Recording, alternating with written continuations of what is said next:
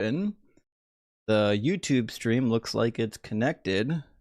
And I think we're ready to rock and roll. Let me go live on the Instagram stream. I'm going to try to get the Instagram stream running. See if it'll work for us.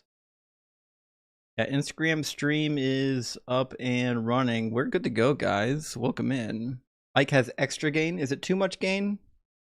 I can turn it down. The mic is too hot, guys.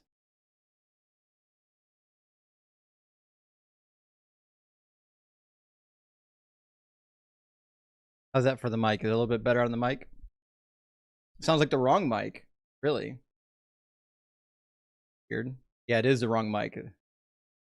Hold on. All right, it should be better now. I don't know why I picked the wrong mic there, guys. Should be fixed now. I don't know why it literally defaulted to my my webcam microphone. Don't know why it would do that.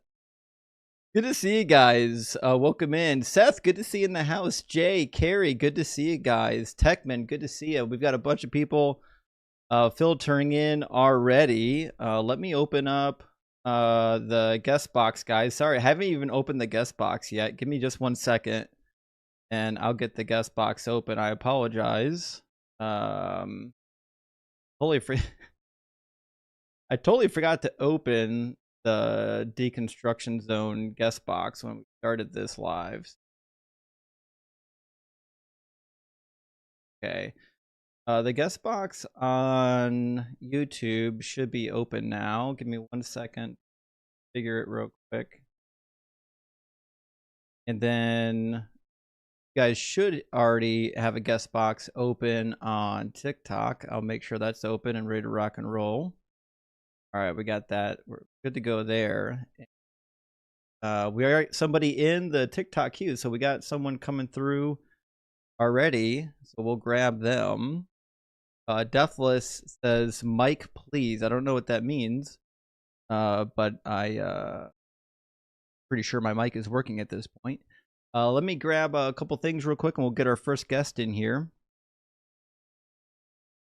Owen, thank you for becoming a member of the Kraken Crew Elite. We got a bunch of people that signed up for the Kraken Crew literally while we were waiting for the streams to start. So I really appreciate that. Also, L. Mark Russell, welcome to the Kraken Crew. Same with Humus and Rust and Dust. Welcome to the Kraken Crew Elite. You guys have access to the Deconstruction Zone cheat sheet now, as well as Pamela. Thank you so much for subscribing, and Amir gifting out a Deconstruction Zone membership. I really appreciate that, Amir. That's very kind of you.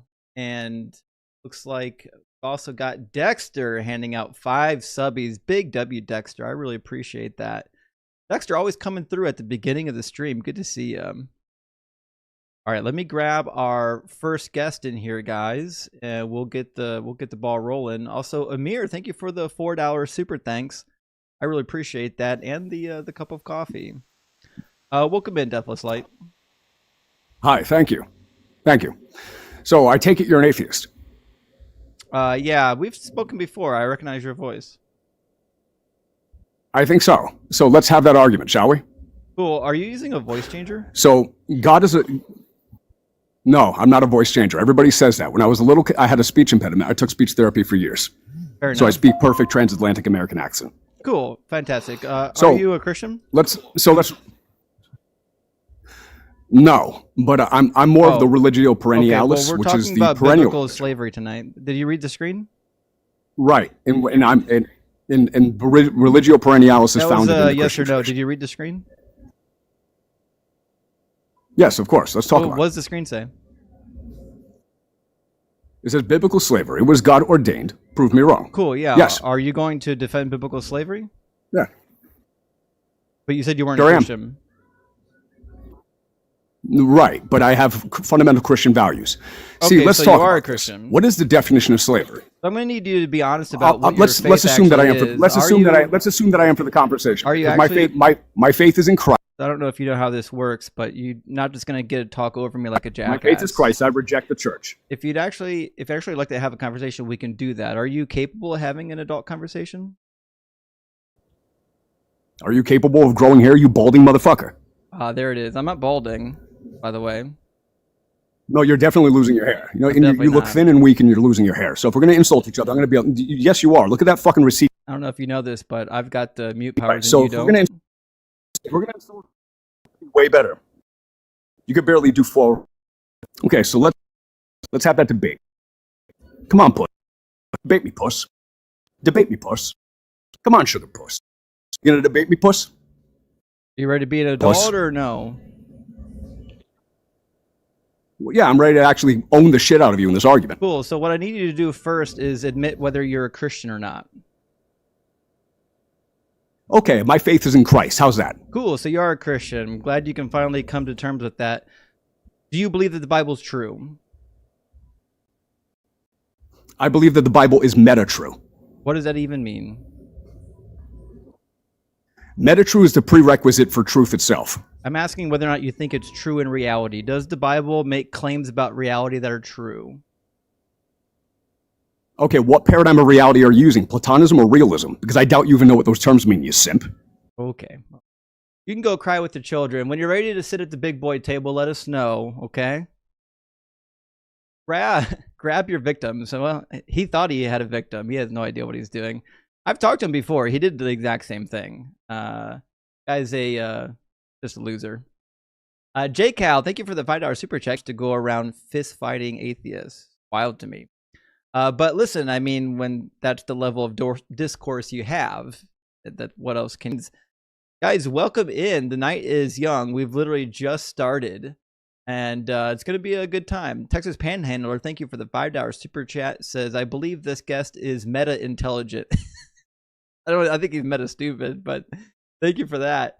And Tim, good to see you. Tim, thank you for the $2 super chat. Says, crybaby guest right off the bat. Embarrassing. I know they love to cry. I don't know why they do. It does. Joyful, thank you for the $2 super chat. Good to see you, my friend. Love you as well. Guys, if you're not following Joyful Apostate on TikTok and on YouTube, I implore you that you do.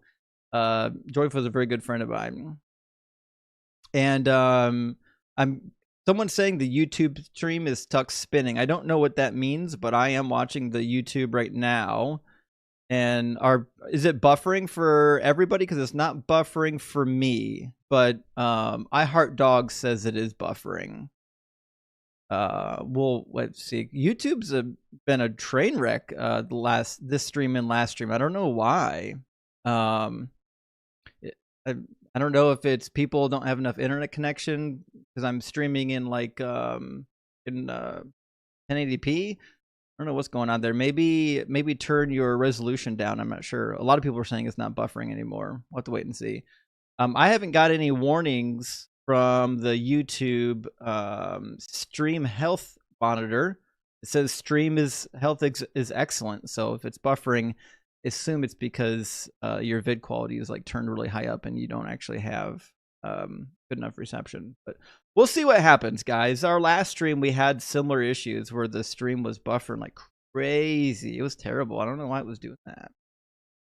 If that keeps up, I don't know. I guess I could probably I might be able to turn on a longer latency, or perhaps even just downgrade the quality to 720p rather than 1080p. I don't know. I've got tons of bandwidth on my end, so I don't know what's going on. It's got to be. It can't just be YouTube because other people are streaming. I don't think they're having the same problem. But anyway, welcome in, guys. Listen, if you're watching this on YouTube, there is a link in the guest box. I'm sorry, in the description. If you go to the description of this video, you can join as a guest. Actually, it says, please use a keyframe frequency of 4 seconds or less. Current keyframes are not being sent often enough, which can cause buffering. Really, that's odd because my keyframe sequence is set to like, I don't know, 1 second. Actually, it's set to auto. Of course, it's set to auto. There's no way to change it now that I'm live. We'll see what happens. If the keyframe sequence causes problems on the YouTube stream, I can always fix it. Just in the stream and start a new one. But we'll see what happens. All right, we'll grab someone. We've got someone in our TikTok queue. We'll pull them up in here. Oh, never mind. They dropped. That was really fast. I suppose they were up here by accident. His name is Debate Me Man, but I'm not seeing any debating. I don't know who you're referring to, Adam. But anyways, if you're watching on TikTok, you already know how to join the debate. You can literally just join up. And our debate tonight is a classic. I mean, this goes all the way back to some of the original debates from TikTok land. We're going to be debating slavery here. How you doing, Carrie? Hi, I'm good. How are you? Doing good. Thank you for asking. First time I've ever spoken to you. This is awesome. Yeah, how you doing? I was like, well, this person doesn't support biblical slavery as far as I'm aware, but welcome in, Carrie. Oh, no, I do not. I actually have a question, Mhm. and it may be an elementary question, but it's mine nonetheless. Um, is there anywhere in the Bible where God Himself actually says that He is immortal? Well, there are passages in the Bible where God says that like he's everlasting, things like that. Like the word immortal doesn't really appear in like biblical Hebrew as far as I'm aware. But he does say things like that about being from the beginning to the end, from everlasting, things like that. Yeah, I found all that, but I've never found anything that satisfies me to believe that he actually does live forever. I mean, to me, words mean words, and I Sure, but maybe I take it way too literally. I'm not sure. It's probably just a quirk that I have. yeah, I mean, I'm not sure what to say. I've never, I would see no reason to, I would see no reason to believe otherwise. I think First Timothy mentions it. Let me pull up a verse from First Timothy real quick.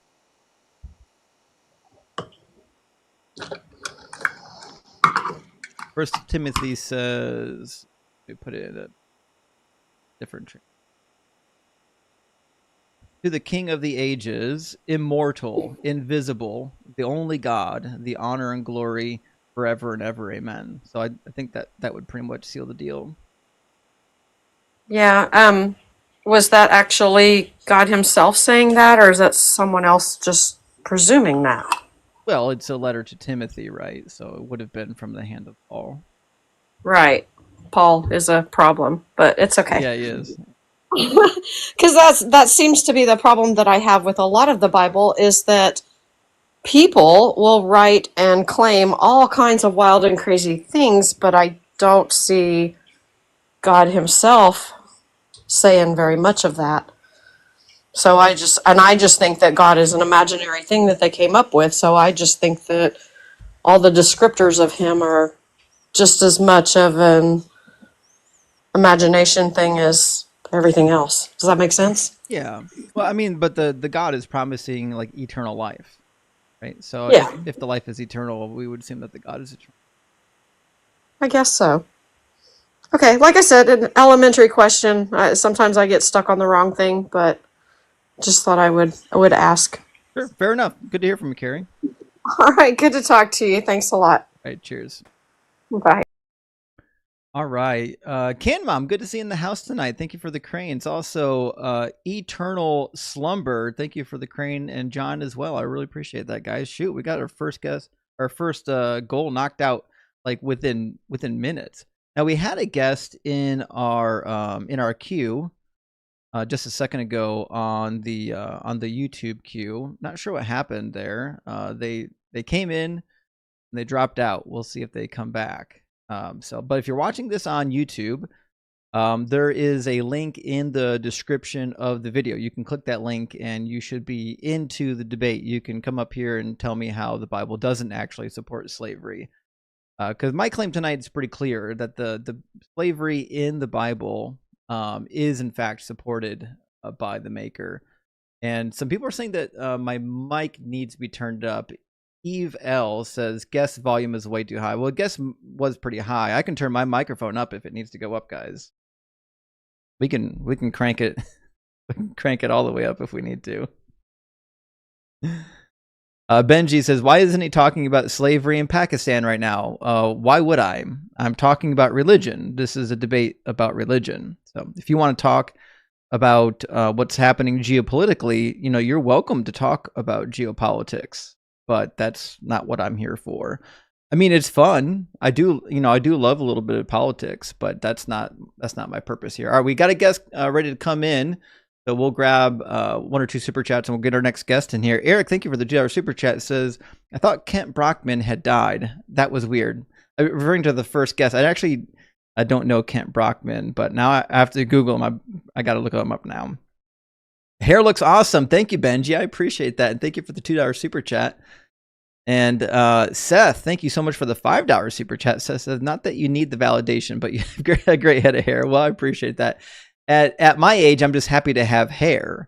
The unfortunate thing is I've had this hairline since I was probably 20. This is just my hairline. I've got a tall forehead, and I've got the widow's peak. It's just the genetics I was given, but I don't really care about that. Benji, again with the $10 super chat, says, true story, had an altercation with a Baptist. She tried to get me to her church. I declined, and she screamed, I'm going to hell. Then I owned her with what I've learned from your videos. Thanks. Well, thank you so much for letting me know that. I'm glad that my videos were able to help you own somebody in a debate.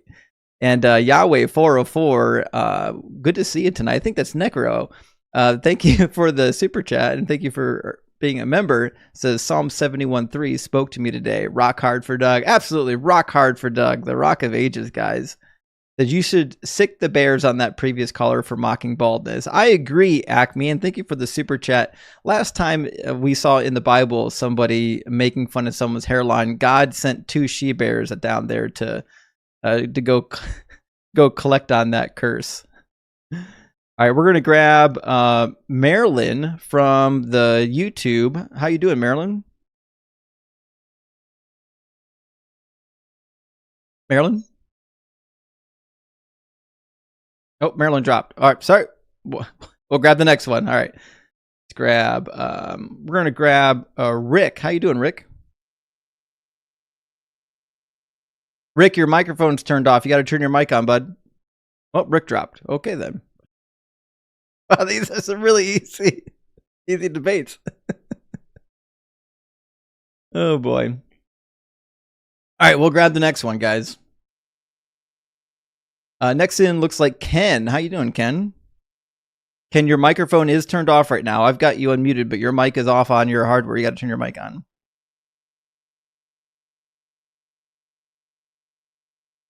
Ken? Ken? I don't know. Can anybody hear me? Yeah, I can hear you now. Your mic was turned off. See, I can't hear the screen, so I don't know if you're talking to me or somebody else. You can't hear me?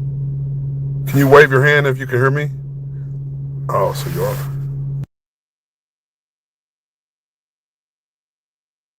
All right, can you hear me now, Ken? Yeah, I can hear you now. All right, we're good to go. Sorry, the stream didn't actually pick up my mic. We're good to go. All right, so Ken, welcome in. Are you at least 18, and are you a Christian, and are you not driving a vehicle? I am Christian. I am 18, and I am driving a vehicle, but I got Bluetooth on. All right, well, okay. If you have Bluetooth on, we can work with that. Okay. So, are you aware that the Bible condones slavery? Yes. Okay. And, well, I guess the debate's over then. Cool. My claim was that the Bible condoned slavery. It was ordained by God. It sounds like you agree with that. Yeah, I think he did it. He didn't. It's kind of like divorce, something he doesn't like, but I think it's something he condoned. You know, it's something he did just from the hardness of humans' hearts or whatever. But did he say that? He didn't say that. He just regulated it, I guess. What does it mean to regulate slavery? It was something that they were already doing. Yeah. So. Like the world was doing it. So? And I think it's something that when he talked to Israel, he kind of put a different type. I guess they had a different slavery than the rest of the world had, and I think what we had in America as well.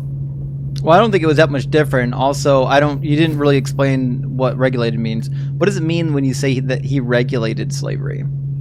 Well, I guess he put rules around it for Israel. So? As opposed to the rules that the rest of the world had. What kind of rules did the rest of the world have? They didn't do whatever you want. No, that's not true. Have you read any of the slave laws from the ancient world? I haven't. Yeah, I have. You couldn't just do anything you wanted to. The slave laws in Israel were roughly similar to the slave laws in the rest of the world. And it's also true that God didn't have to do slavery. He could have told him not to, right? Yeah, he could have. Okay, was there anything preventing him from doing that?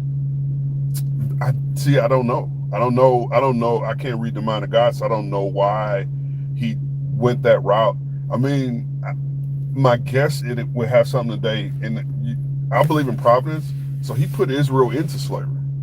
Yeah, I know about that. Yeah, to bring them out. So, I don't know why he chose that route.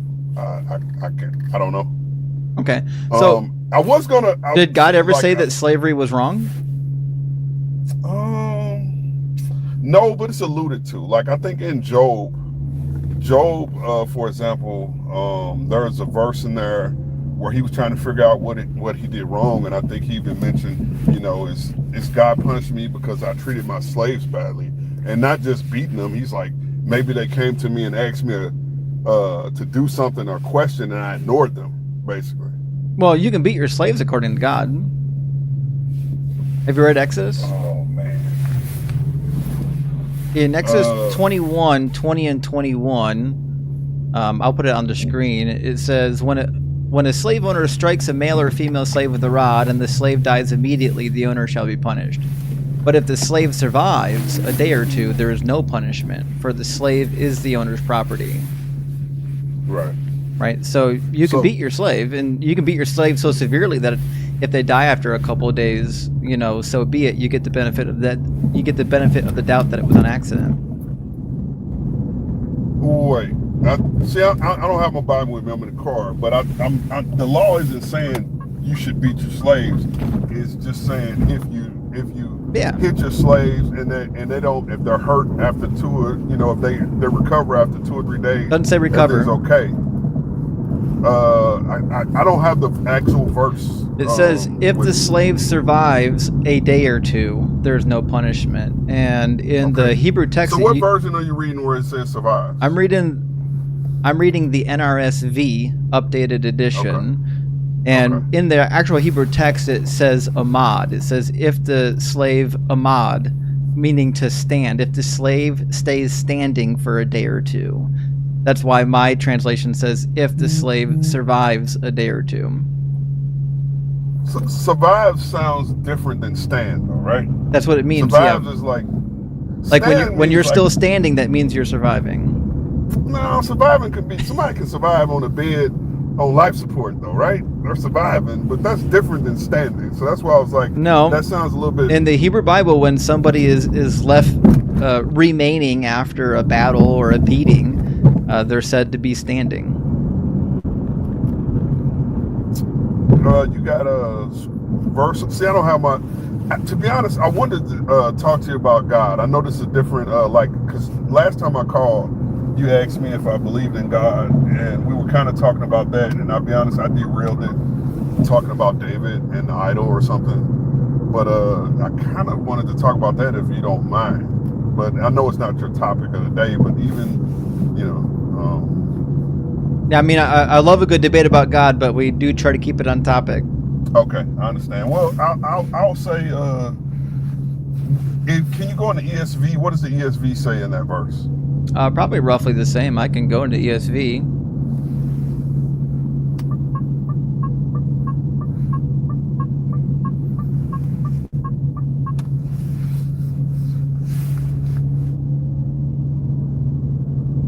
If the slave survives a day or two, he is not to be avenged, for the slave is his money. Sorry, I'll put it on the screen too. So the ESV says the same thing. If the slave survives a day or two, he is not to be avenged, for the slave is his money. And the reason why this is there is because this is the difference between an accidental and a purposeful killing.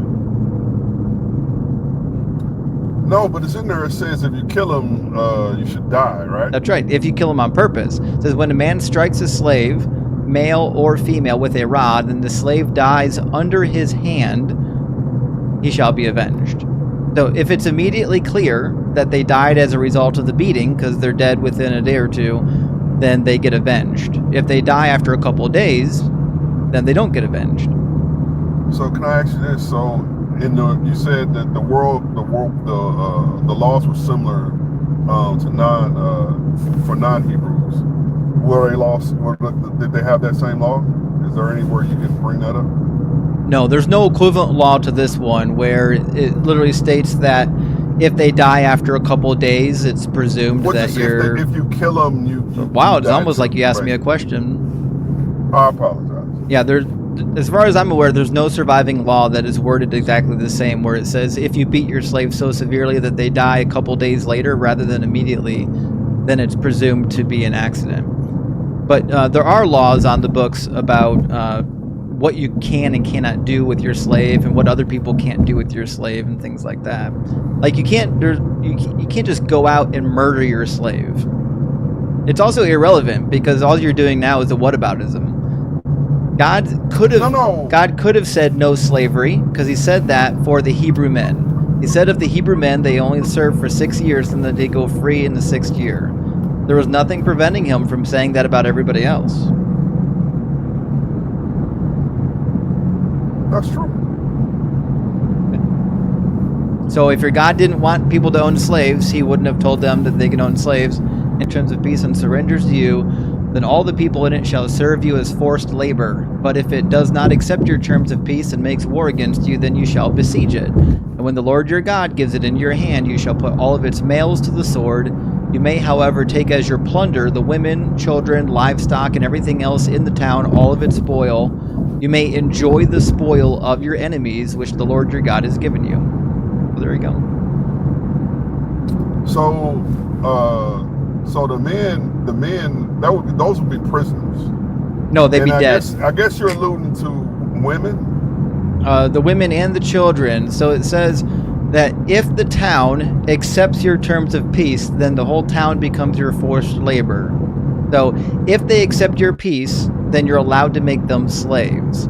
If they don't accept your terms of slavery, then you can just unalive all of the men and take the women and the children for yourself. And you got and what is the chapter and the verse? I'll look at it when I get home. Yeah, it's Deuteronomy 20, verses 10 through 18. Okay. All right, but listen, your background noise in your car is really loud, so okay. I got to move on to someone that's not driving. Okay. All right. I'm sorry. All right. Thanks a lot. All right. Good to hear from you again. Bye. Yeah, that was really loud background noise. Sorry about that background noise, guys. All right, we'll grab our next guest in here, guys. If you're watching on TikTok, the TikTok guest box is open. I'm gonna grab our next guest. We got a couple people waiting on the YouTube queue, so we'll grab those first. Animal Farm, thank you for the $5 super chat. Says it is easy to ignore evidence when they refuse to look in the first place. Ignorance is bliss. That's right. They're not looking for it. They're just not looking for it. And Space Lord, good to see you, Tiny. Thank you for a $2 super chat. It says, and the scriptures said Doug is a Ganesh god. I believe it's a form of rock. Somebody actually help me out. Someone look up Ganesh and let me know. Is that a form of rock? Because if it is, I need to know that. I know what igneous is. I know igneous is a form of rock. Also, Tim with the $5 super chat says, stop eating shellfish, but go ahead and own people. Yeah, right? God said all kinds of stuff. You know, don't eat pork, don't eat shellfish, don't touch a dead body. But you can own slaves. That's cool. Owning slaves ain't so bad. All right, let's grab our next guest. Allison's been waiting, so we'll grab Allison, and then after Allison, we've got Marilyn. Allison, how you doing? Hi. Parker, thank you for the Polaris. I appreciate that. Allison, are you at least 18, and are you a believer? Yes, and I'm a Christian. Cool. And do you know that the Bible God condones slavery? Well, I was just like, when you go to his verses, you don't go to the true Bible. The true Bible is King James Version. How do you know that?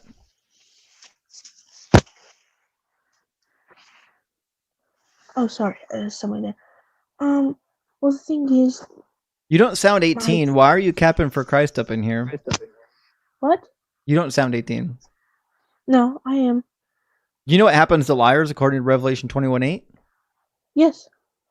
What happens? They burn in hell. Okay, just making sure. Okay, so you know what happens if you lie. Cool. So, how do you know the King James Bible is the only true Bible? Well, it has all the true. It was um what's it called? It was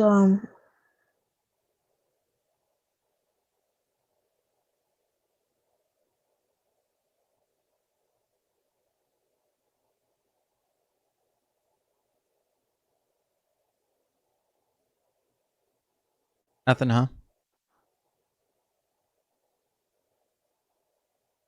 Anything? No? All right. Well, good luck next time, okay? I'm going to move on to someone who's over the age of 18, all right?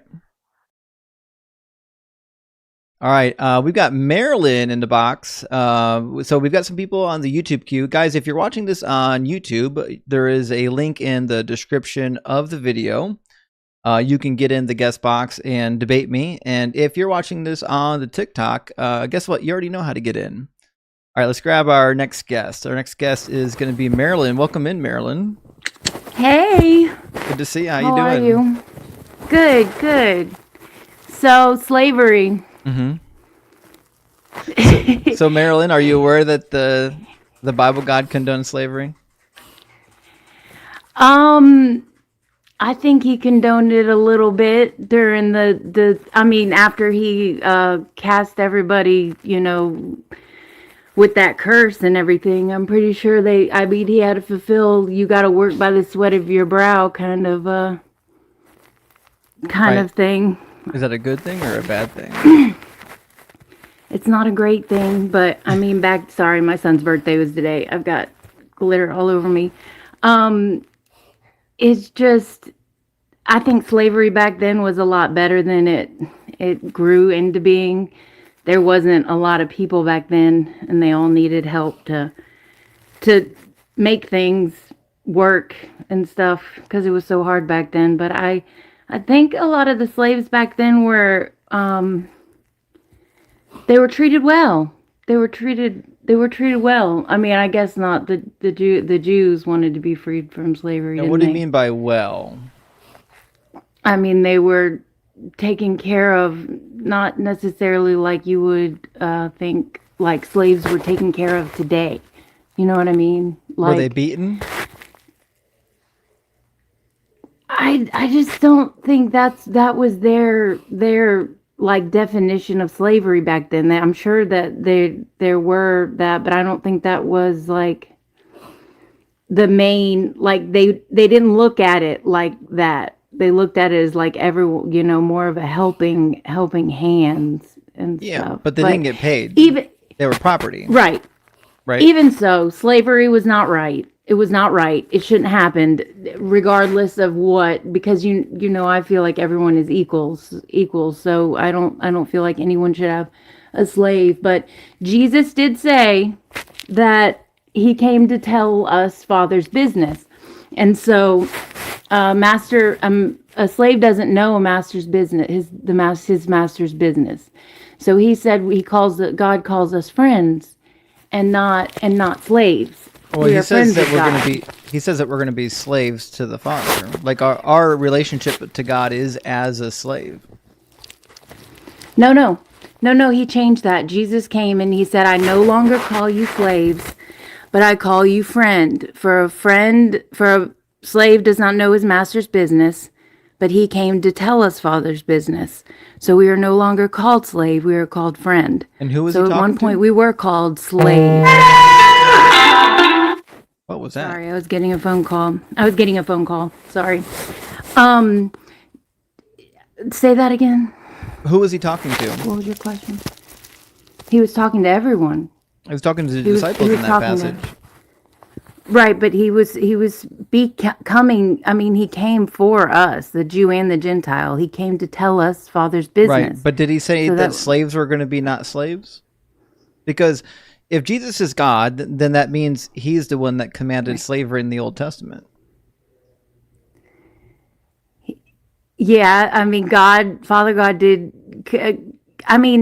it was just the karma that people had to go through. I feel like they set it all up. I feel like man set up slavery, not God. But God told you how to do it. God said you could do it. In fact, he gave you instructions on how to do it, and he openly admitted that it was wrong. In fact, let me show you one thing real quick. It says in verse 4, referring to the Hebrew slaves, if they come in and they're men, says, if his master gives him a wife and she bears him sons or daughters, the wife and her children shall be her masters, and he shall go out alone. So they're permanent slaves. The women are permanent slaves. It says, but if the slave declares, I love my master, my wife, and my children, I will not go out a free person, then his master, so on and so forth. But listen to what is said here about the women as well in verse 7. It says, when a man sells his daughter as a slave, she shall not go out as the male slaves do.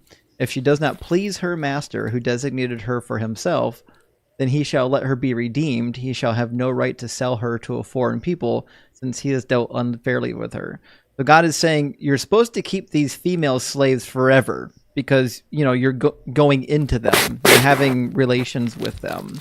So if you divorce one of these young women that you purchased to be your concubine, then you're actually not doing what is right by her. You're treating her unfairly. But God doesn't say not to do it. God, in fact, says if you do it, then just make sure you let her be redeemed by her family. Don't sell her to a foreigner. So God is admitting that this is not a good system, but he endorses it. Okay, but like he's for man. He's for, man has free will. So like only he can say it's wrong, but man's still going to do what man's going to do, and God's still going to, be there to instruct him or be there as moral support. I don't know. Like I feel as though he knew that was wrong. He tried to bear with man as best as he could, but he even said he wishes he didn't make man at one time. Like he was regretful. Like he has feelings. We are made in his image, so it's not like he doesn't go through things. Can but an all-knowing being Jesus make mistakes? I mean, I don't.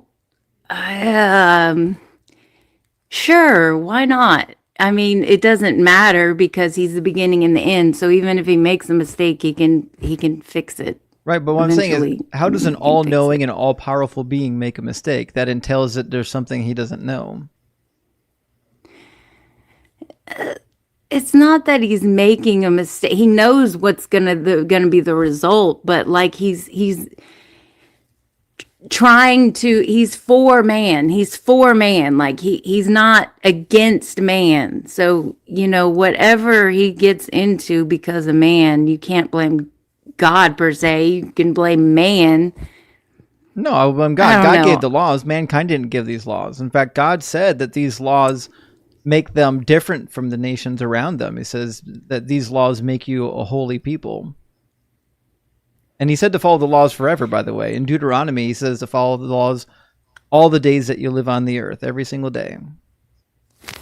Right, but I'm sure he didn't want you to idolize words as God either and say, with these words and these proclamations, they're not God himself. They are just words. So what are you going to do? Are you going to idolize the words God said, or are you going to listen to him, and who he is? He through the Bible, he clearly says. But that sounds like Christianity. In Christianity, you worship the literal word of God. You think that Jesus is the manifest word of God, and you worship the word of God, not me.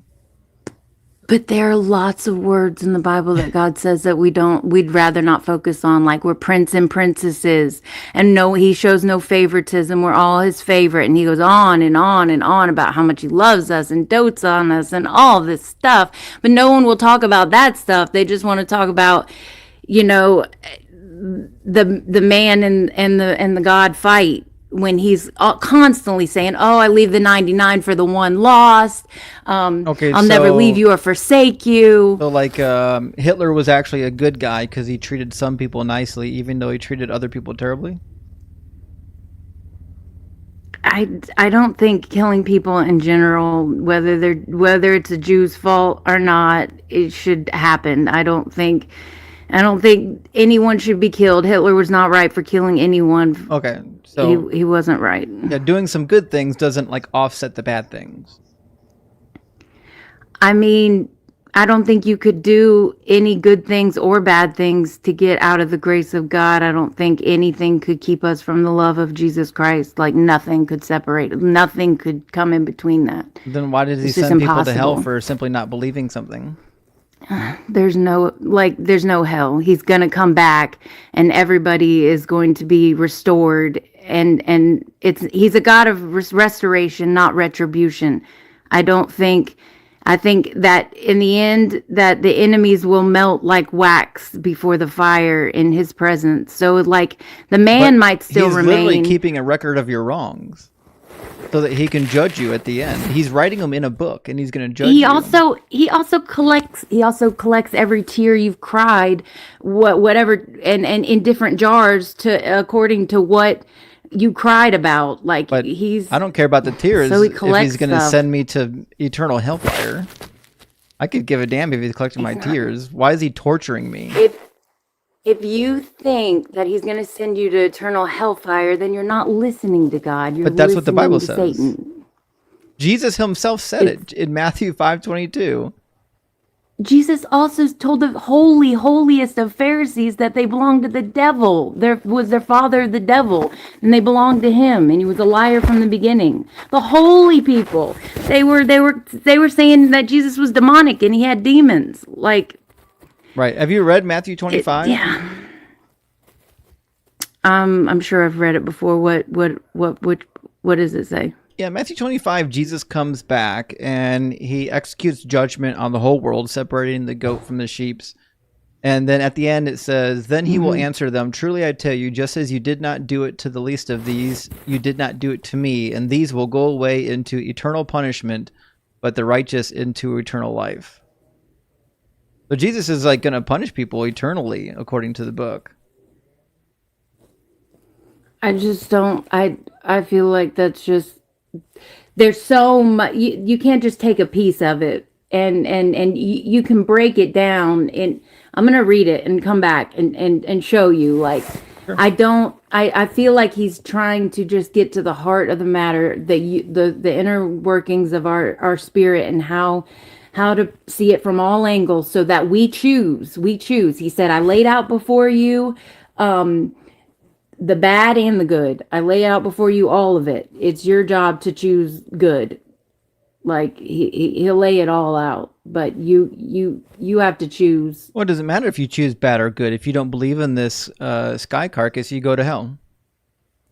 You don't go to hell. So, Like, Marilyn, no. if you and I live identical lives, we do all the same things, and the only difference is you believe in Jesus and I don't, then I go to hell. No, you That's what go the Bible to heaven says. too, because you already know God. You already know him. But I don't. Like, you think you don't know him, but I you don't. do. You know his nature. You know his nature. You know what His he's all nature's about. barbaric. You understand his. Well, I swear, some people are listening to the voice of the devil and not God, and they think they're listening to God, and they're not. I'm just reading the book, listening to the Marilyn. voice of Satan. The book says you can own slaves. You can beat your slaves. You can take women, and they will be your sexual concubines against their own will. You think that it was okay for men to Paul kidnap wrote- women? I think Paul wrote that the kingdom of heaven does not consist in words, but in power. That's a It- meaningless statement. it- I'm talking about whether or not it's okay to kidnap women and turn them into concubines. Of course it's not. Of course it's why not. does Why God do you say you think can do Jesus it? had to come to die? And why did We were God say corrupt. you can do it?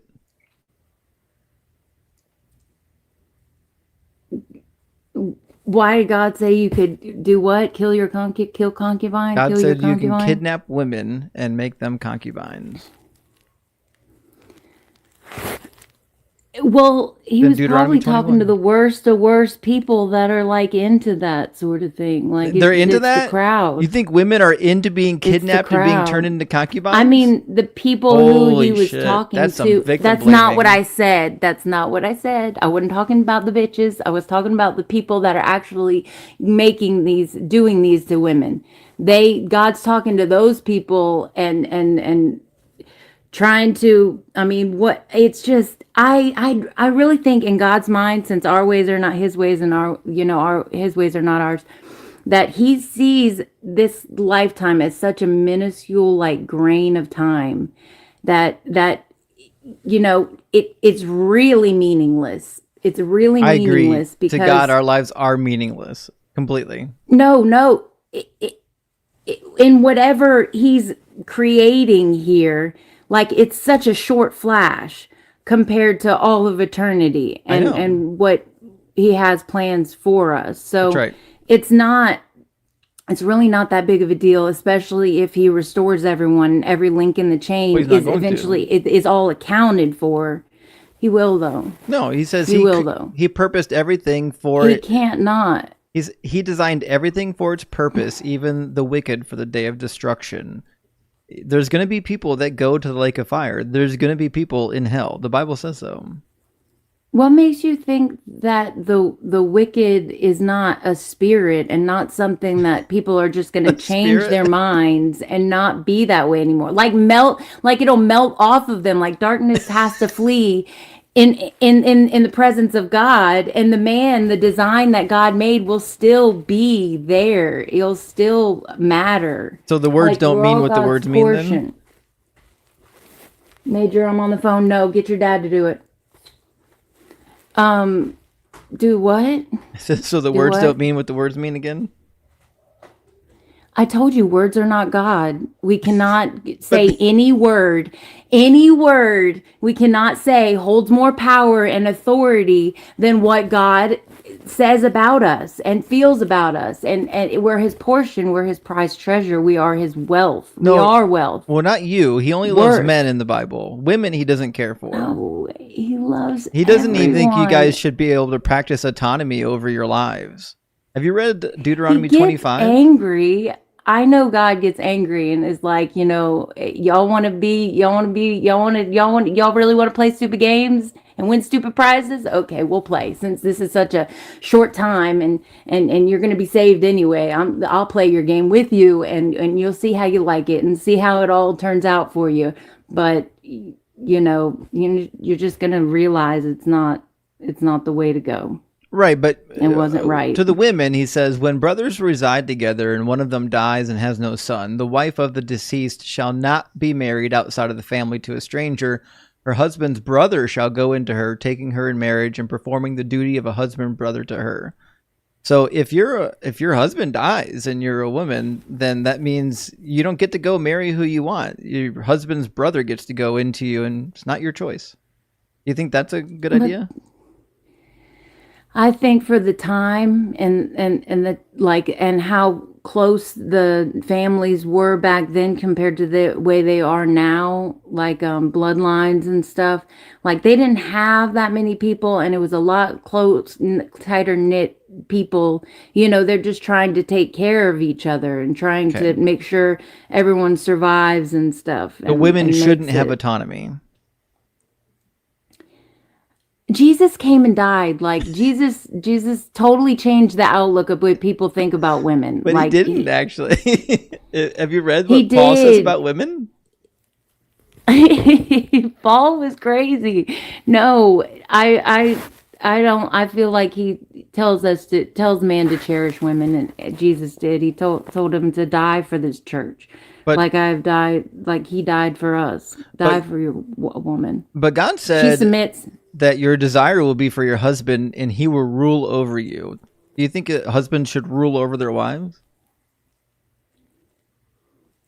Rule over them. I don't really know what that means. Like I'm okay with being a submissive woman and letting man have his power and his leadership role. Like I don't feel like there's anything wrong with that, but I also feel like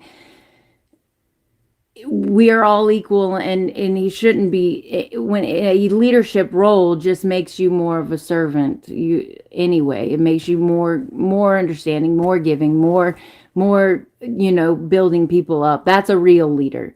So it's just your definition of what a leader is. But I Should don't leaders, think. I'm sorry, should women have to learn in quietness and full submission in church and not speak? I think we're all kings and queens. I think we're all kings and queens. But do you need to I keep your do. lips zipped in church? If we're going to church and we're all kings and queens, then someone's practicing idolatry. I don't trust the church. Like, I think they're all idol worshiping, death cult. You know, that all that church is just they like the death and stuff. Right, but They're not in really First Timothy into. it says women should learn in quietness and full submission. I do not permit a woman to teach or to assume authority over a man. You must be quiet. For Adam was formed first, then Eve, and Adam was not deceived. It was the woman who was deceived and became a sinner. But women will still be saved through childbearing if they continue in faith, love, holiness, and propriety. Yeah, but Eve also, all she did was eat an apple. We all eat apples all the fucking time. Like, Hmm. it's just all just talking. It's just talk. It's just saying anything. Like, So Eve back didn't do then, anything there that was a bad. reason for it. Back then, there was a reason for it. There was a time. There was a place. He said it just to get through whatever needed to be got through. But it's not something that should be foundational. Cool. So Whatever. Yeah. Eve's sin wasn't all that bad then, right? I mean, we eat apples all the time. I don't get it. Like, Okay. So then why did I, God I punish don't the get it. entire human race because of it if it wasn't that big of a deal?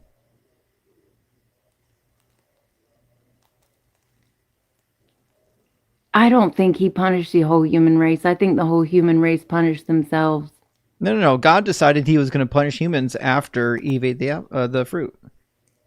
And I think we're all gods. So what God was talking? Was it Adam? Was it Eve? Who came up with this kooky fucking thing that It was the me, guilt Marilyn. from I was there in the eating garden.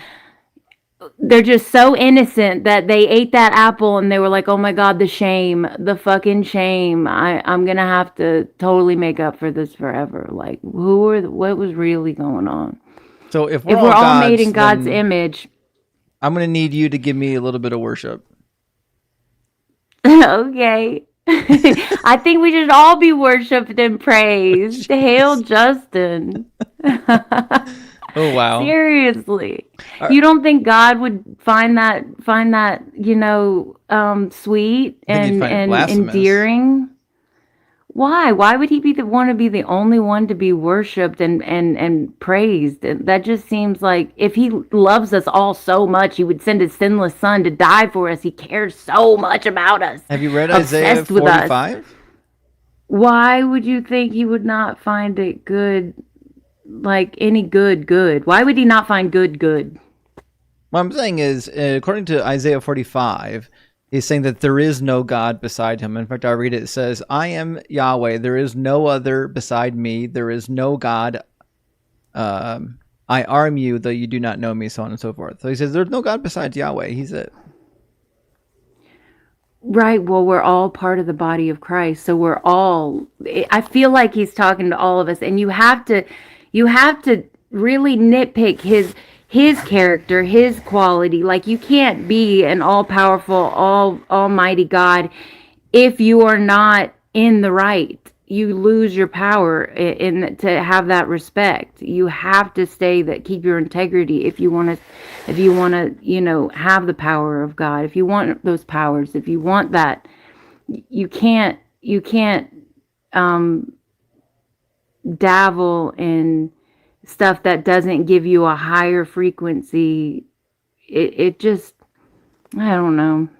All right, well, listen, I Marilyn, think it'll all come together. I enjoyed in the talking end. to you, but I got to move on to the I next know. guest. But thanks for coming Thank through. you. You're always sweet. I'll come back better prepared, I promise. That's right. Good to see you, Marilyn. Thanks, you too. Bye, just. Maryland's always fun. People are asking what I'm looking at. I actually got another screen up here. I've got like 3 screens going on because I'm streaming to like multiple platforms and I'm trying to keep track of the comments and everything. But guys, thanks for being here. We just got the night started. It should be a fun one. I see Derek's in the house. Good to see you, Derek. Myth Vision Podcast is in the house, guys. Make sure you're dropping him a follow. If you're part of my following, you don't know about his channel yet, you're missing out. So make sure you're dropping him a follow. We'll get our next guest in here. We got someone waiting in TikTok for us. Dade, good to see you tonight. Dade with the $5 super chat says, excuse me, but black people defending biblical slavery is wild. The cucking is real. Yes, it really is. Good to see you, Dade. And Cyber, again, with the $2 super chat says, wasn't St. Ignace one of the early rock fathers? He was. St. Ignace. Definitely, guys, put St. Ignace on your calendar of holy days. And Soren, good to see you again tonight. Thank you for the 17 DKK. Says, glitter me up, baby. Let's go. Let's go. I love me some glitter, actually. Texas Panhandler, thank you for the $5 super chat, says, an eternal timeless being can't get angry. That's actually my, I agree with you on that one. If you are all knowing and you're timeless and you know everything before it even happens, then yeah, you can't get angry. You already know what's going to happen. It's like you'd only be mad if you weren't expecting it, right? Or if you were assuming a different result was going to come. And Jonathan, thank you for the $5 super chat, says they already had slaves, so God was just making things better for the slaves. Wait, wasn't God around before slavery? Yeah, he was. And like, remember, God is all powerful, by the way. There's nothing he can't do. God wanted to eradicate slavery. He could have just done it. Skeptic Quest, good to see you tonight. Thank you for the $5 super chat. Says, what's wrong with you, Justin? You know that our ways are not Jim Jones's ways, and his ways are not ours. First Hezekiah 2:14. That book is found right after the book of Purple Drank. Guys, don't drink the Kool-Aid. And Benji with the $5 super chat, thank you, says, have you read Airman, Heaven and Hell? Bart makes an argument that Jesus Christ never preached about hell. Also, the Book of Life sounds like Yama from Hinduism. I don't know much about Yama, but there is a case to be made if you whittle down, like kind of what the Jesus seminar did, the words of Jesus and say he didn't actually say this, he didn't actually say that, so on and so forth. If you whittle down some of his words, you can kind of make a case that Jesus's version of hell is a little bit different than like the modern conception of hell. But on that, I actually have not read his book, so I have to put that on my reading list. And Jerry, thank you so much for the $10 super chat. It says, more cherry picking. Christians, you don't know your book. Read 2 Timothy 3:16. We almost got the 2 Timothy 3:16. We weren't quite there yet. I was hoping we'd land on it, but never mind. Keep the glitter, woman. I see me, Marilyn. Dr. Pizza, thank you for the $5 super chat. This super chat is for all the Christians in the comments who are saying not to support the channel. Sorry, it's too late, guys. They already supported the channel. They already sent the super chat. Christians, you can crash out and cry about it all you want. And with 3 more super chats, guys. Royce, thank you so much for the $2 super chat. It says Maryland is just as coherent as any other Christian. I actually agree. The difference is Maryland's more pleasant, actually. And 123 Berserk, thank you for the $2 super chat, says, do you feel confident in a debate with IPROS? Yeah, I'd debate either one of them. I wouldn't have a problem with that. And Meg, thank you for the $5 super chat, says, I prayed to Doug for a Kraken membership, and it happened. Praise Doug. He answers all prayers. He does. Yes, Doug does answer all prayers. And if you ever wondered if Doug actually is God, just remember, you can just slowly say the name of Doug backwards and see what comes out of your mouth. Welcome in, Soldier. Hello. How are you? Doing good. Thank you for asking. Soldier, are you at least 18 and are you a believer? Yes, to both. Yes. Cool. And do you know that the Bible condones slavery? Yes. Oh, cool. So we already agree. Yeah. Okay. Do you have a problem with slavery? Now, yeah, of course, yeah. Slavery's horrible. Okay, so it's horrible now, but it was cool then. No, you asked if I had a problem with slavery. Like me personally? Yeah, sure, of course. I think it'd be crazy if you didn't, right? Okay, so how come God doesn't? What, do you mean you think I've like picked his brain? No, what I'm do you saying, mean? how come God's cool with slavery? Right, so I'd ask you the same thing. Do you think I'm not in his brain. What do you mean? I didn't ask him why he's cool with it. I don't know. So it sounds like we agree on all accounts. We agree that slavery is bad. We agree that God condones it. So I'm not sure what we're arguing about now. I don't know. You just said the biblical, biblical slavery was what God ordained. Mm-hmm. Yeah, but that's bad for you, right? That in the Bible that he condoned slavery. Well, I'm saying, yeah, in my view, I think that was a bad move. I don't think that's a good thing. I don't think slavery was ever a good thing. And you don't think Because it's your slavery worldview, was right? good either. So I'm trying to figure out why you believe that slavery is bad and that God being all good did a bad thing. No, I don't. It's weird, right? Because if are you talking about from your worldview or from a Christian worldview? Because they're different.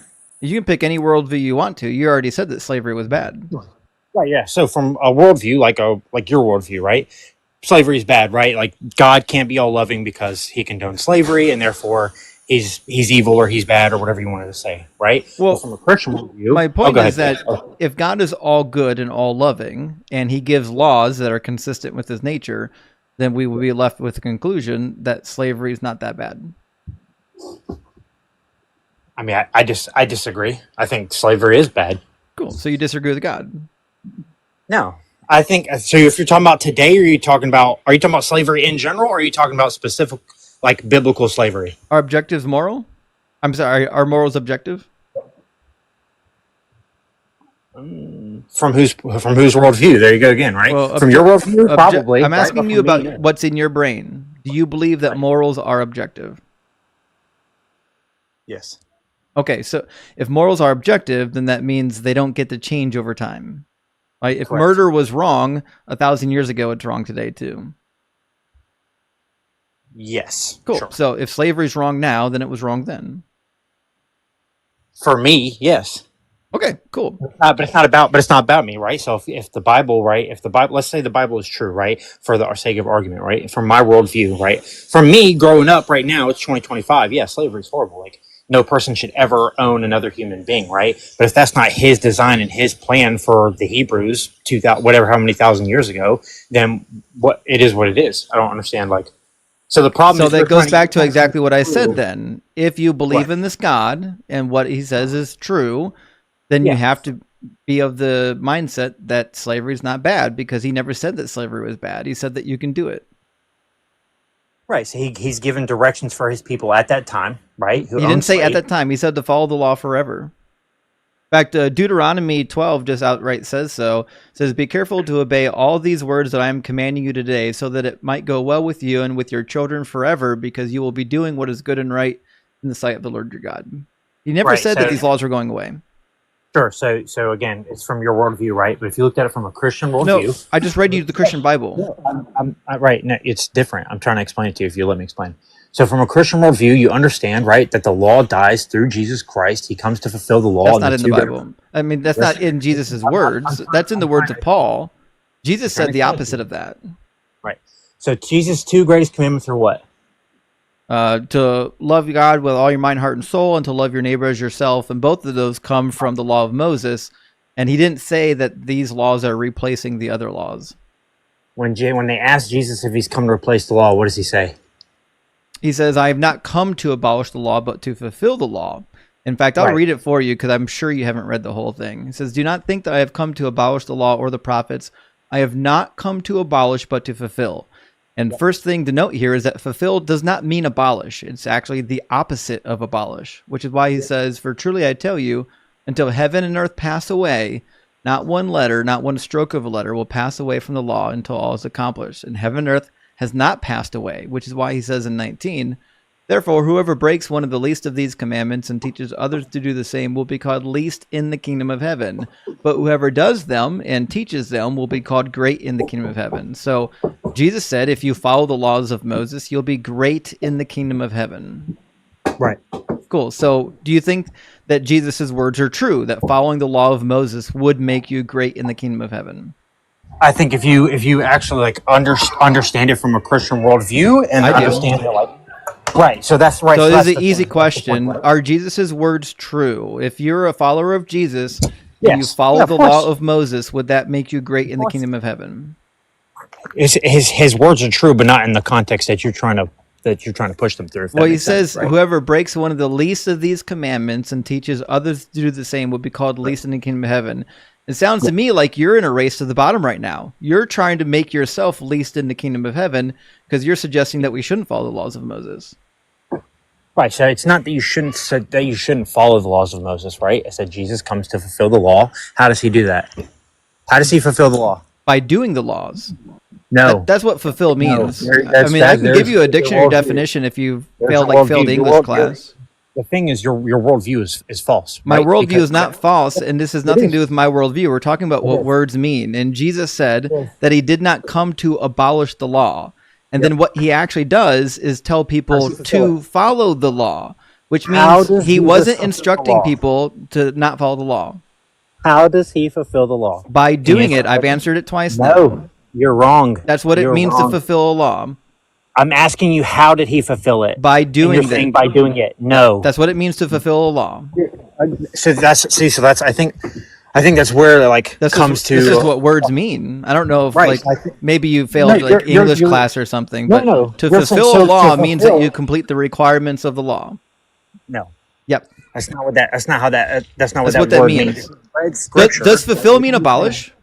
I'll explain it to you. I'll Does just fulfill explain mean it, 'cause- abolish? No, I'm just going to explain it to you. Does because fulfill I'm a mean Christian. abolish? No. I'm going to Okay. explain it to you. Does Do you want me fu- to explain it to you or does- no? I does- give you the answer if you listen. Does fulfill mean abolish? You already said no. Does fulfill mean that it's going to end? Yes or no?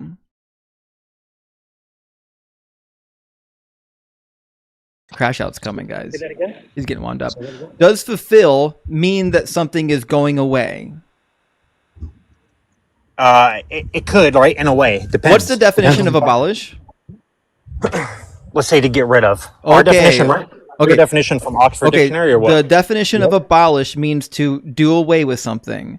And Jesus said he didn't come to do away with it, which means Correct. whatever fulfill means, it doesn't mean that he's doing away with it. Correct. Okay, thank you. So definitions are really easy. He didn't come to do away with the law, which is why Correct. he tells you that it's going to be around until heaven and earth pass away. Have heaven and earth passed away? No, the law is still there. Okay. Did he say that For what? whoever breaks one of the least of the commandments and teaches You're- others to do you're the same will be cherry-picking. called least in the kingdom of heaven? You're cherry picking like your Christian. I'm not guest, cherry dude. picking at all. I'm asking you about the words of Jesus. No, because you don't understand them. I You're using them in understand them better than you do, which is why you're stumbling don't. over your own words right now. I'm asking you won't even let me easy talk. questions. You won't even let me talk. I'll try to Did- explain it to you. No. Did Jesus say, whoever breaks any of these commandments, even the least of them, will be called least in the kingdom of heaven? Did he say that? Yeah. Okay, and what does that mean?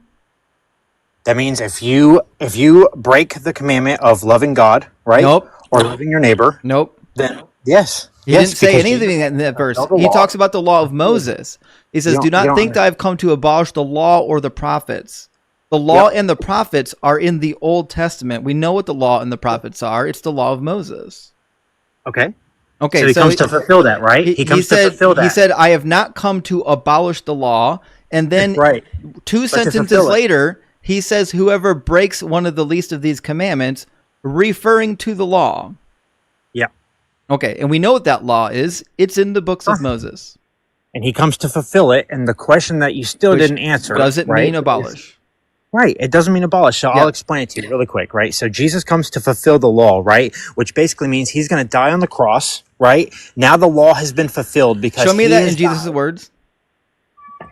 It's what you want him to say. So that exactly Yeah, right. You're So just from making your- stuff up. from Show your- me in the Bible I'm where it not. says that. I'm not. It's literally the Christian worldview. Like from your I know worldview, the you're Christian looking for a worldview, verse. soldier. You're not No, helping you don't. yourself. I'm asking you what Jesus taught. What do you mean? What he taught? If you love your God with all your heart, Where did and Jesus love your say neighbor, that the laws are going right? to go away? In that verse, so is that not obvious? Love your God with all your heart and love your neighbor. Does that sound like slavery? Yes or no? Yes, because in What? Leviticus, What? in So you're Leviticus, telling me if you love God and love your neighbor, this guy's you never own read his slaves? Bible. Have you actually read Is that what you're Matthew? saying? Yes You've or actually no? read Matthew? If you love God, You haven't read Matthew. I'll read it for you. Don't worry. Let me put my headings on here real quick. There we go. We're going to read Matthew 22. There we go. In Matthew 22, it says, when the Pharisees heard that he had silenced the Sadducees, they gathered together, and one of them, an expert in the law, asked him a question to test him. Teacher, which commandment in the law is greatest? Okay, so the answer he's going to provide is about what is the greatest command, correct? No, he's teacupped. I assume he's never actually read it.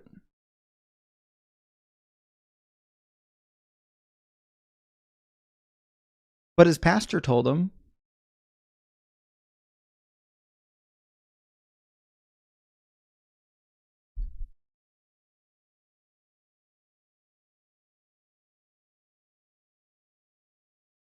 Oldra, where you at?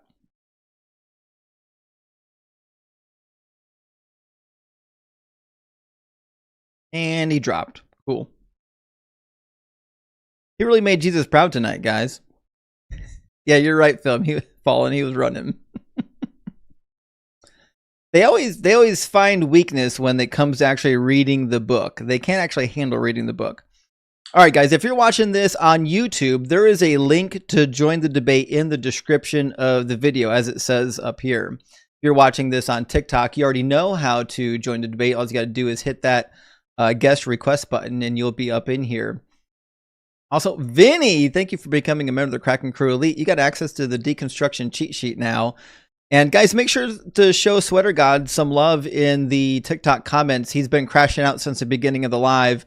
I've never seen someone so dedicated to watching my lives. I really appreciate that, Sweater God, for boosting me in the algorithm by coming into every single one of my lives and crashing out from beginning to end. It's phenomenal.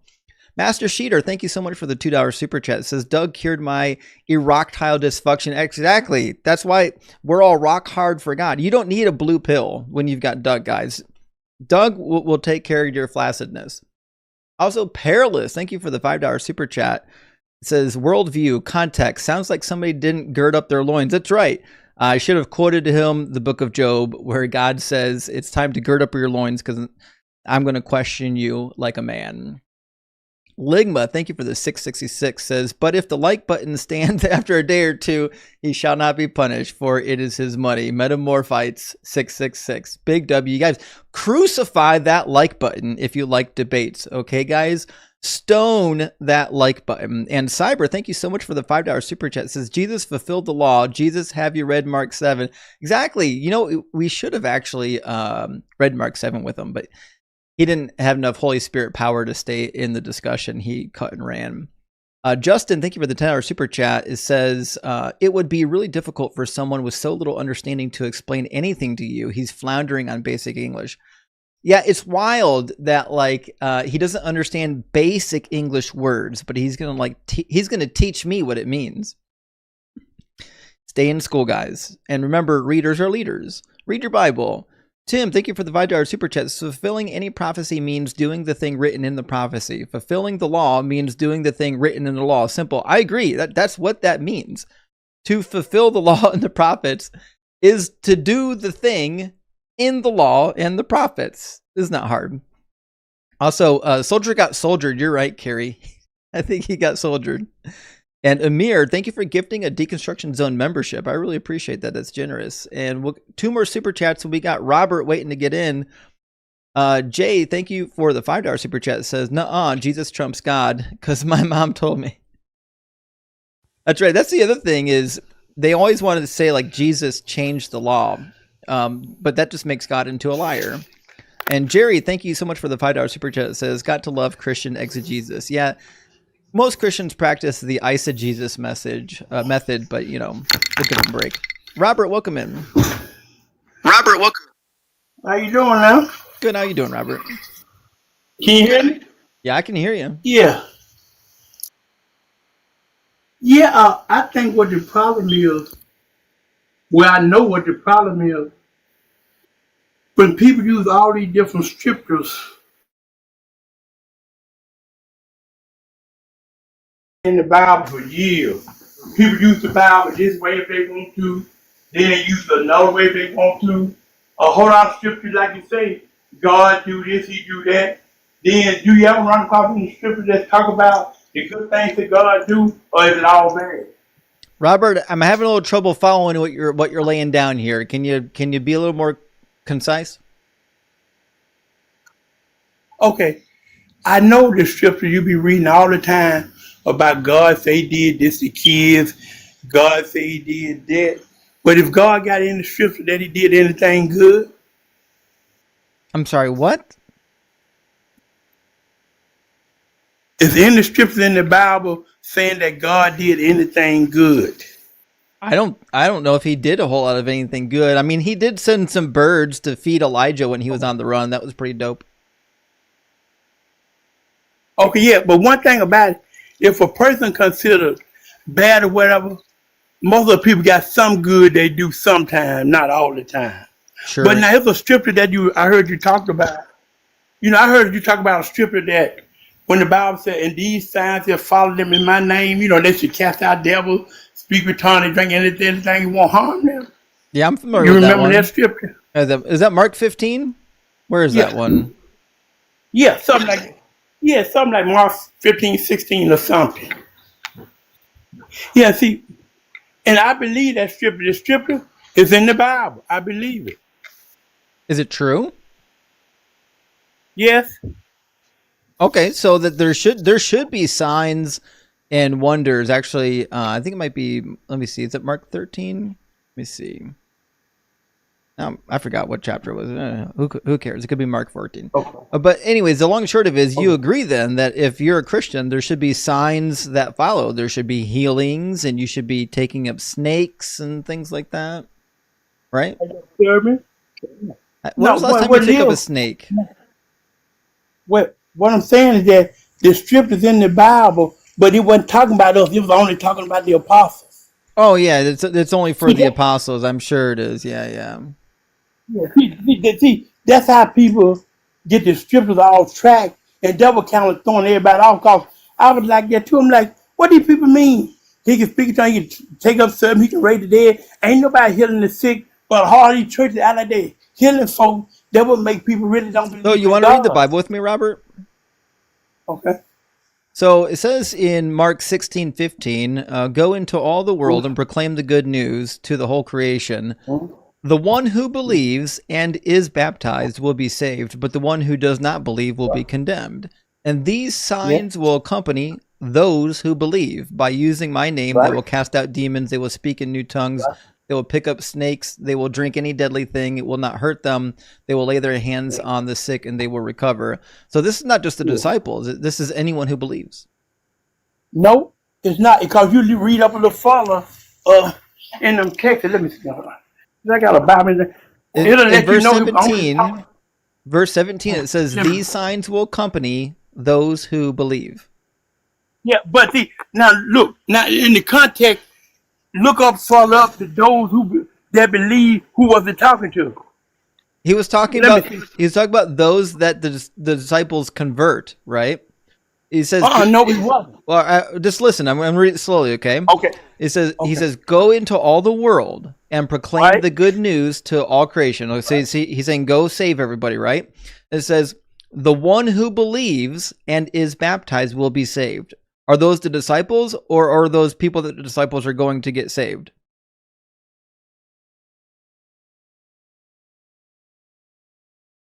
Where'd he go?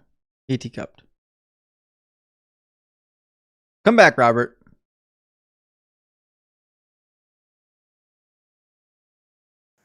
Can you hear me? I can hear you now. Yeah, you were gone for a second.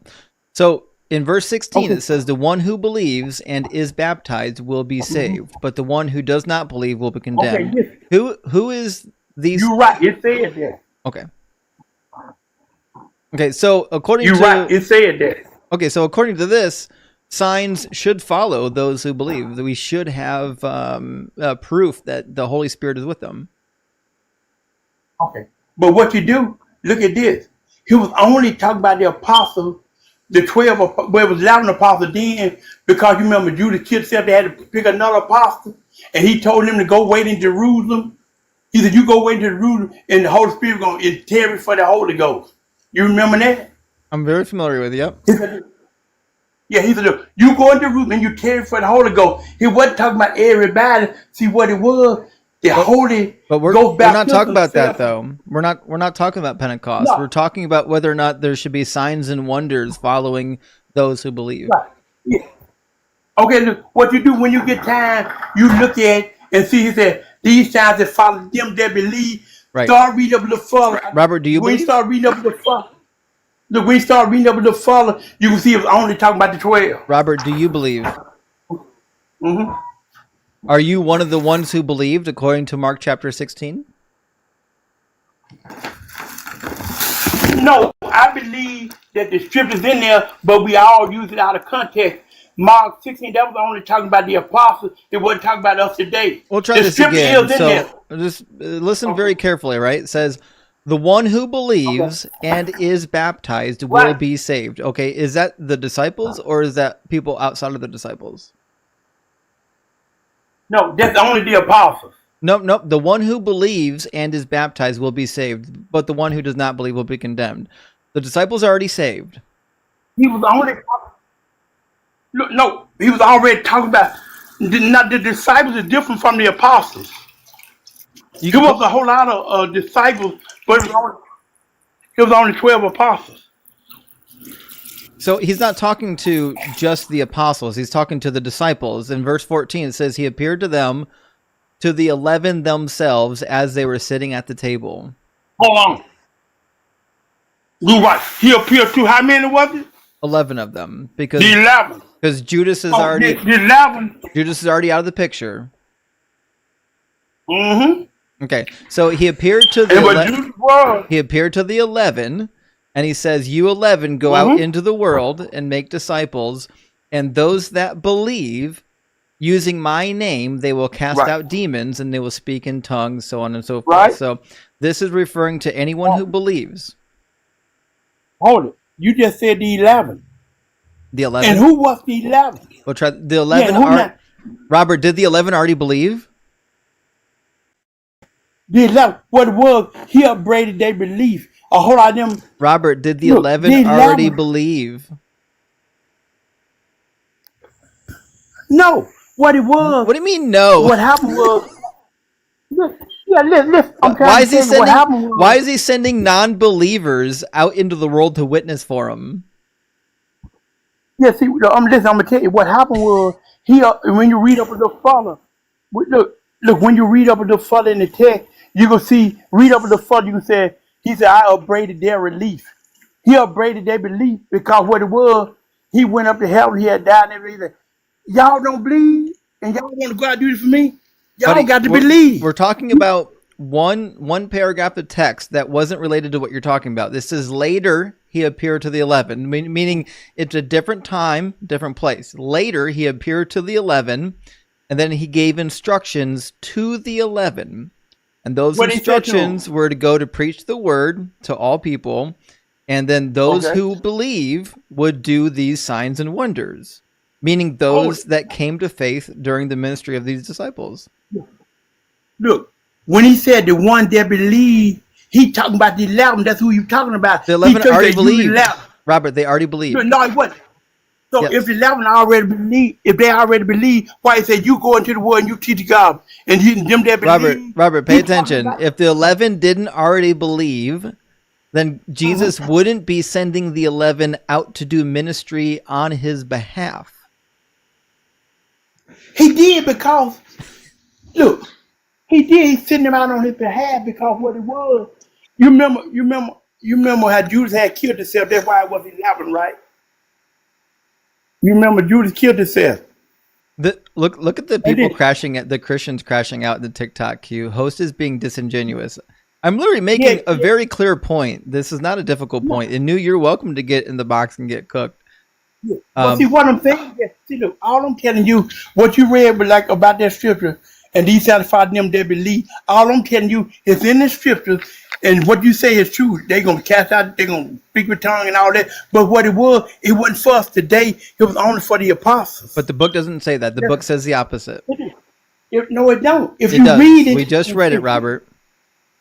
Okay, yeah, you read it. That out there appeared to the 11. He told the 11, you go into the world. He didn't tell everybody. He told the 11, you go into the world. You speak with tongue, you heal the sick, you raise the dead. He told that to the 11. You just read it. Well, you're misinterpreting the text because it says they will pick up snakes. Who's they?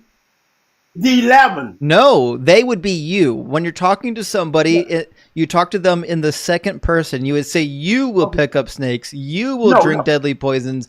You will not be hurt by them. He's saying they will pick up snakes. They will drink deadly poisons. He's not referring to the disciples. Okay. Why it said afterward, read it again. Afterward, he appeared unto the 11. Read it again. Who Just telling you. Hold on. Who reported my live? It says, we have reviewed your live and found that your live content violates our community guidelines. What a bunch of bitch-ass Christians in here complaining that I exist. You guys are the weakest people on all of TikTok. Your buttholes literally shrivel at just the sight of me on your screen. I'm just going to keep... I've got like 6 accounts. You're not going to shut me down. Anyways... let's see now. Robert, I don't know where we leave off. I don't think you have an argument. Your argument is that words don't mean words. I'm trying to figure out if you know the difference between you and they. What you do? Read it again. Afterward, they appeared to the 11, and he told the 11. Yes, he says he talked to the 11, and he said they will pick up snakes. When you're talking to Robert, Robert. When you're talking to a group of people, do you say you will pick up snakes or do you say they will pick up snakes?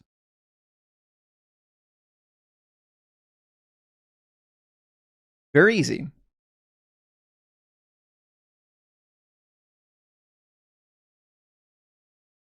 Robert's having a tough time tonight.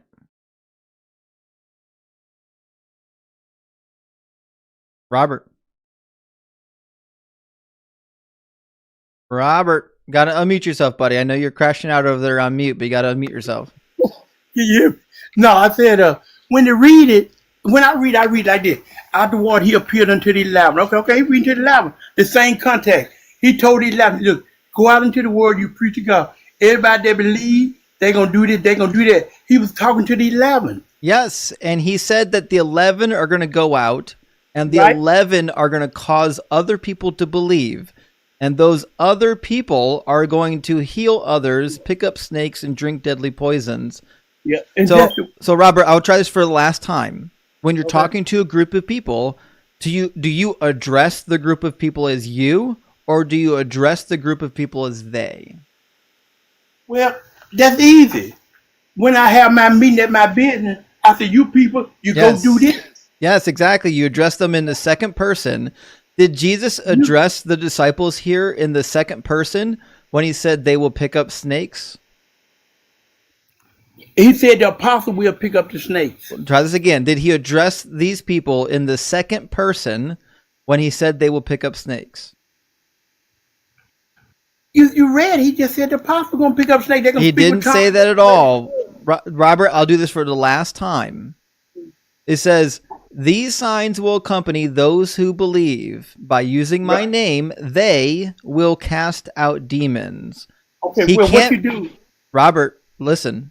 He can't be talking about the people that are standing there that are being addressed, because he would say, you will have casting out of demons. You will be speaking in tongues. He doesn't say that. He says they will be speaking in tongues.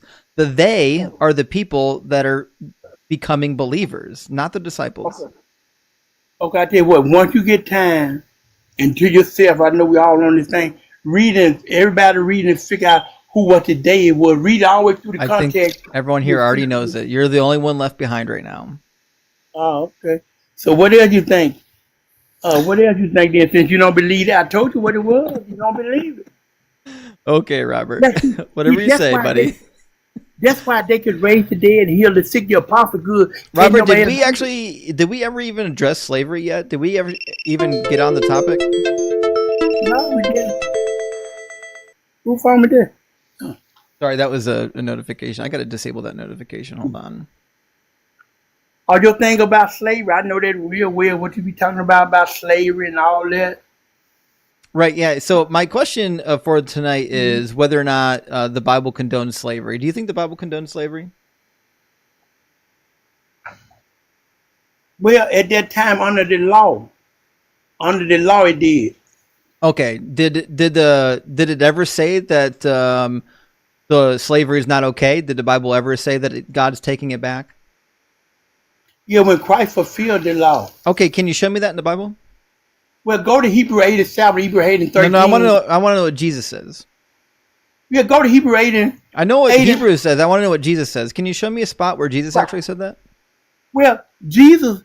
See, I hear you two talk about Matthew, Mark, Luke, and John. They were talking about the Pharisees and the Jews.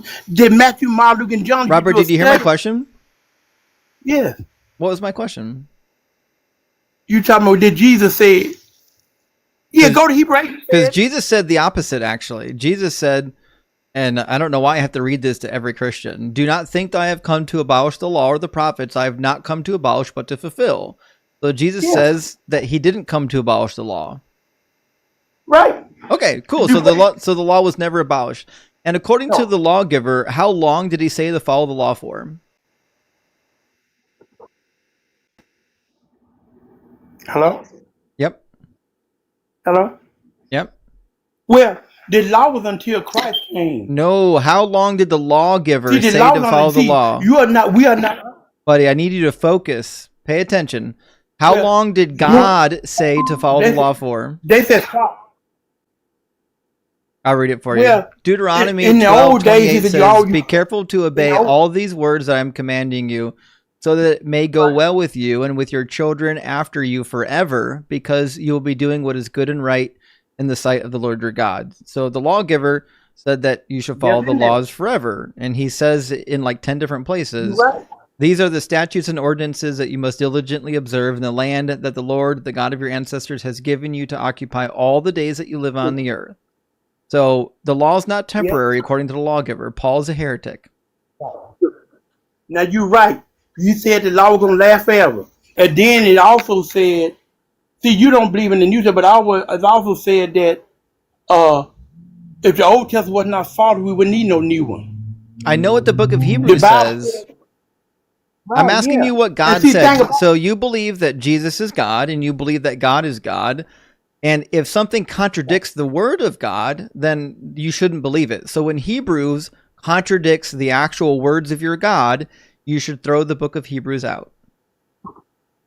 Okay. Well, see, like what you believe and you've been taught and what I was taught, you know, it made something different. Also, you're aware that even if the law was done away with, that literally didn't fix the problem. That just means you're allowed to have even more slaves, and there are no regulations. Now you can have as many slaves as you want. You can beat them as much as you want, because the regulations in the law actually limited to how badly you can beat them. So if you think the law went away, God is literally saying you can have as many slaves as you want and do anything you want with them. Right. You're right. That's why he abolished it, because it wasn't right. That's why I said the Old Testament was not right. We would need a new one. He abolished it. Cool. So there's no law against slavery then. Yeah, what is? So we can own as many slaves as we want. Well, under the law they could. But see, that's why he abolished it. No, we're not under the law. We can have as many, there's no restrictions anymore. We're not under the law. We can have as many slaves as we want, and we can beat them as much as we want. Well, you got to be on the law. If you do that, you can't do that. If you're not on the law, that's only on the law. Do you sacrifice animals now? I'm not talking about the law. Listen, you said the law gone away, which means there's no more restrictions on what you can do with your slaves. I can beat my slaves as hard as I want. I can beat them to death. I can even take concubines and then sell them to foreign people. Yeah, that's true. That's what it said. It was abolished. That was on the old law. The law been abolished. It ain't like that now. Since Christ came, that would make it contrast on the law. When Christ came. See, that's the way I've been taught. And then, like you've been taught your way. But the way we Christians been taught, when Christ came, that was, because see, something. Yeah, hold on a second, Robert. I don't know what's going on with the YouTube chat, guys, but somebody's actually somehow chatting in YouTube with my actual name. I don't even know how that's possible. There's a chat here from Deconstruction Zone that says, sorry about that arrow. I think I got you a wrench again. Oh, that's got to be Benny. Benny, are you logged in under? I don't know what's happening, but anyways, just be aware. I'm actually not chatting right now in the YouTube chat. That wasn't from me. Benny, let me know if that was you. If you're, because Benny actually has like full access to my entire YouTube account. But anyways, Robert, listen. I think we're getting a little bit off track here. I think what we want to do is talk about slavery, but not really sure you're ready, quite ready for that. So I'm going to bring up the next guest. Okay, Robert?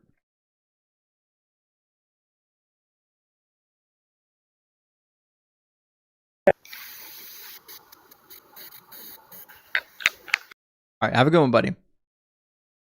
Robert was fun last time he was up here too, actually. Robert's a blast. All right, guys, if you're watching this on YouTube, You can join. There is a link to join in the description of the video. It's tinyurl.com/DZ guest. So you're able to join that way. You don't have to be on TikTok like that guest was.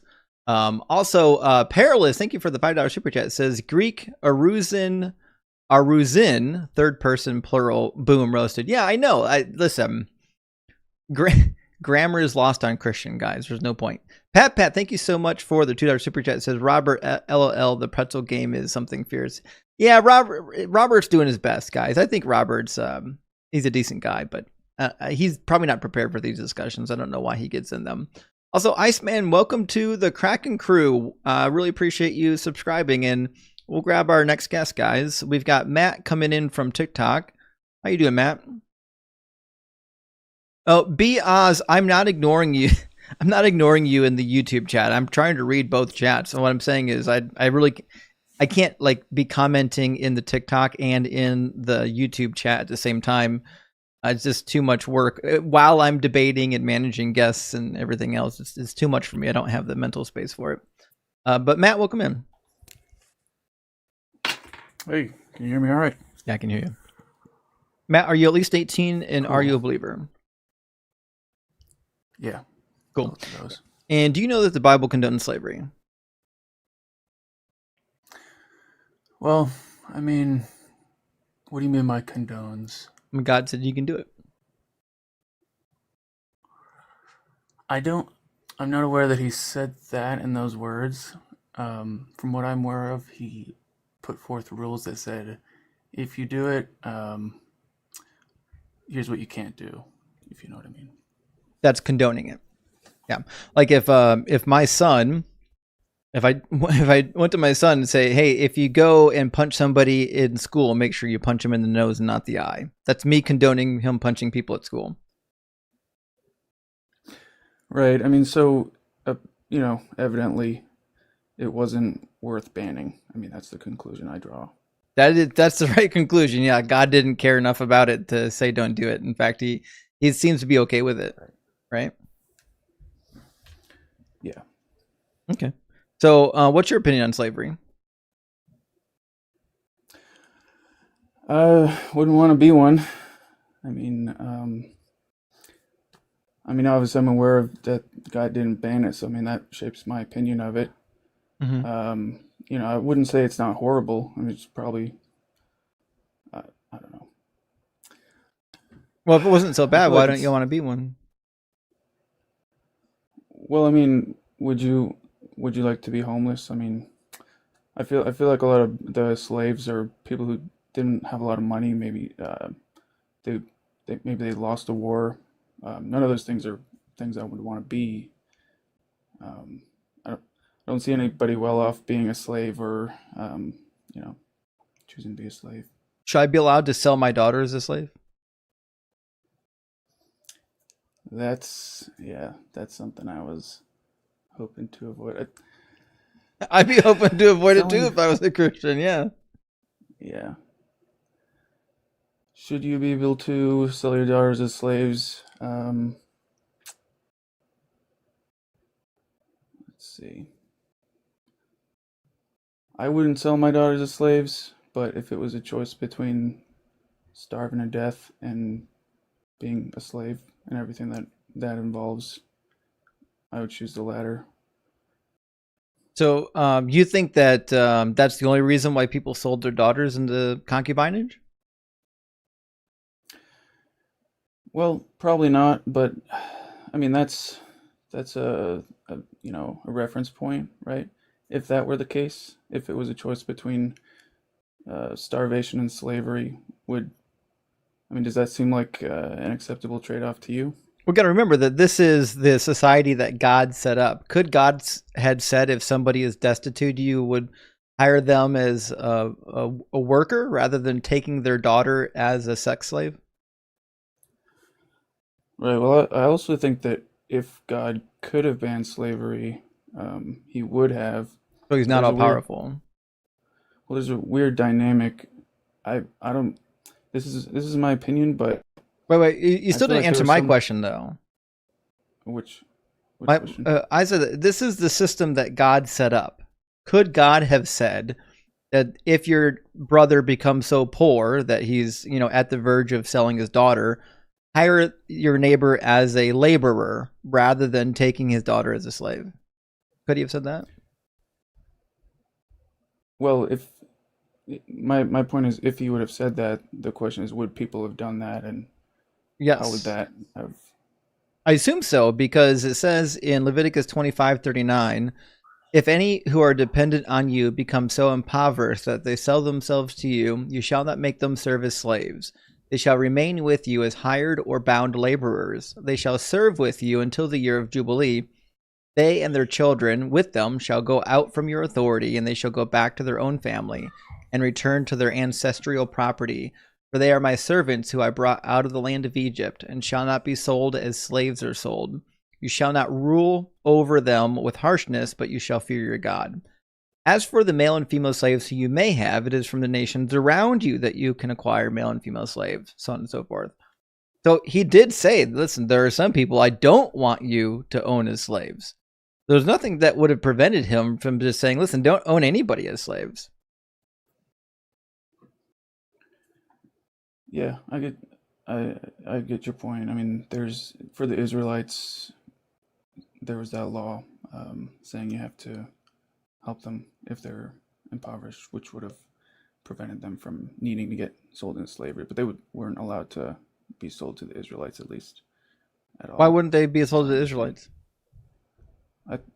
I think there's a law in the Old Testament that says the Israelites can't own other Israelites as slaves, right?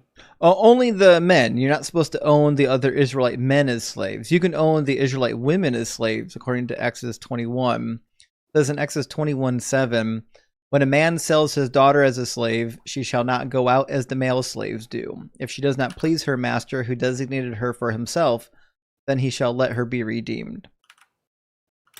Exodus 21:7.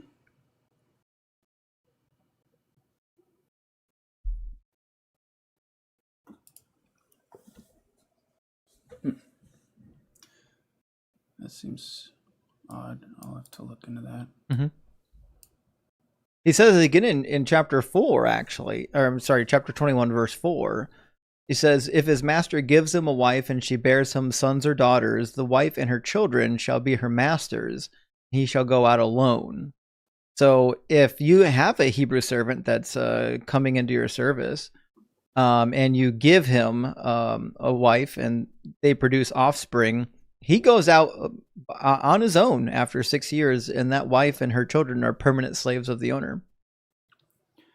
And in verse 2, it says, when you buy a Hebrew slave. So is there a law that says something about you can't buy Hebrew slaves? I feel like there's a verse like that. Mm-mm. So there's no verse that says you can take slaves from the people around you, but you can't. Yeah, this Leviticus 25. We were reading that just a minute ago. Want to do it again? I was just wondering, basically why I had that impression. Yeah, in verse 39 of Leviticus 25, God said that if one of your own brethren become impoverished, make them serve as hired laborers. Don't make them serve as a slave. But that's only true of the men, not true of the women. And then he goes on to say that you can own foreigners. Of the foreigners, as you may also acquire them from among the aliens residing with you, and from their families who are with you who have been born in your land. They may be your property. You may keep them as a possession for your children after you, for them to inherit as property. These you may treat as slaves, so on and so forth. Okay. Well, I mean, clearly I've got some understanding gaps between what I thought and what was actually there in terms of whether Hebrews could be slaves. But for me, the gap between something being immoral, because I mean, it seems like your argument is God allowed this, therefore he's, he got a twisted sense of morality or something like that. I mean, that's one of the possible outcomes of this. It could also just be true that The proper thing from your vantage point is just to admit that slavery is chill. That it's okay.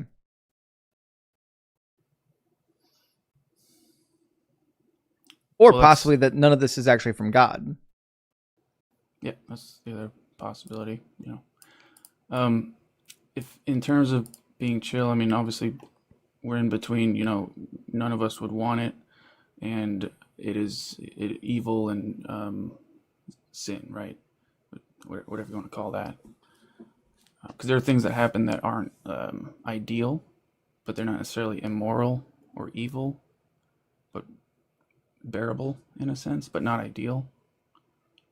But God said you can do it, and He said there's a tons of things that you can't do. You can't commit adultery. You can't sleep with your father's wife or your sister. You can't. A man can't lie with a man as he would a woman. You can't have shellfish. Can't mix your fabrics. Got to put tassels on your clothing. Can't shave your sideburns. If He can say all that nonsense, nothing prevented Him from just saying don't own slaves.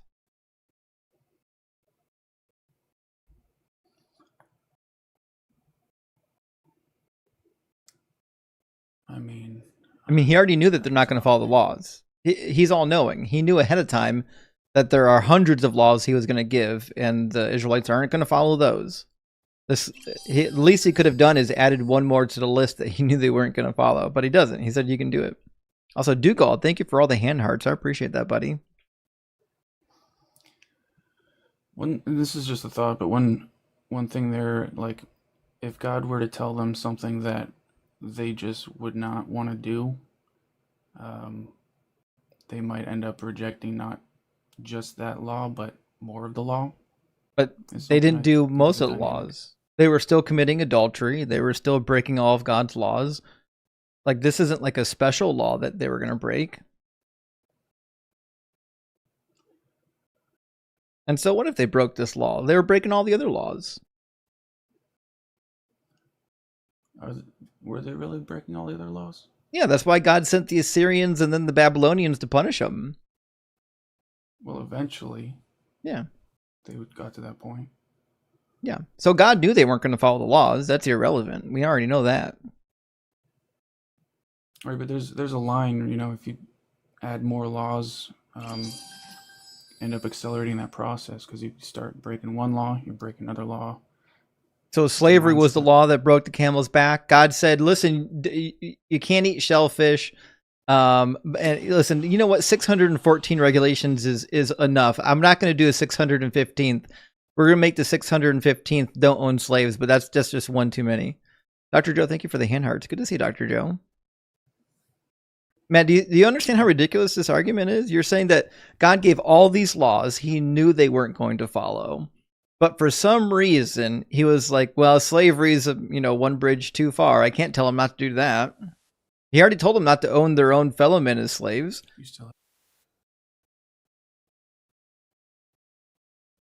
We got cut off, I think. What's that? Oh, I hear you now. Mm-hmm. I don't think all the 615 are necessarily the same in terms of, I don't know how to put it, weight or, memorability to people.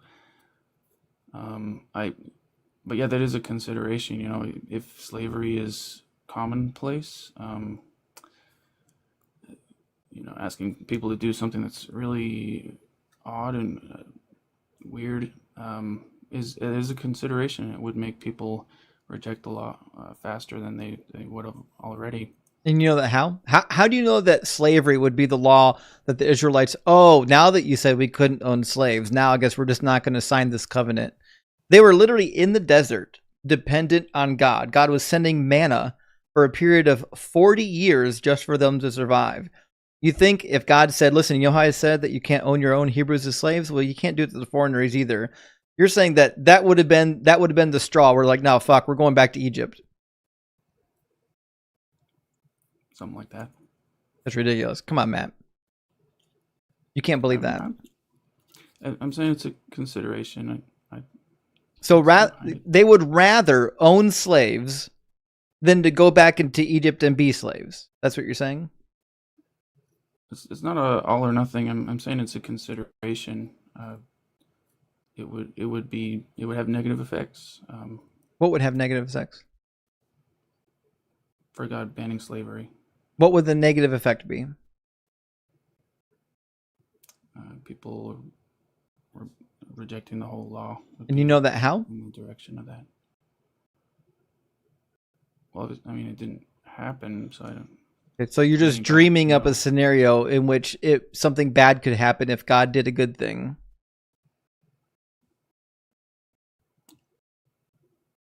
I'm not convinced what would motivate them to reject God, the one that just freed them from slavery, because he said you can't own the foreigners as slaves? What would motivate them to reject this?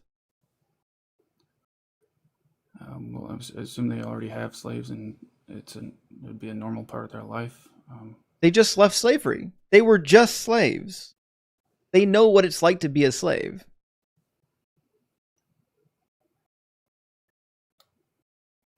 Right. And so none of them would have slaves at this point.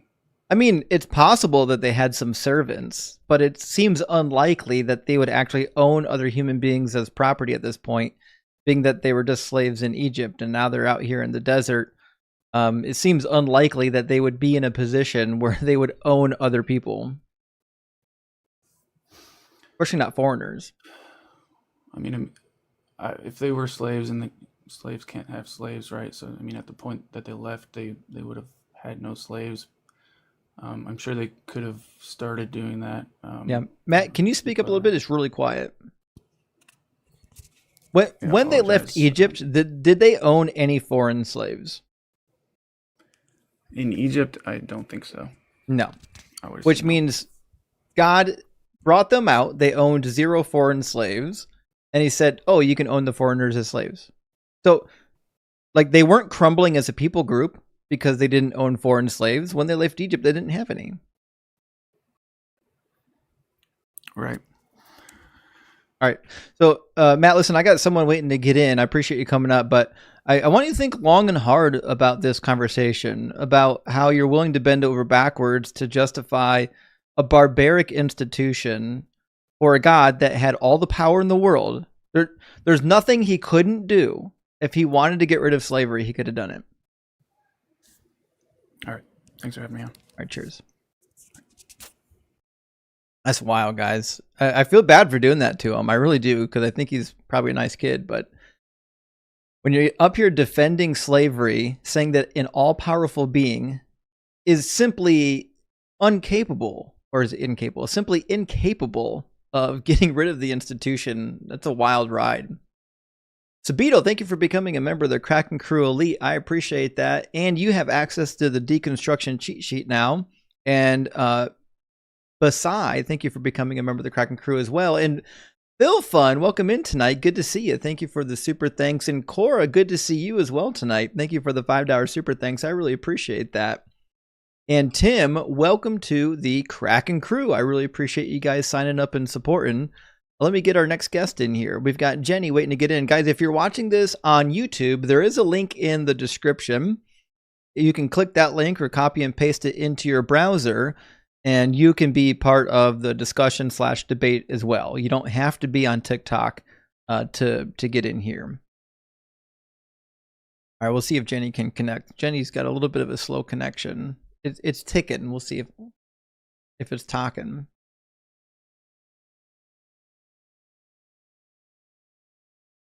There's a lot of Christians in the comments here tonight, but for some reason they don't have enough Holy Spirit to get into the guest box. Really weird how the Holy Spirit seems so weak tonight, guys. Jenny might not have enough connection to get in here. She's on that Mega Mobile, I suspect. All right, Jenny, come on back, my friend, when you get some of that Holy Spirit Wi-Fi, okay?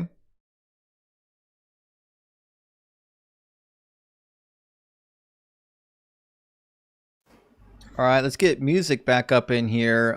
Phil Fun, I see your super chat for $5.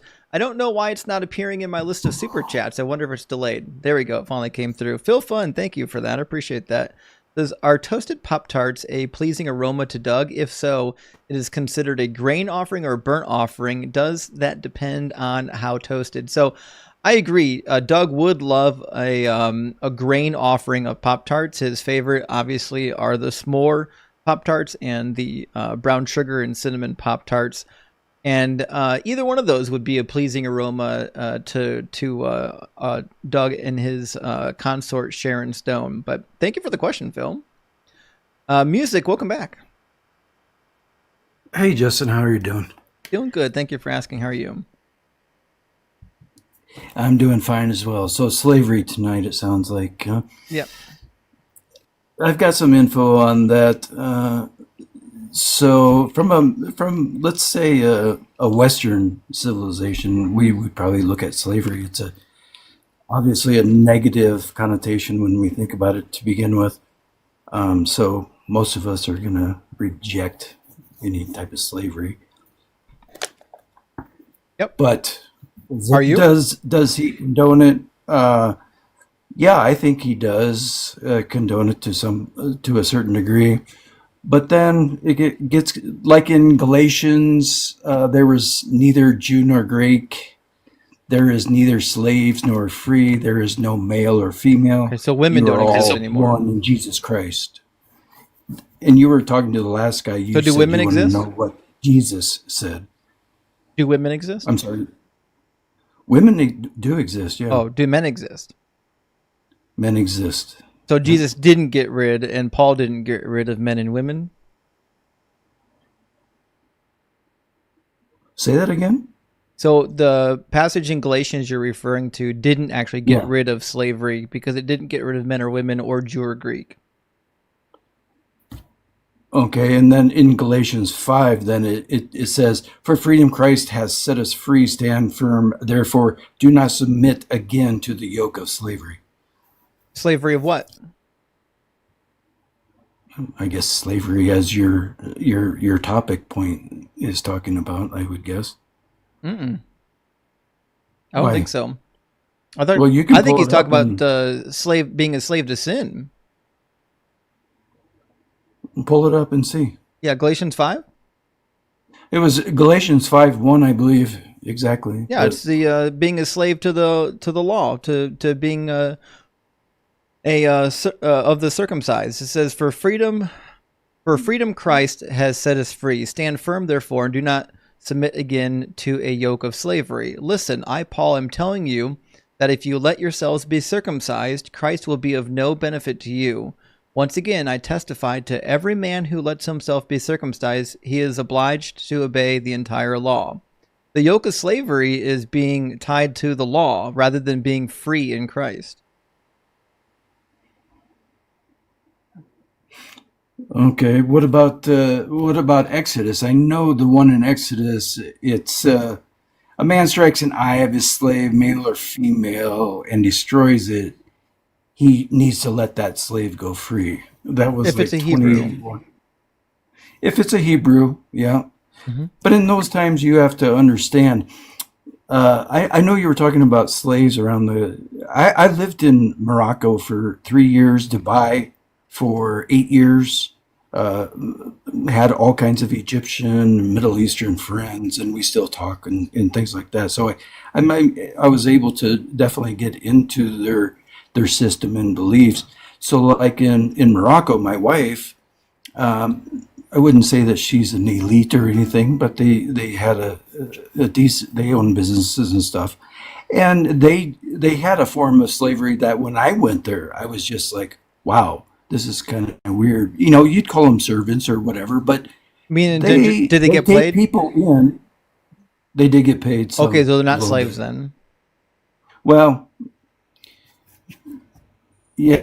So they would actually bring people in according to their need, poverty. So But we're talking about slavery.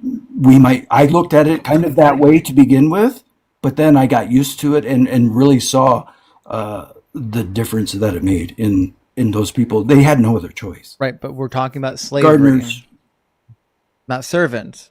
I don't care if somebody has a right? butler. No, they weren't butlers by any means. Okay. But So I'm not asking about but indentured in, servitude. I'm not asking about being a household servant. I'm asking about actual slaves being owned as property, not having the freedom to leave. And if you have children, your children become property of the owner. Is that okay? yeah, mostly.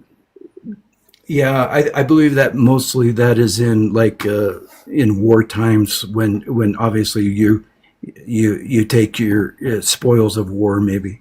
Well, that So, does happen. but that I Do you think mean, that's when you okay to read take the slaves in war? wars, that's well, they do it even to this I day. asked you, do you think it's good?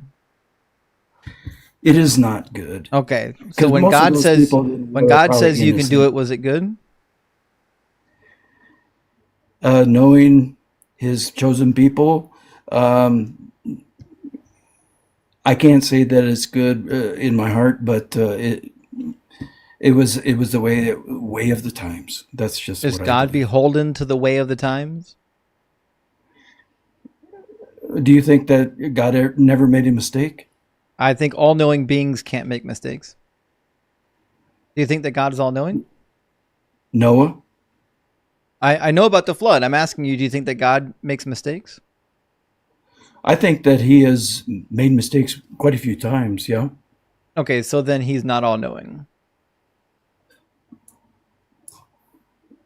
I don't think he can be. Why would he create? Why would he create nations who go against the Israelites if he's going to? Yeah, I mean, maybe he likes war, but the Amalekites. Do you think that he would uh, create them to just attack Israel? Well, I don't know if he created the Amalekites. He obviously knew about them. But that being said, we actually agree God's not all-knowing. Right? I don't see how he can be all knowing with the fights that he had trying to keep the Israelites safe, and then obviously he they do the golden calf and everything else, and they just, if he knew all that prior to, then a lot of it doesn't make sense, does it? No, it wouldn't. None of the story actually makes sense if God is all-knowing. So I agree. According to most of the Old Testament, God is not all-knowing. But now we've got some problems, which is, why would I trust an entity that's not all-knowing?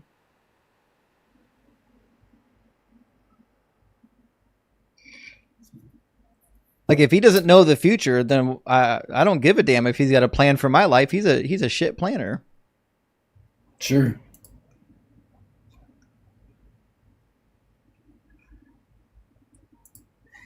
Yeah. Yeah, that is a very good point. One that I will think about with and find some answers to. But you know, um, I think there's a lot of contradictions with slavery. Well, a few that God seems to condone, and then plenty. I've got on slavery. I've got about 100 different references to it that talk about slavery in the Bible, Mhm. and not a lot of them condone it. I Like, think all of them yeah, do. Almost every passage. In fact, God says he's going to give people slaves in Isaiah 14:2. He says when they're done being slaves, he's going to give them slaves. I'll read it real quick.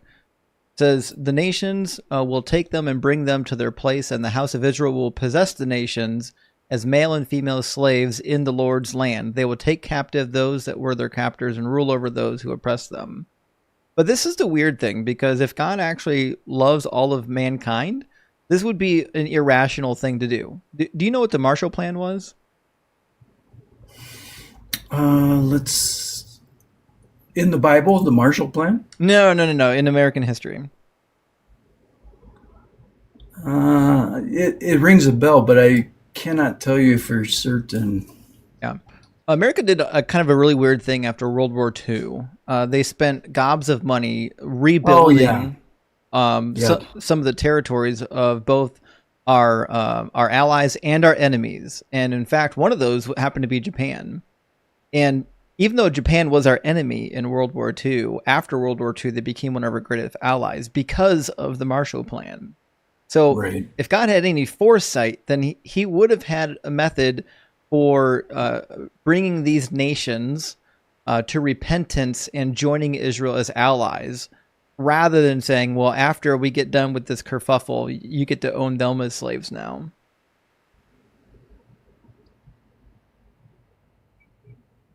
Yeah, spoils of war. Exactly. Yeah. The God of the Bible seems to think just like Bronze Age people, not like a god.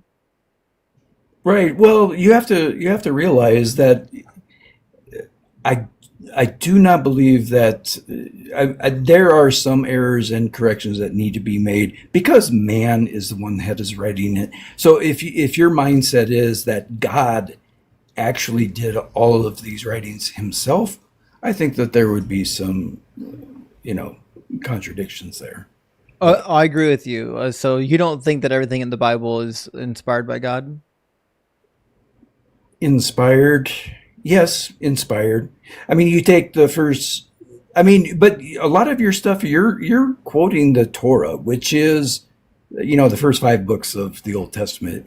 Do I put all my faith in the Torah? No, I don't. And obviously the Torah goes into more than the 5 books, which is Judaism.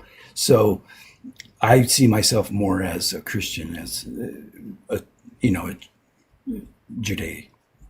Sure. Well, the New Testament doesn't outlaw slavery. In Ephesians 6, it says, slaves, obey your earthly masters with respect and trembling and singleness of heart as you obey Christ. And then you get down to verse 9, it says, and masters, do the same to them. So Paul is literally instructing the slave masters to treat the slaves a particular way, rather than saying that you should just get rid of your slaves. And Colossians 4 repeats it. Masters, treat your slaves justly and fairly, for you know that you have a master in heaven. But Paul could have said, and God could have said through Paul, that, hey, you don't need to own those slaves anymore. Yes, he could have. Right. No doubt. So according to the New Testament, you're allowed to own slaves still. You just have to treat them a particular way. Yeah, yeah. I mean, if you're going to talk about an Israeli type slave that is broke and basically, and I'm just talking, so I think it was in Exodus 21 when you buy a Hebrew slave, he shall serve 6 years, and in the 7th he shall go free for nothing. So this would be the Israeli type slave, and the others would be like spoils of war, which then in turn turn into property, right? Well, Exodus 21 didn't say anything about war. In fact, if you go down to verse 7, it says, when a man sells his daughter as a slave, she shall not go out as the male slaves do. So this is just buying and selling of slaves, right? When a man sells his daughter as a slave, she shall not go out as the male slaves do. Right, because she becomes a concubine. Right. Okay. Right. If you sell a woman into slavery, she becomes a concubine. Essentially, that's why it says that if she does not please her master who designated her for himself, so on and so forth. So that's actually why I have this picture up here. People don't realize that women in the ancient world didn't just get sold into slavery; they get sold into sex slavery.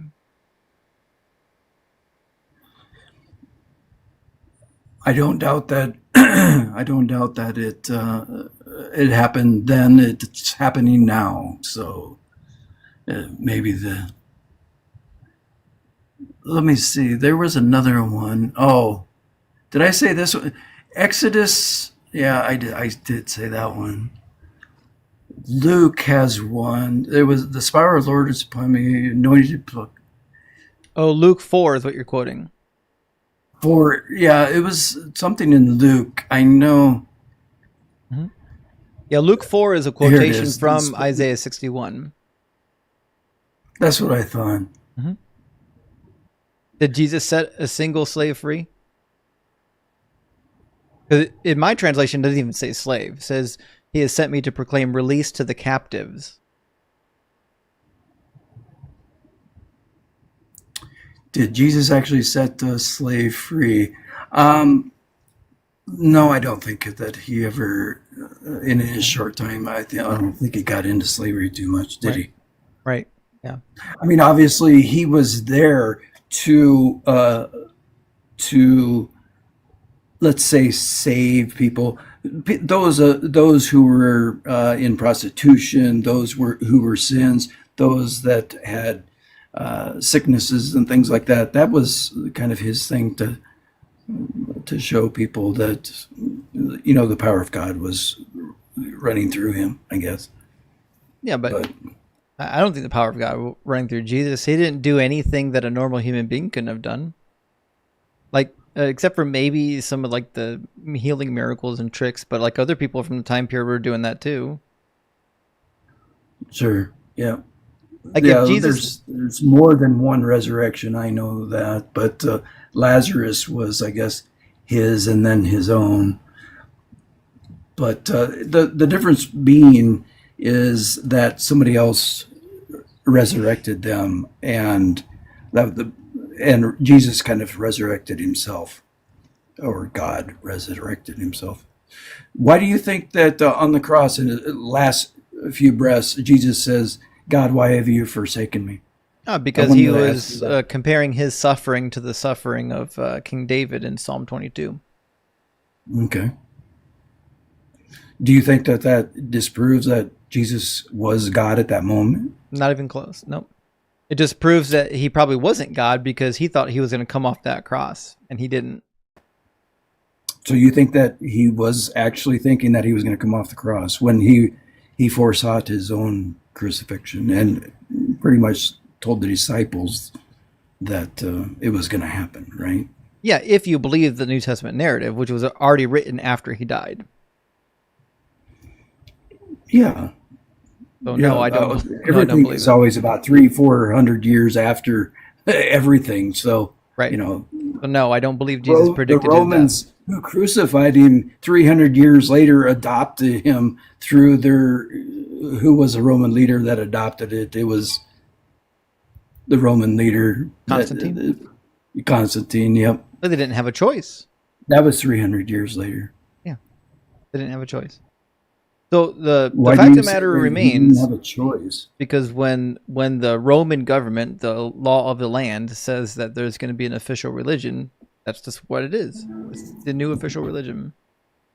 Yeah, usually that doesn't fly with everybody, but It sure does. okay. The ancient Romans and Greeks were not opposed to having multiple religions or multiple deities. It's really only the Jews and the Christians who thought that was a problem. So a lot of them were perfectly fine with this maneuver.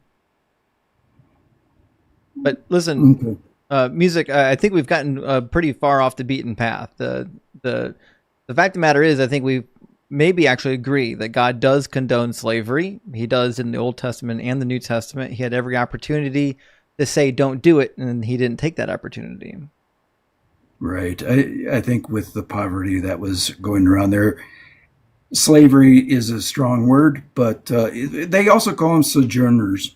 Sojourners were a sojourner was not a slave, buddy. Come on. Well, if you look in some of the translations, they will use sojourners to kind of soften the the slave word. That is not accurate, my friend.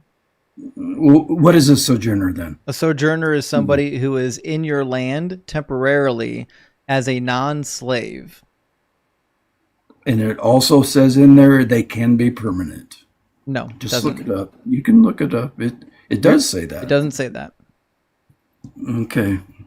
Well, everybody else can look it up then. But it's good good talk anyway, though, Justin. I've got to go make some dinner, so I will. I appreciate you getting me back on and talking about you do a great job. And anybody that's ridiculing you in the comments, just tell them to just read and educate themselves. That's the goal, right? So, and that's what I've done. Readers are leaders. We don't have to disagree with by hateful means. But right. All right, thank you, sir. All right, have a great one. Good to hear from you, music. Music is always respectful when he comes through. So we'll give him some props for that. Tyler, thank you for the $5 super chat. Tyler says, I have a suggestion for a topic. Christians, you don't worship Jesus, you worship Paul. Prove me wrong. That's actually not the first time I've heard that suggestion. That we should do a topic on Christianity, essentially really just being Paulinity rather than Christianity.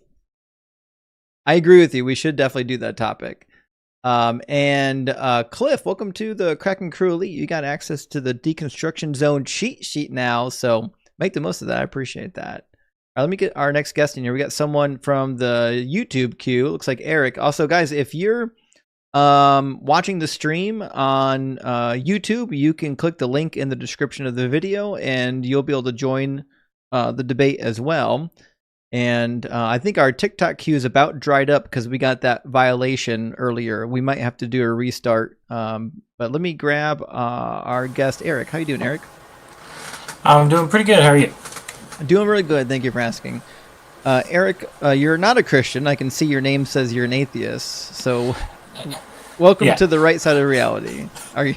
Yeah. So the only thing I had on this topic was it is deeply funny to imagine an all-knowing God looking thousands of years into the future, knowing that these conversations are going to happen and deliberately choosing not to give like a shred, a scrap of plausible information to help his own side of these discussions. Yeah, I mean, to your point, listen, God, if he knows the future, he knew that what he wrote in this book is going to cause problems, it's going to confuse people, and it's going to lead people to think that slavery is cool. So if that's the case, then it seems to me like he's not all-knowing, or else he would have known that this is going to be the inevitable outcome of all this nonsense. Yeah. Or he doesn't care. But I did have a little piece of apologetics I found. It's not really on topic, but if there's nobody else here, I'd like to get your thoughts on it. Yeah, go for it. So I was looking into, Deuteronomy 22. I know you're familiar with that one. And I found, I guess, what I can only describe as the 3-card Monty defense for the test. Okay. And it basically boiled down to that, well, yeah, sure, it's essentially a coin flip if you look at the biology of it. But that doesn't matter because God interferes with the outcome of random events all the time, so he's just got palmed aces, and he's going to make the test turn out how it should in case it ever comes up. So you're just assuming that God is manipulating the evidence. Yeah, and the, I guess, textual evidence that was provided for that was the book of Jonah. Mm-hmm. Like, they cast lots, God made sure Jonah got picked, so apparently random things actually aren't, chance isn't a real thing, essentially. Yeah, but if God is the one that's causing that to be, then you would have to conclude that, you're now saying that free will is no longer a thing. Well, I guess... Right, if God is that level of sovereignty that he's going to cause you to bleed on your wedding night, then what isn't he in charge of? Well, yeah, I mean, the thing I was looking at, I guess, didn't get into that angle of it, but on that subject, I think that's the obvious conclusion, and of all the things that the Calvinists are crazy about, I think they're pretty much the only ones who have managed to cut the Gordian knot on the free will thing by just saying, no, there is free will, and if you got a problem with that, no, you don't, you're the clay. Right, yeah. The Calvinists are at least honest with the New Testament. It says, no, you don't actually have any free will. Although that makes the whole situation worse, because if you don't have free will, that means God is punishing people for doing the thing that he predestined them to do, which means he's just like a genocidal, homicidal maniac. Oh yeah, the Calvinist God is completely malevolent. I mean, yeah, they get points for honesty, but not for anything else. Right. Right. But yeah, that was the only thing I was really wanting to talk about was like the Deuteronomy passage. Okay. And Well, to note that that still doesn't really address like the fact that this is a thing that is being tested, and like people's lives are on the line, but not on both sides. Like if the guy's making it up and trying to get someone killed for no reason, like issue him a traffic citation, fine him some money. yeah. I mean, that actually brings up a good point, because if God is really in control of all this nonsense, he would have just made it so that no women ever would have to be drug up on charges. Yeah. Well, and it would be easier if he's, because like in Numbers 5, Actually, the he priest would have makes just the made it so potion. all women actually did bleed when they were virgins. That's what he should have done. Like, if Yeah. God is really in charge of all this, then he would have just made it so that all of them would bleed forever the first time they did it. But he didn't do that. Well, and it would seem more convenient to just like directly intercede, and whenever someone breaks your commandments, like they get struck by lightning or swallowed by the earth or any of the other countless things that he has clearly demonstrated willingness to do. It's like it seems kind of redundant to have all of the judges if God is doing the judging anyway. Well, that's the point, is when you give laws, you don't have to bring everything to God. That's the point of giving the laws, is that you don't have to go before the priest every time there's a case and have the priest cast lots and to determine whether or not God is giving a right or a wrong verdict to somebody. Yeah. Right? It would be interesting to know what he's busy with that he needs to offload all of that. Well, hard to say. Hard to say. Well, listen, Eric, I appreciate the argument. That's an interesting, it's a better argument than the Christians have come up with, although I can't say that it's a sound argument for my perspective, but... yeah, well, it's not obviously not a sound argument from my perspective, but I could at least kind of see the logic in it. Yeah. The like, oh yeah, the test doesn't make any sense, but like if it was a coin flip, that would be fine because God would just make it land on heads. Right.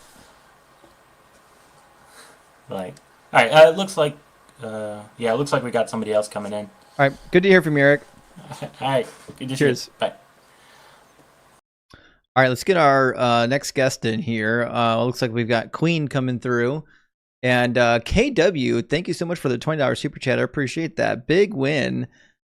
Says, Justin, how can you stay calm with such idiots? With such idiots shows the strength of Doug. How can I become a Kraken member with access to your cheat sheet?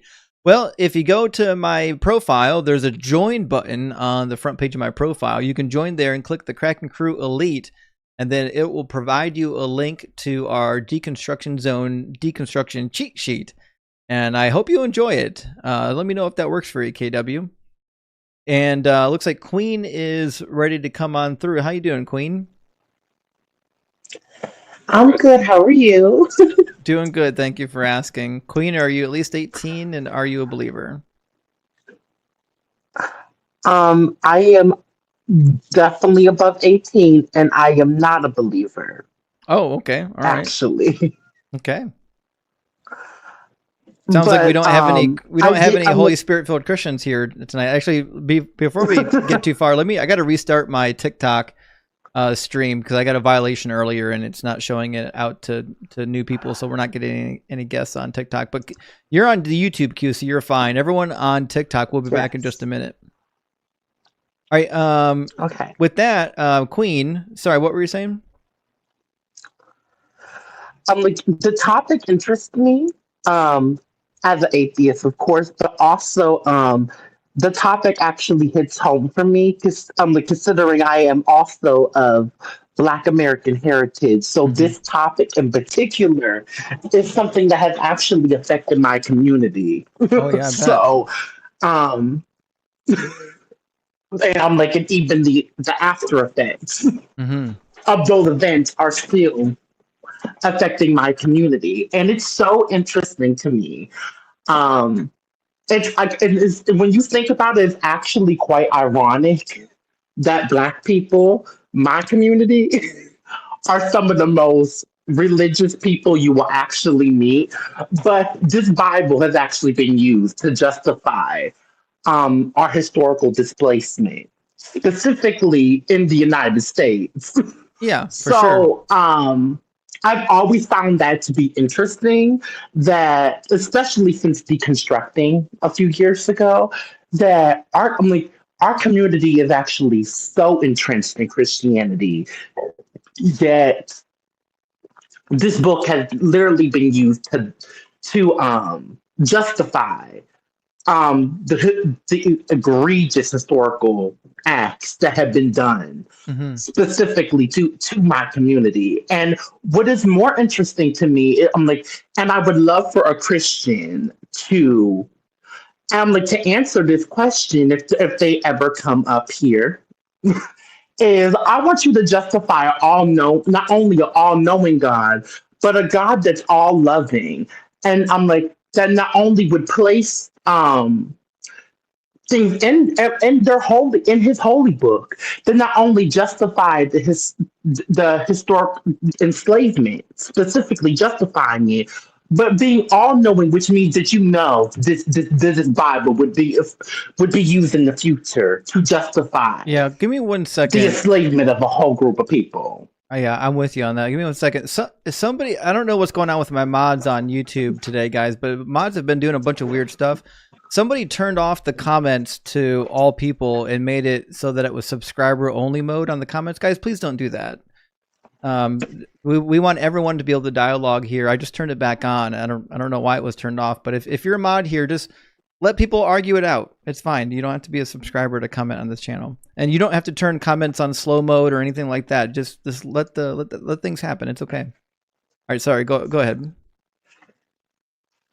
It's okay. But yes, I want them to come up here and justify how they can claim that God is all knowing. First of all, let's actually start with all loving and all knowing, which while also knowing how this book would be weaponized and has been weaponized against marginalized groups, specifically since the topic is about slavery, the Black community, my community. I would actually like to see how they justify and contemplate the idea of an all loving God that's also all knowing while justifying, Well, stick while around and having you'll see this it. holy book used to justify the enslavement of Black people. You'll see it I happen. want them to actually question that. They will. Just stick around. You'll see it. Every time I go live on this topic, you'll get them up here saying that slavery was a good thing. It was an okay thing. It was good when God did it, so on and so forth. What? Oh yeah, all time.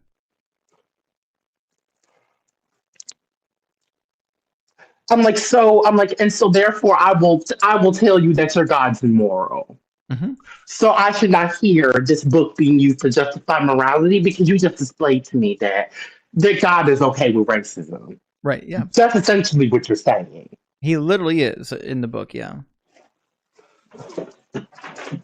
I'm like, in fact, if don't quote me if I'm wrong, because child has been deconstructed a while ago, so it's actually been a while since I've read the Bible. But isn't there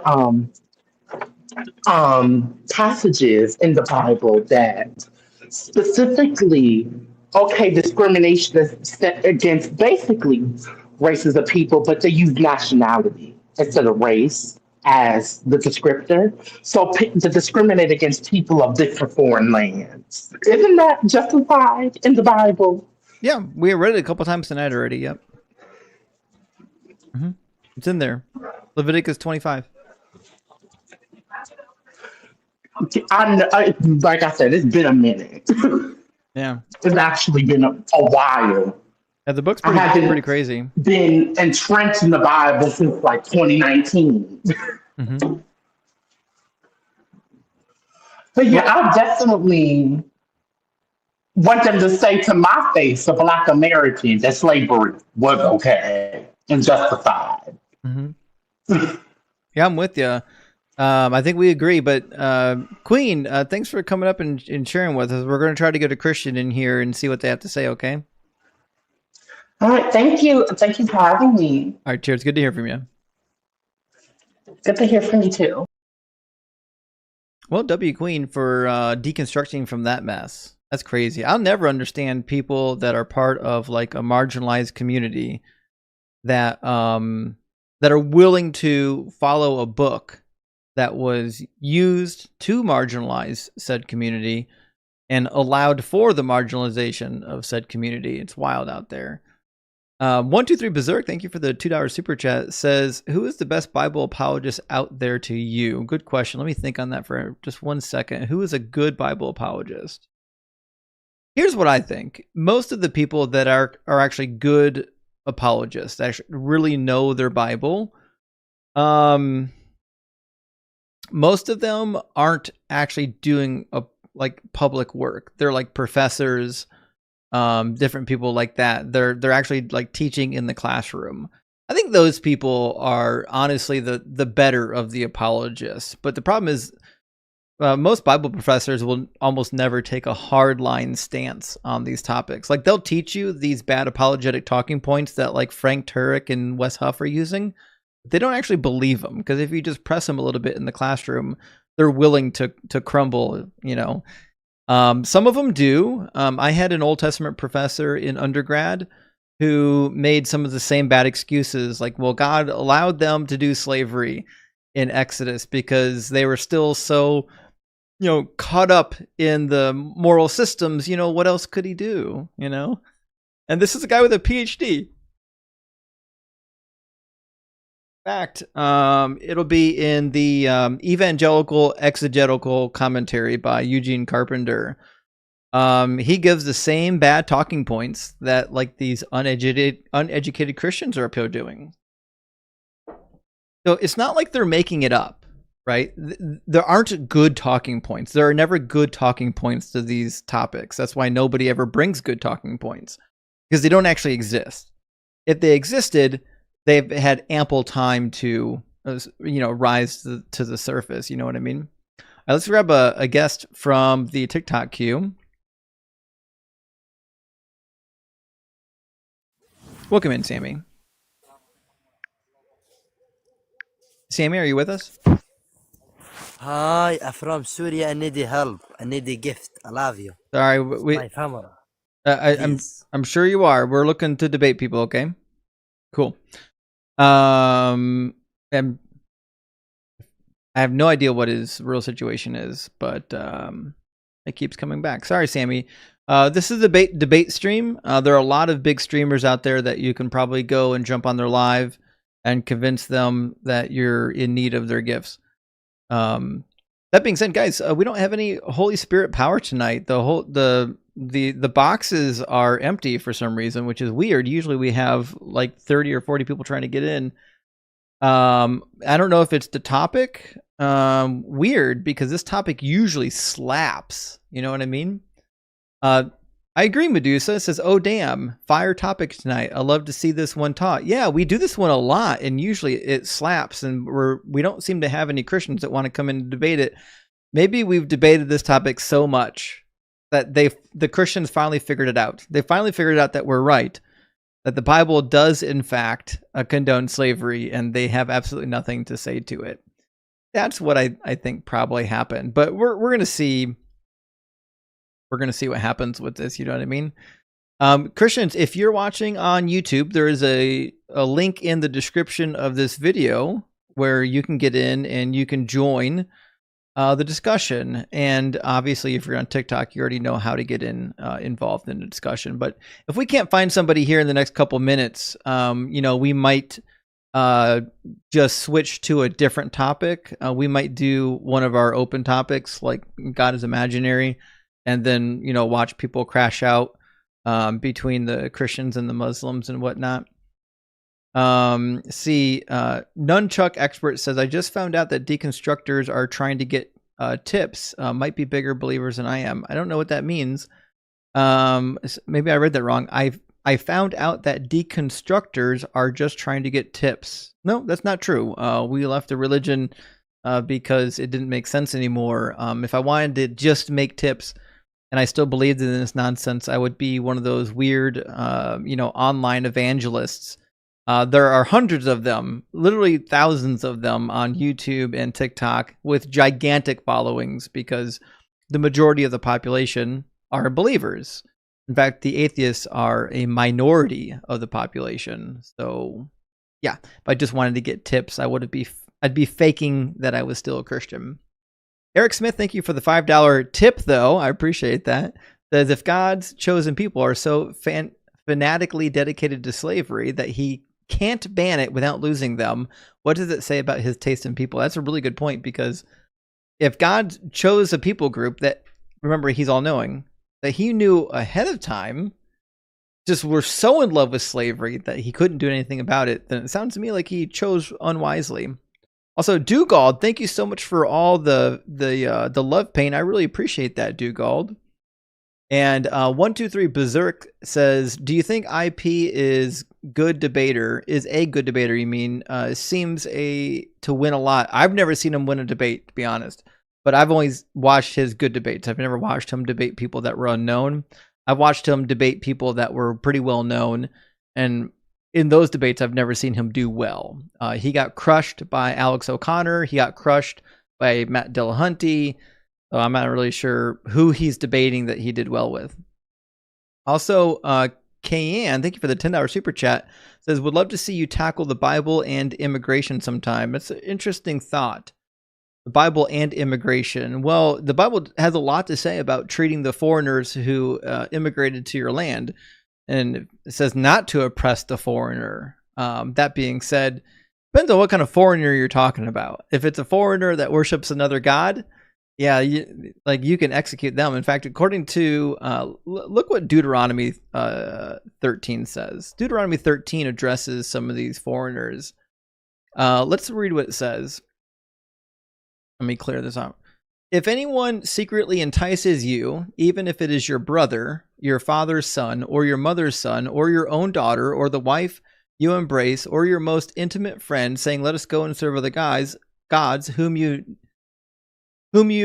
nor your ancestors have known, any of the gods of the peoples who are around you, whether near you or far away from you, from one end of earth to the other, you must not yield or heed to any such persons. Show them no pity or compassion. Do not shield them, but you shall utterly kill them. Your own hand shall be first against them to execute them, and afterwards the hand of all the people. Stone them to death. Okay. Now, what about the people that are not from your own people group? What about the people from other towns? If you hear it said about one of the towns that the Lord your God is giving you to live in, that scoundrels from among you have gone out and led the inhabitants of the town astray, saying, let us go and serve other gods whom you may have not known, then you shall inquire and make a thorough investigation. If the charge is established that such an abhorrent thing has been done among you, you shall put to death the inhabitants of that town to the sword, utterly destroying it, and everything in it, even putting its livestock to the sword. All of its spoil you shall gather into its public square, so on and so forth. So yeah, if you're a foreign town and you're practicing another religion and you talk to one of these God believers, but hey, maybe this other God is the right God. Well, guess what? You're about to get wiped out. You're not going to have a good time. You are not going to enjoy this. Also, Mark, thank you so much for the $10 super chat. Mark says prayer. I'll say amen to that, actually. Yeah, let's get him out of office as quickly as possible. Although you know enough about Trump to know that dude is definitely okay with serving 4, 5, 6 terms until he's on his deathbed. OC, thank you for the $5 super chat. It says, does your deconstruction guide have any resources for the argument God's ways are higher than ours? No, I never thought about that, actually. You could leave a comment on the cheat sheet somewhere where it would make sense and I can fill it in. I'm not really sure. That's something, I don't know how you would put that into an argument form on the cheat sheet. But if God's ways are so much higher than ours that we can't understand them, that means Christians should never be teaching people about God because they lack the ability to understand God because his ways are simply just too high. So if you can't understand them, you certainly shouldn't be teaching me to understand them. And Cyber, thank you for the $5 super chat. It says, run, God is... Yeah, that's a good background. Yeah, God is a sick fuck.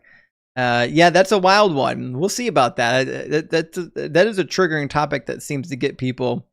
Neck2, thank you for the $5 super chat. It says, do you think the U.S. is heading towards theocracy? Nah, it'll pass. Listen, a president's only president for 4 years. In another 3.5 years, we'll get to vote for somebody else, and we'll get somebody with a brain in there. Jay Corling, good to see you tonight. Thank you for the super chat. It says, he's not the Messiah. He's a very naughty boy. Well, I assume you're referring to Trump, and he is a very naughty boy. I mean, according to his own religion, he should have been stoned.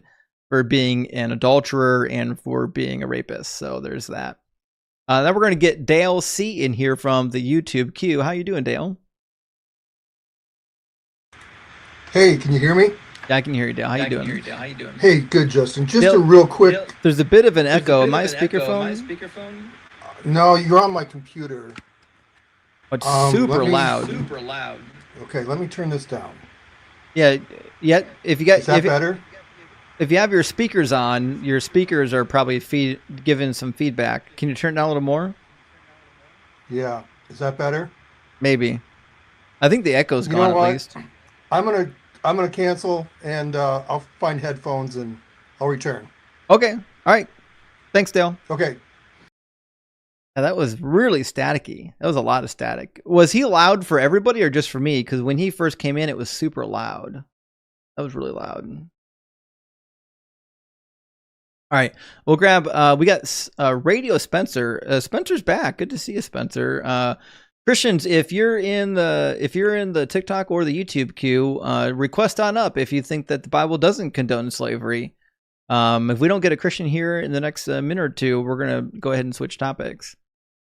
Radio Spencer, welcome in. Good to see you, buddy. Hey, Justin. Good to see you. Thanks a lot. You're always a big inspiration on this topic and everything. And I just wanted to share a funny story. I wanted to thank you, first of all, for your feedback on what Bible I should get. And I'm a non-believer now, but I was a Christian for 40 years. And I haven't been this excited to get a Bible since I was probably in third grade back in parochial school when I actually was a believer. But a funny story. So you helped me get. I ended up getting the Oxford. What is it? The 5th edition that you recommended. The New Oxford Annotated Study Bible. Yeah. Yeah. So I'm excited to get that. And unfortunately, Amazon kept pushing the delivery time, so I had to leave for work before it came. So I'll get it when I get home tomorrow morning from work. But funny story is we all share kind of the Amazon account, all the kids and stuff, and my wife, and all the kids have the same reaction. They kind of look at what people are ordering and stuff, and they go, "Who the heck ordered a Bible in our house?" They were just apoplectic. It was funny. I go, just relax. I'm not converting again. I'm not going back. But as you know, and as you always say, reading the Bible cover to cover and reading it critically with a critical mind and a logical, clear mind, and an unbiased mind is one of the quickest ways to become a non-believer. Really, I don't know how people can totally read it word for word, book by book, cover to cover, and be a devout believer by the end of that book instead of a total skeptic. And, I don't know how. I don't know. I don't get it. That's weird to me. I don't get it. I agree with you. But anyway, thanks for the recommendation. I won't take up your time, but keep up the great work, and it'll be good to have that. I have a lot of online resources and stuff, but it's nice to have the physical version in front of you too to page through. Thank you. All right, thanks, Spence. Good to hear from you, buddy. Spence has been doing some live streams as well, actually. Make sure you're following Spence. Dr. Joe, thank you for the $3 for Venmo. Dr. Joe says the only thing that DJT, Donald J. Trump, has in common with JC is calling people dogs. And that is a dope line. I appreciate it. The only thing that Jesus and Donald Trump have in common is calling women dogs. He does that. Now, if Jesus ever called woman Rosie O'Donnell as an insult, then I guess he might have one more thing in common. But man, he really does hate Rosie O'Donnell. I never understood why he talks about Rosie O'Donnell endlessly. She's hilarious. Amir, thank you so much for the $2 super chat. Says, what if JC was just a Donald J. Trump of his time? I don't think that's the case. I do not think that's the case, but it's an interesting thought, Amir. I appreciate that. All right, let's get our next guest in here. We've got John P. Joining us. How you doing, John? I'm doing well, thank you. All right, John, are you at least 18 and are you a believer? Yeah, I'm 18. I'm above 18 and I'm a believer, yes. Cool. And you believe in the Christian God, I assume, right? Yeah. Okay. And do you know that the Christian God condones slavery? Sure. Okay. Do you think slavery is good or bad? I probably won't. I'm not going to make like a general claim as it is like wholly good or wholly bad, but I'm going to say that it's not perfectly good, but it's also like God can use bad things for good purposes. So it's sometimes good. It can be used for good. Is there another means that God could use other than slavery? I mean, it depends on what particular thing we are talking about, but Right, but it is possible. I think what you're suggesting, and maybe I'm not hearing you correctly, but what you're suggesting is that like God can use the bad thing for good, but if God was going to be so involved that he's using the bad thing to be a good, why wouldn't he just do a good thing instead of trying to turn a bad thing around?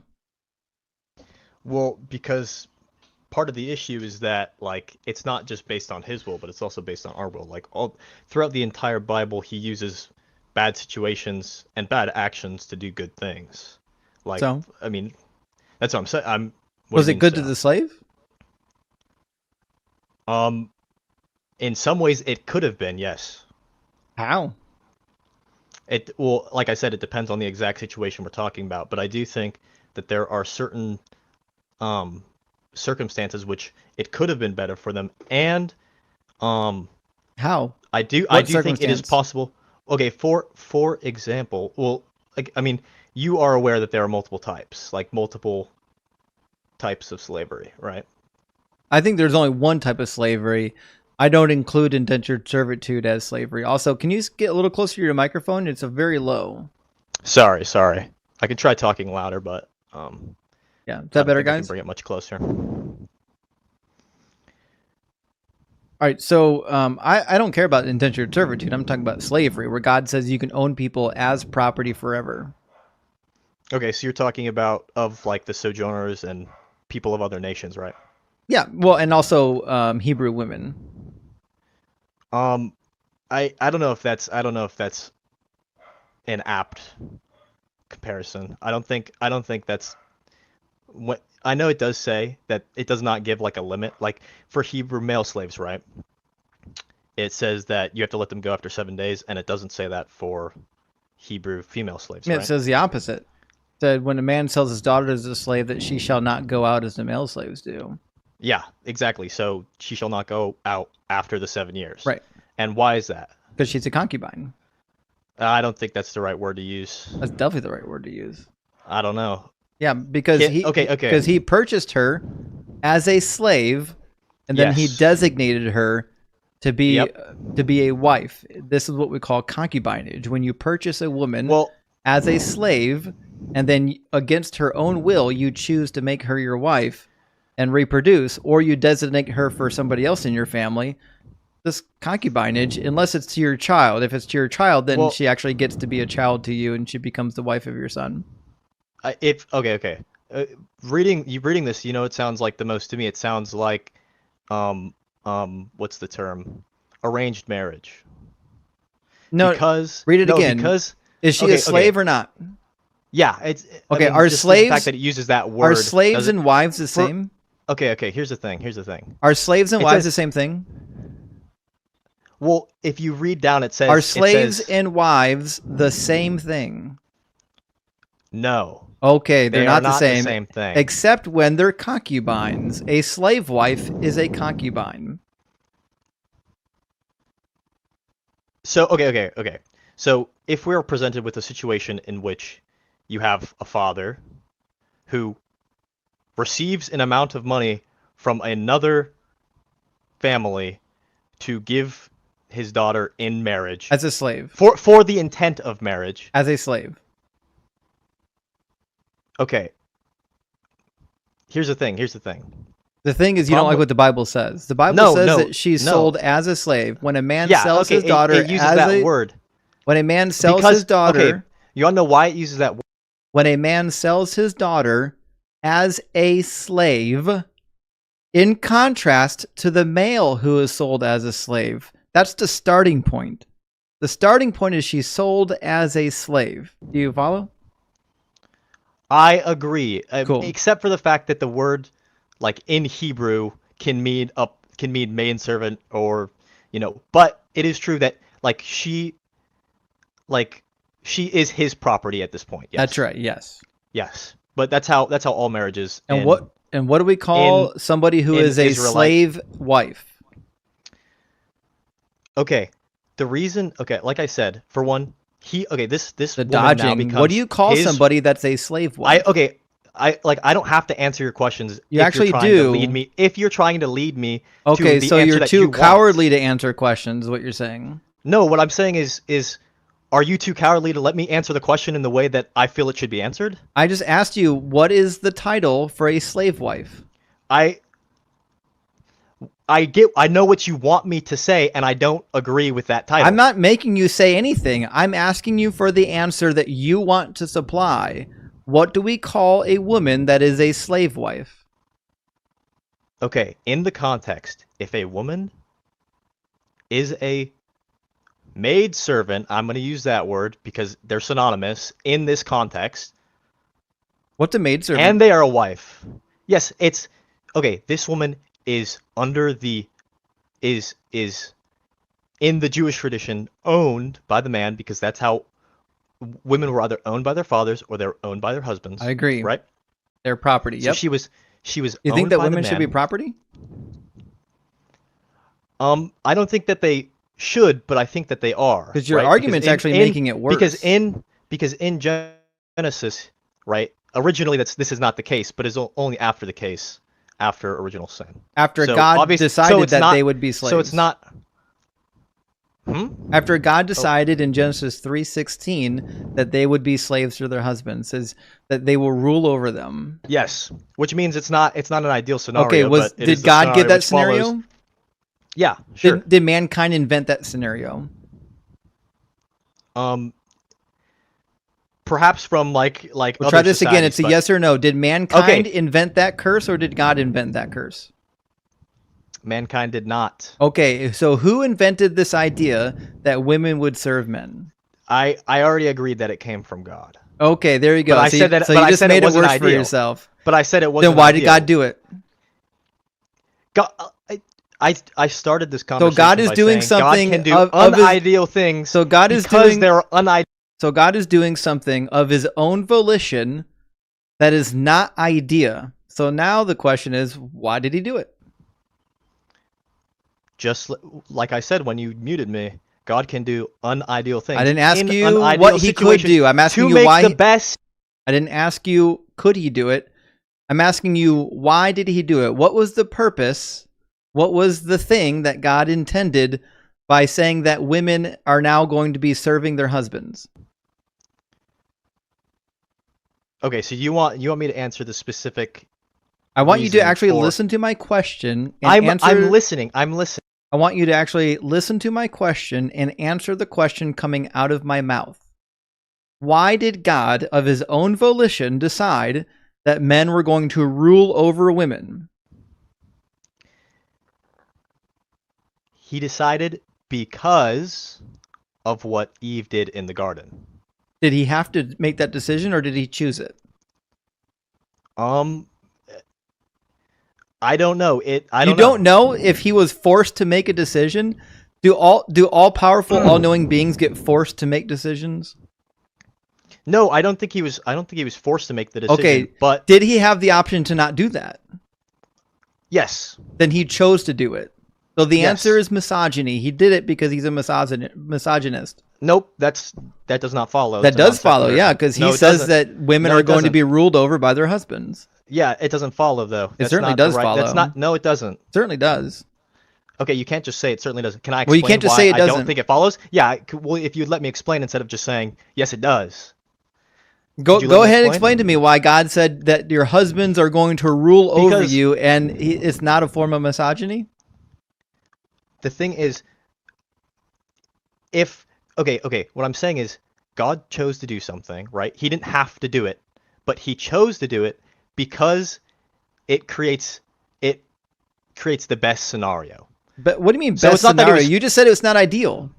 Yeah, best scenario given the circumstances. No, you said that this I setup is... I didn't say ultimately best. John, you said I that... said best in.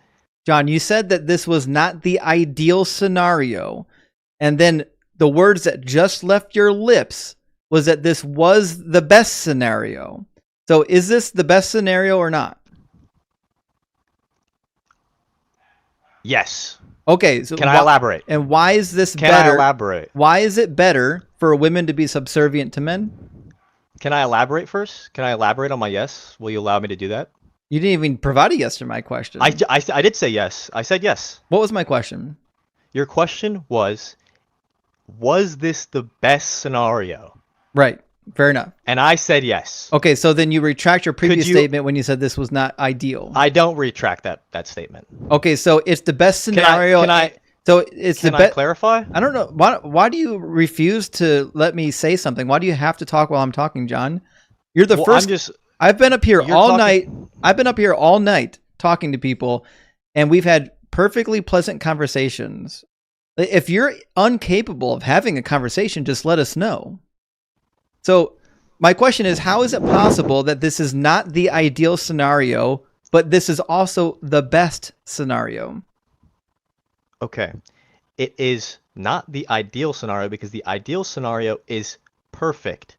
The best scenario is the best scenario given the circumstances, right? What are the circumstances? So, the circumstances of Adam and Eve's sin. What are the right? circumstances? So I just said of Adam and Eve's sin. We know they sinned. I'm asking you if they sinned. I'm asking you what are the circumstances that requires God to now make women subservient to men? Because reality has fundamentally changed and human understanding has fundamentally changed. Who changed it? Well, God changed reality. Okay, so it was God's doing. You keep going back to the drawing board. It's all God's fault. Well, I just said human understanding changed because of humans. Who decided that human understanding would change when they ate the fruit? God did, but okay, so it's still all God's fault. There you go. Bada bing, bada boom. Did God decide what the consequences would be of eating the fruit? Yes. Okay, so then whatever those consequences were, those are God's fault. If God exists, you could make that argument for anything. I don't think it is really productive at all. Super productive. I'm demonstrating that your God said women are going to be subservient to men, and he had no requirement to do so. He just chose to do it. Like I said, he doesn't have a requirement. Yes, he doesn't have, but he doesn't have to create mankind, period. But he did. So? We're not talking about whether or not he should have. We're not talking about whether or not. What I'm saying is he doesn't have to. We're not saying anything about what he has to do. I'm talking about what is the best thing to do. The best thing to do, I think, is to not make women slave to men. Well, I don't know if I really care what you think. Okay, so just tell me that you think it's a good thing that women are subservient to men. I think it is a better thing than if he hadn't done that. No, so God did the wrong thing.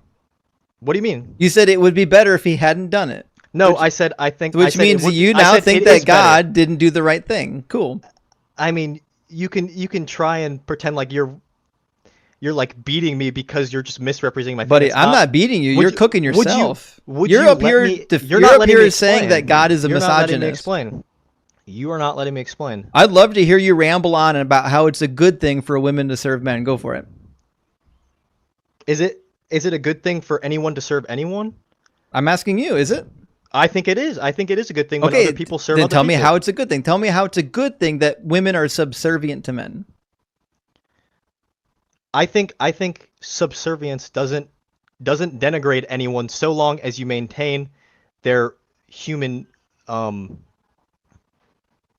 rights. Okay. I think so like slavery was okay. Can I elaborate? Can I explain further? Go for it.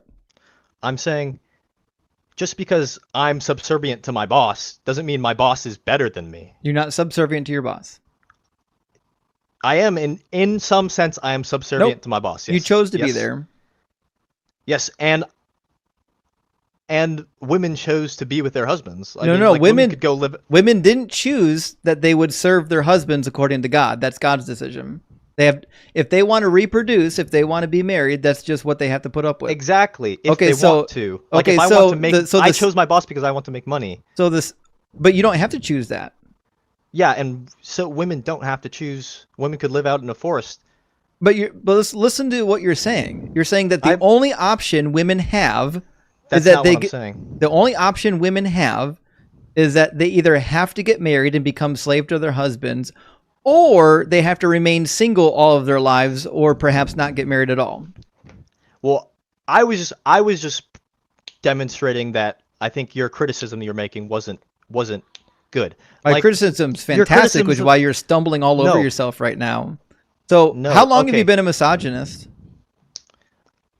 Do you want to rule over your wife? I do not think the Bible promotes misogyny. It does. On every chapter, it promotes misogyny. I think Want to the read it with Bible. me? I think sure, but I think the Bible. Do you think women I should think the have Bible is the autonomy? only. I think yeah, sure. Okay, if your sister is married and her husband dies, should she be allowed to go and marry someone she loves? I know what you're talking about.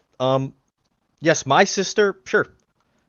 Cool. Why does God disagree? God says, when brothers reside together and one of them dies and has no son, the wife of the deceased shall not be married outside of the family to a stranger. Her husband's brother shall go into her, taking her in marriage and performing the duty of a husband's brother to her. The firstborn whom she bears shall succeed to the name of the deceased brother, so that his name may not be blotted out of Israel. Cool. So if you're a woman and your husband dies, guess what? You don't get to choose to go free. You got to marry the next of kin. Yeah, this has to do with the values of the society at the time. No, that's God's value. Mm.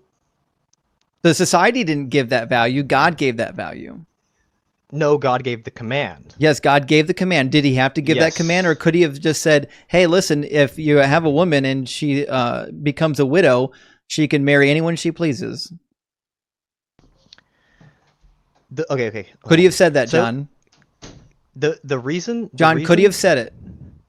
Wait, could you repeat my... I got distracted by something. Could you repeat what you said? Could God have said, if your husband dies and you become a widow, you can marry anyone you want? Could he have said that?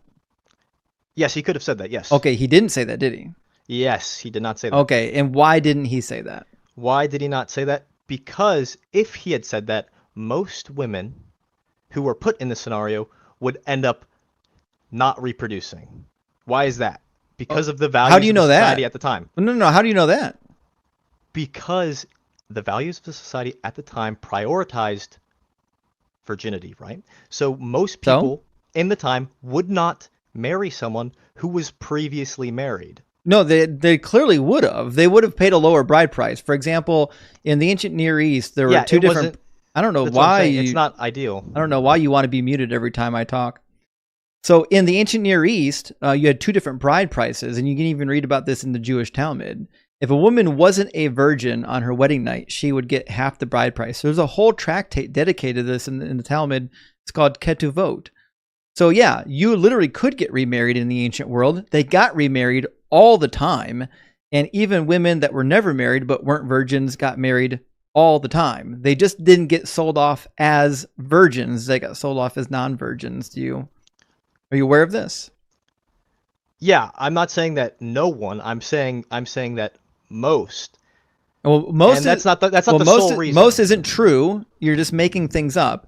And it's also true that she should be allowed to decide. She shouldn't be forced into it. It's the autonomy that we're talking about. She should get to decide if she wants to leave or go. Leave or stay.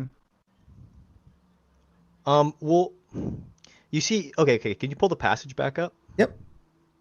Because it says, when brothers reside together and one of them dies and has no son, the wife of the deceased shall not be married outside of the family to a stranger. Her husband's brother shall go into her. Do you think that she should get the right to decide whether or not she goes into her brother-in-law or whether she gets to leave? Real quick, I asked you to pull it up. Okay, so you actually can't answer the question. Real quick, let me dodge. Real quick, let me dodge. I'm asking you an easy question. The question was very simple. Should women have the autonomy to make that decision for themselves, yes or no? As a should statement, I will say yes. Cool. So then God doesn't agree with you, or you disagree with God, or both? I don't know if that's true. Well, God said that you shouldn't. God said you should marry only within the family when this happens. I said as a general should statement, yes. But so was God wrong when he said to do this? What I'm saying, like, here's the thing. You're not letting me explain any of the context at all. You're because forcing me all to of your answer explanations yes or no are in lieu of answering my question, John. If you actually answered my question, you're more than welcome to clarify your answer. But what I don't let you do is hear my question and then run away like a coward. Well, it's just here's why I'm doing that. Here's why I'm doing because that. Because you're a coward. Because it feels like you're moving past where I'm at in the conversation to just move further to your talking points. Yeah, that's how Like, conversations work. Yeah, you no, nailed but it. well, Bingo. what I'm saying is about that? you're moving. Wild. It's almost like there's a topic on the background. Yes, I understand. What I'm saying is this is a conversation between two people. This isn't like a one-sided you sit here and then lead the entire conversation. This is a discussion between two people. And so you have to provide me the opportunity to discuss my ideas. I This won't isn't just provide you the opportunity to pivot away from the topic we're already talking about, which is what you're trying to do. Once But we it just get seems like once you're we not get giving me the through the chance. actual talking point, John, then you can bring up your next talking point, but I won't let you dodge and pivot. It's not the same. I'm talking about the same topic. I want to talk about. You're that's not why I talking about wanted the to- same topic. I asked you a very easy question. Okay. Should Then women I will- have then the I will attempt autonomy to choose what happens to them if they become widowed? In He can't say yes or no. Just say Okay. yes or no. Why you can do I say have I to don't give a know. yes or no You question? can say I don't know. Well, not everything is yes or no. Some things are Then situationally say I don't dependent. know. Okay, sure. I don't know. It is situationally dependent. Wild to me that you have to justify not knowing if women should have autonomy. Let's try this. Hey, And now everyone, you won't let me. everyone in the actual Oh. chat, do me a favor. Put a 1 in the comments if you think women should have autonomy over their own lives if they become widows. Let's see what happens here. I'm really interested to see if the chat is going to have as much trouble as the guest. A lot of ones. Wow. It's almost like people just kind of innately kind of see the value in having autonomy and not being slaves. Why is it so hard for you to say yes or no when the chat has no problem? Bro, this is actually like really bad. I know, Dude, it's really cringe that you're up here I didn't realize how bad it. I didn't realize how misogyny. bad it was like from the outside. But like, do you realize how You realize how dehumanizing you're being to me? You realize how bad you're getting You're cooked talking right about. now? Do you realize how dehumanizing you're being to me, bro? You're the one Like, being a can we- misogynist. You're the one defending slavery. You're the one saying that women nope, shouldn't have nope. autonomy. You're the one saying all these That's things. not what I said. Dodging Did you very listen to easy my answer? questions. Did you listen to my answer? I said. Yeah, I he said, is a according- victim now. I said. Here comes the tears, guys. No, I said. Let's get don't some baby know, bottles and in the you just chat put for the words guests. in my mouth. You just John's put words in my crying. mouth. Oh no, poor Johnny. You put words in my mouth. I said I don't know, and then you just said my answer was no. So you just lied on me. I didn't look at listen to crying. Wow. I'm not crazy crying. in here, crying. Okay, so yes or no? Should women have the autonomy to choose to stay within the widowing family or to leave? Are you asking me? I've been asking you the whole time. Well, you just asked the chat, so. No, I'm asking you right now. You're asking me right now. The chat already gave me an answer. They're I gave not you up an here. answer too. The chat's not up here pretzeling. They can give me answers. I'm not even trying to pretzel. You literally pretzeled. You're in like 10 different pretzels. I don't right know now. what- So okay, we'll for one, I try don't this. even know what a pretzel We'll is. try this once more, Bro. John. Should women have autonomy over their own bodies? I said, I don't know. Now, will That's you let me wild elaborate? that you don't know. Will Why you don't let you me know? elaborate? Can you? Okay. You said that if I answer your question, I you'll just let me asked you, elaborate. why don't you know? Okay. I said I don't know because you are forcing me to give an answer as you please. You gave me 3 options: yes, no, or I don't know. And because I don't think yes or no are satisfactory options to answer your question, I said I don't know. That's why I said I don't know. Cool. So what is the answer? If the answer is not yes, no, or I don't know, what is it? I said it is situationally dependent. What is the situation in which women shouldn't have autonomy? For example, in this situation, when women have a duty to their husbands who have died. Duty? They're dead. Yes. You can have a duty to someone who is dead. What? This is what I was trying to say before. Why is it the Can duty you of pull up the women? passage? Why is Can you it pull up the passage? Why is it the duty of women to give up their autonomy? It is the duty for women to give up their autonomy in the scenario where they're doing it for the person that they once loved. That's voluntary. Right? I'm asking about being like commanded to do it. You don't have a choice. You don't get to choose to do it. So give me a scenario. Didn't get to choose either. So give me a scenario in which women shouldn't have autonomy over themselves if they become widows.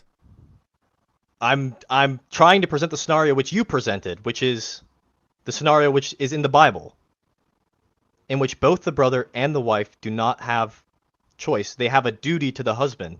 I'm not asking about the duty. We already know that God is imposing the duty.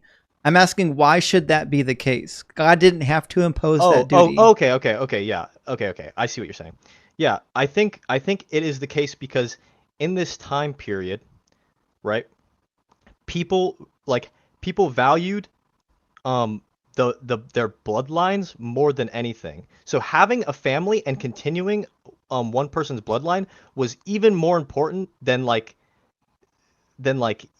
for these people, it was even more important than their own lives. Is it important to the woman that loses her autonomy? Yes, it's important. It is important to the woman. It should be because because it was their husband. Well, you're making it even worse. Okay. So what you're saying is that because people at this time period valued bloodline, women shouldn't have the ability to choose. So you're saying that in specific scenarios, that women shouldn't have autonomy because at some point in time, bloodlines were more important culturally than autonomy. So you think that's okay? Could I say something that would show like what I'm like? Can I give a parallel to the situation? Whatever you think makes this better for you, because you're making it worse with every time you open your mouth. So a woman shouldn't. Both a woman and a man, because we are. I mean, you would agree that both the men too do lose autonomy in this scenario as well. Yeah, both of them lose the autonomy, but guess who gets the benefit out of it? Well, I mean, okay. I'll answer your question, but can I continue what I was saying? Sure. So, I mean, I don't know who gets the benefit, the man, because he gets to have sex. Is that what you're trying to say? Yeah. Okay. That's apparent in the book of Genesis with the story of Er and Onan.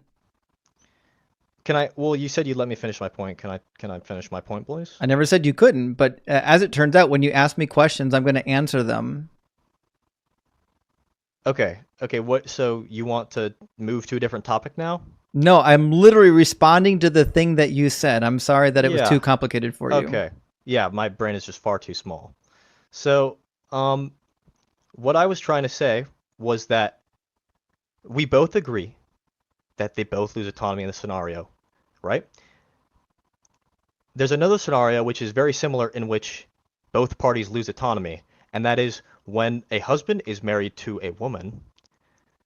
The husband and the woman do not have autonomy to go and sleep with people that they are not married to. I'm aware of this. Yes, this is called adultery.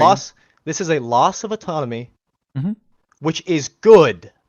I agree. I think adultery is a bad thing because you've made an agreement with somebody that you wouldn't commit adultery. So yes, when you make an agreement with somebody that you won't commit adultery, then yeah, it's a good thing that you don't do it.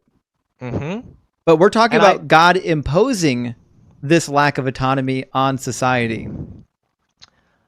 So because we're not talking about whether or not women thought this was a good thing. Women universally probably wouldn't have thought this was a good thing, which is why all the women in this chat think that you're a monster. I'm talking about why God felt the need to impose a lack of autonomy when there's not a need for it.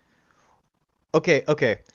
You said that there is a covenantal agreement between a man and a woman when they are married. Yes, and we're talking about the stipulations that God is imposing. God is the one that is imposing the stipulation that if you get married, you lose your autonomy. And part of that stipulation is that if you are married, part of your responsibility, your duty, in the same way that you are not supposed to cheat on your partner, you are also supposed to prolong their bloodline. Yes, I'm aware. We've already covered this 5 times. I'm not questioning whether or not that is part of the stipulations that God laid down. I'm asking why that needs to be the case. Why is it the case that women shouldn't have the autonomy to leave and go marry somebody else when their husband dies? Because they made a promise. But that promise was only with God stipulating ahead of time that they didn't have any other choice. I'm not asking about their decision to get married. I'm asking, why did God decide that they wouldn't have autonomy? Okay. I'm sorry, but I don't really see what you're trying to say. My point is very clear. The God of this book thinks that women should serve men. The God of this book thinks that women are less than men. The God of this book thinks that women need to be ruled over by men and they shouldn't actually have autonomy. The God of this book thinks that women can be bought and sold like cattle. The God of this book thinks that if you rape a virgin, that she can be yours as long as you pay the bride price.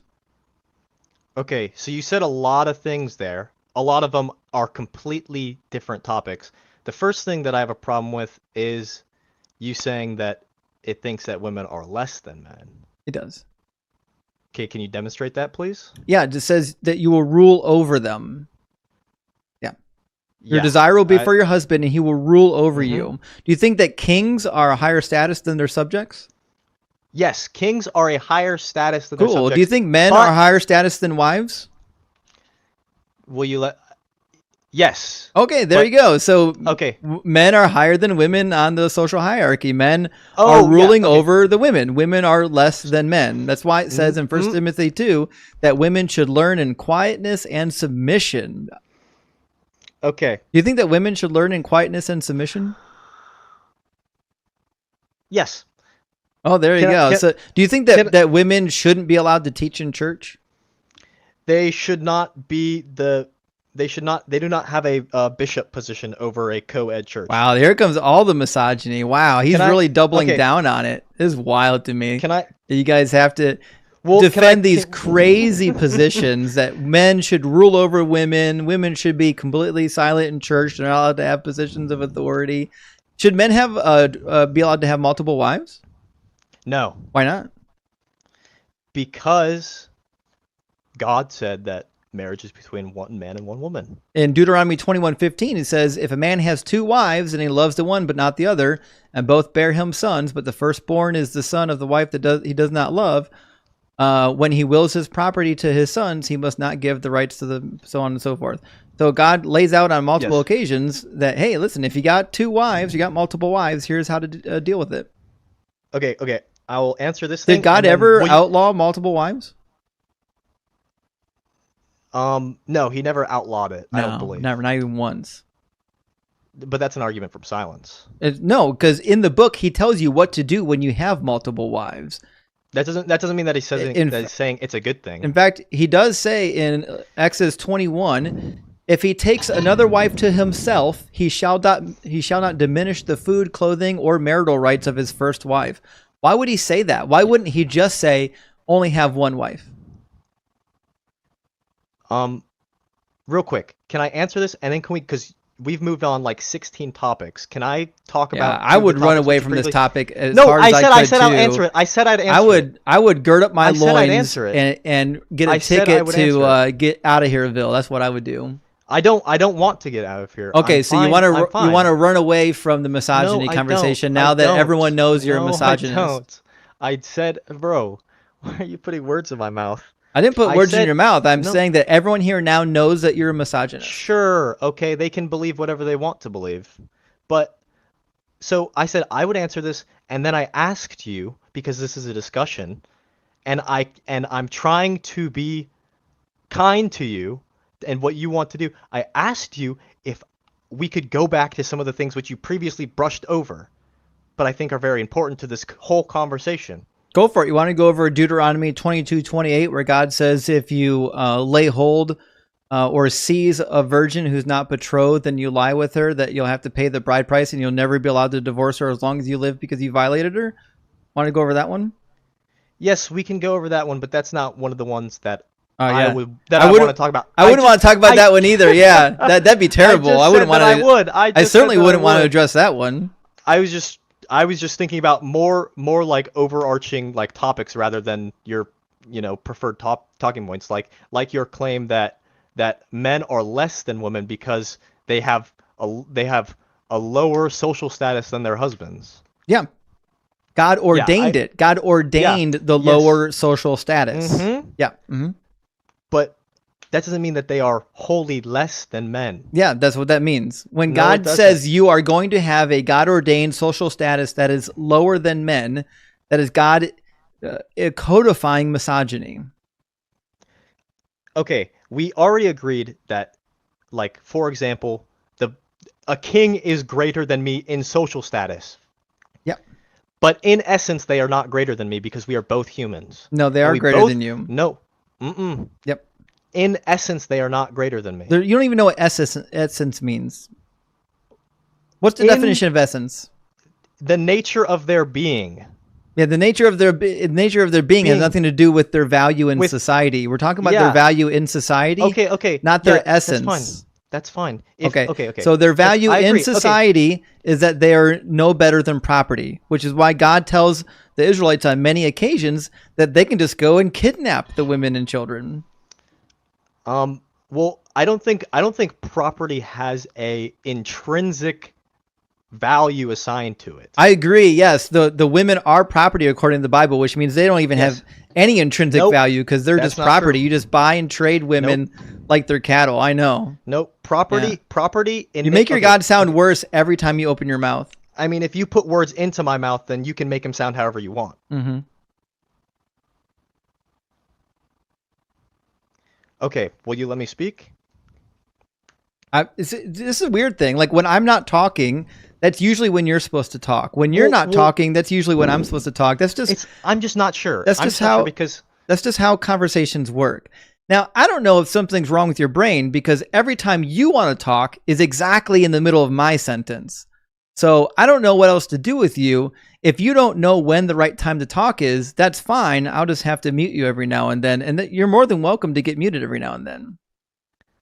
Well, there's just a delay. Like I'm not trying to be like I'm not actually trying to like it's hard to tell when you're done with an idea or when you're not done with an idea.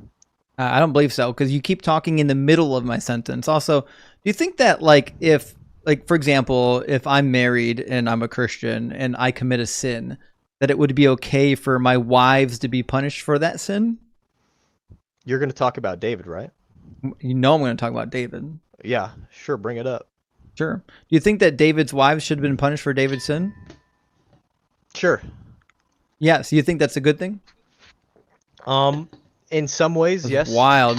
So David had 10 of his wives raped for his sin, and you think that's a defensible thing? Well,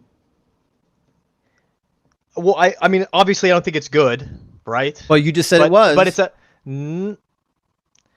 I said, I don't think the act itself is good. John, do you know you're being recorded on YouTube right now? There's sure. going to be 100,000 people over the course of time that's going to see this conversation. Okay. Just and there will be tell your 100,000 mother not to log into YouTube anytime soon, because this is embarrassing. Okay, sure. Okay, that's fine. There will be 100,000 people that will see me, and the 100,000 people will eventually die and forget I ever existed, right? I don't really care. But I do care about this conversation actually being productive, right? So I think it's been very productive for us, just not for you. So doing things just like making fun of me and stuff isn't really, it's not very helpful. It's been very helpful for us. We're going to clip this. We're going to post it online. Okay. I'm going to get a couple hundred hours for it, most likely. You're going to embarrass yourself.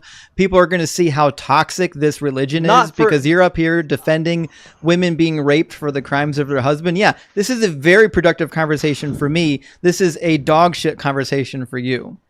Well, because you won't let me speak the entirety of my answers. If you stop me from speaking and only saying the things you want me to say, then yeah, this is how the conversation's gonna turn out. I'm not surprised. Then I'm okay with tell that. me how it's a good thing that David's wives were raped for David's sin.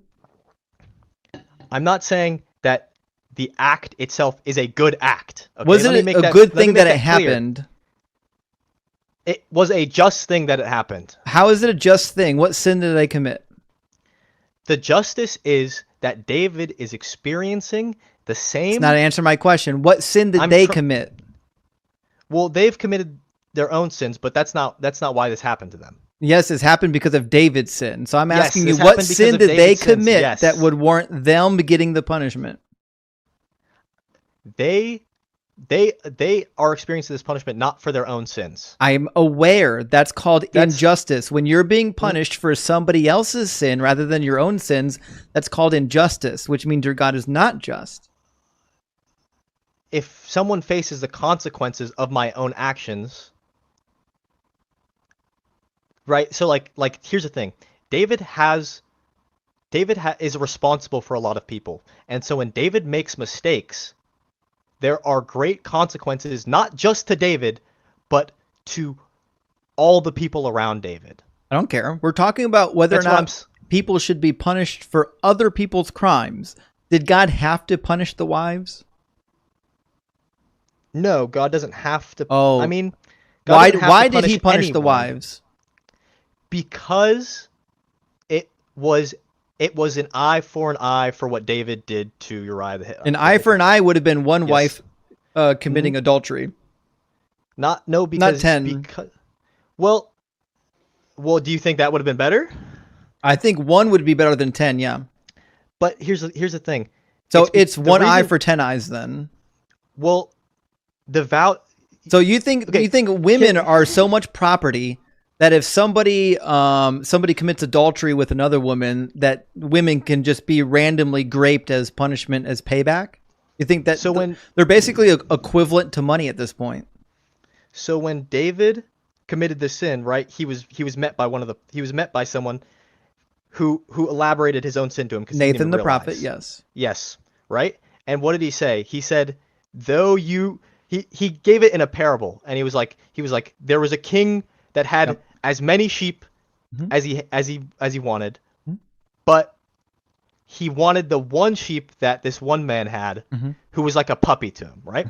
So the thing is, an eye for an eye isn't literally like it actually isn't as monetary as you're saying. It's because the value of Uriah's one wife was equivalent to the value that was probably even greater than the value that David had for those 10 wives. So Bathsheba was more valuable than 10 other women? To Uriah, yes. So they should be raped? Nope. Okay, this is weird, because it seems like if that were the case, that God should have had David raped. Don't you think that'd be a better punishment? If somebody needed to be raped, why wouldn't God send an army to go rape David, not the wives of David? I'm still trying to figure out why they got the punishment for David's sin. Well, part of it is that God wasn't the one controlling these people to do the actual action. He was. He I'll read inspired them to act against David. Yes, he said he was doing it. Verse 11, I will raise up trouble against you from within your own house, and I will take your wives before your eyes. So God is the one causing it to happen. If God didn't cause it to happen, it wouldn't have happened. Well, that's a claim about like the causality of like God, like how much he has control over. God said, I'm causing it to happen. He said, yeah, okay. Imagine the lies you have to tell yourself to justify this nonsense.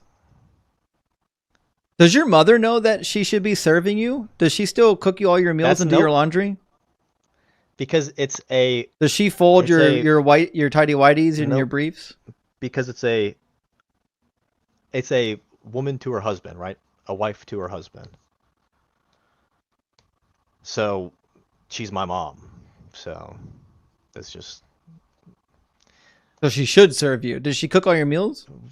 Did I say that? What? I'm just trying to figure out what you're saying. You said she's your mom, so according to biblical values, she should be serving you. You're second in the household behind your father. Well, I'm not the firstborn, so but that's not okay. The Bible actually says that you're supposed to love your parents, right? Mm-hmm. But you're an adult now. Yeah. Does that mean that I stop loving them? No. It just means you have different rules. Like you don't have to unless you're still living at home. If you're an adult living at home, that would explain a lot though.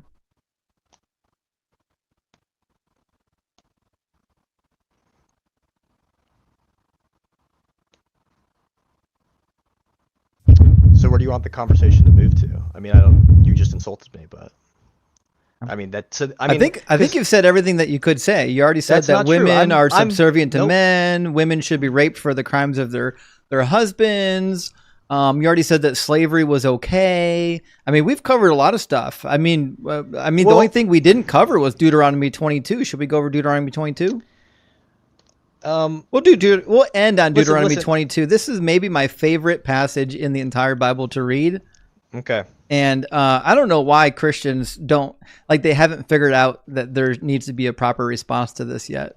But in Deuteronomy 22, if you're not a virgin, there's some consequences. Suppose a man marries a woman, but after going into her, dislikes her and makes up charges against her, slandering her by saying, I married this woman, but when I lay with her, I did not find evidence of her virginity.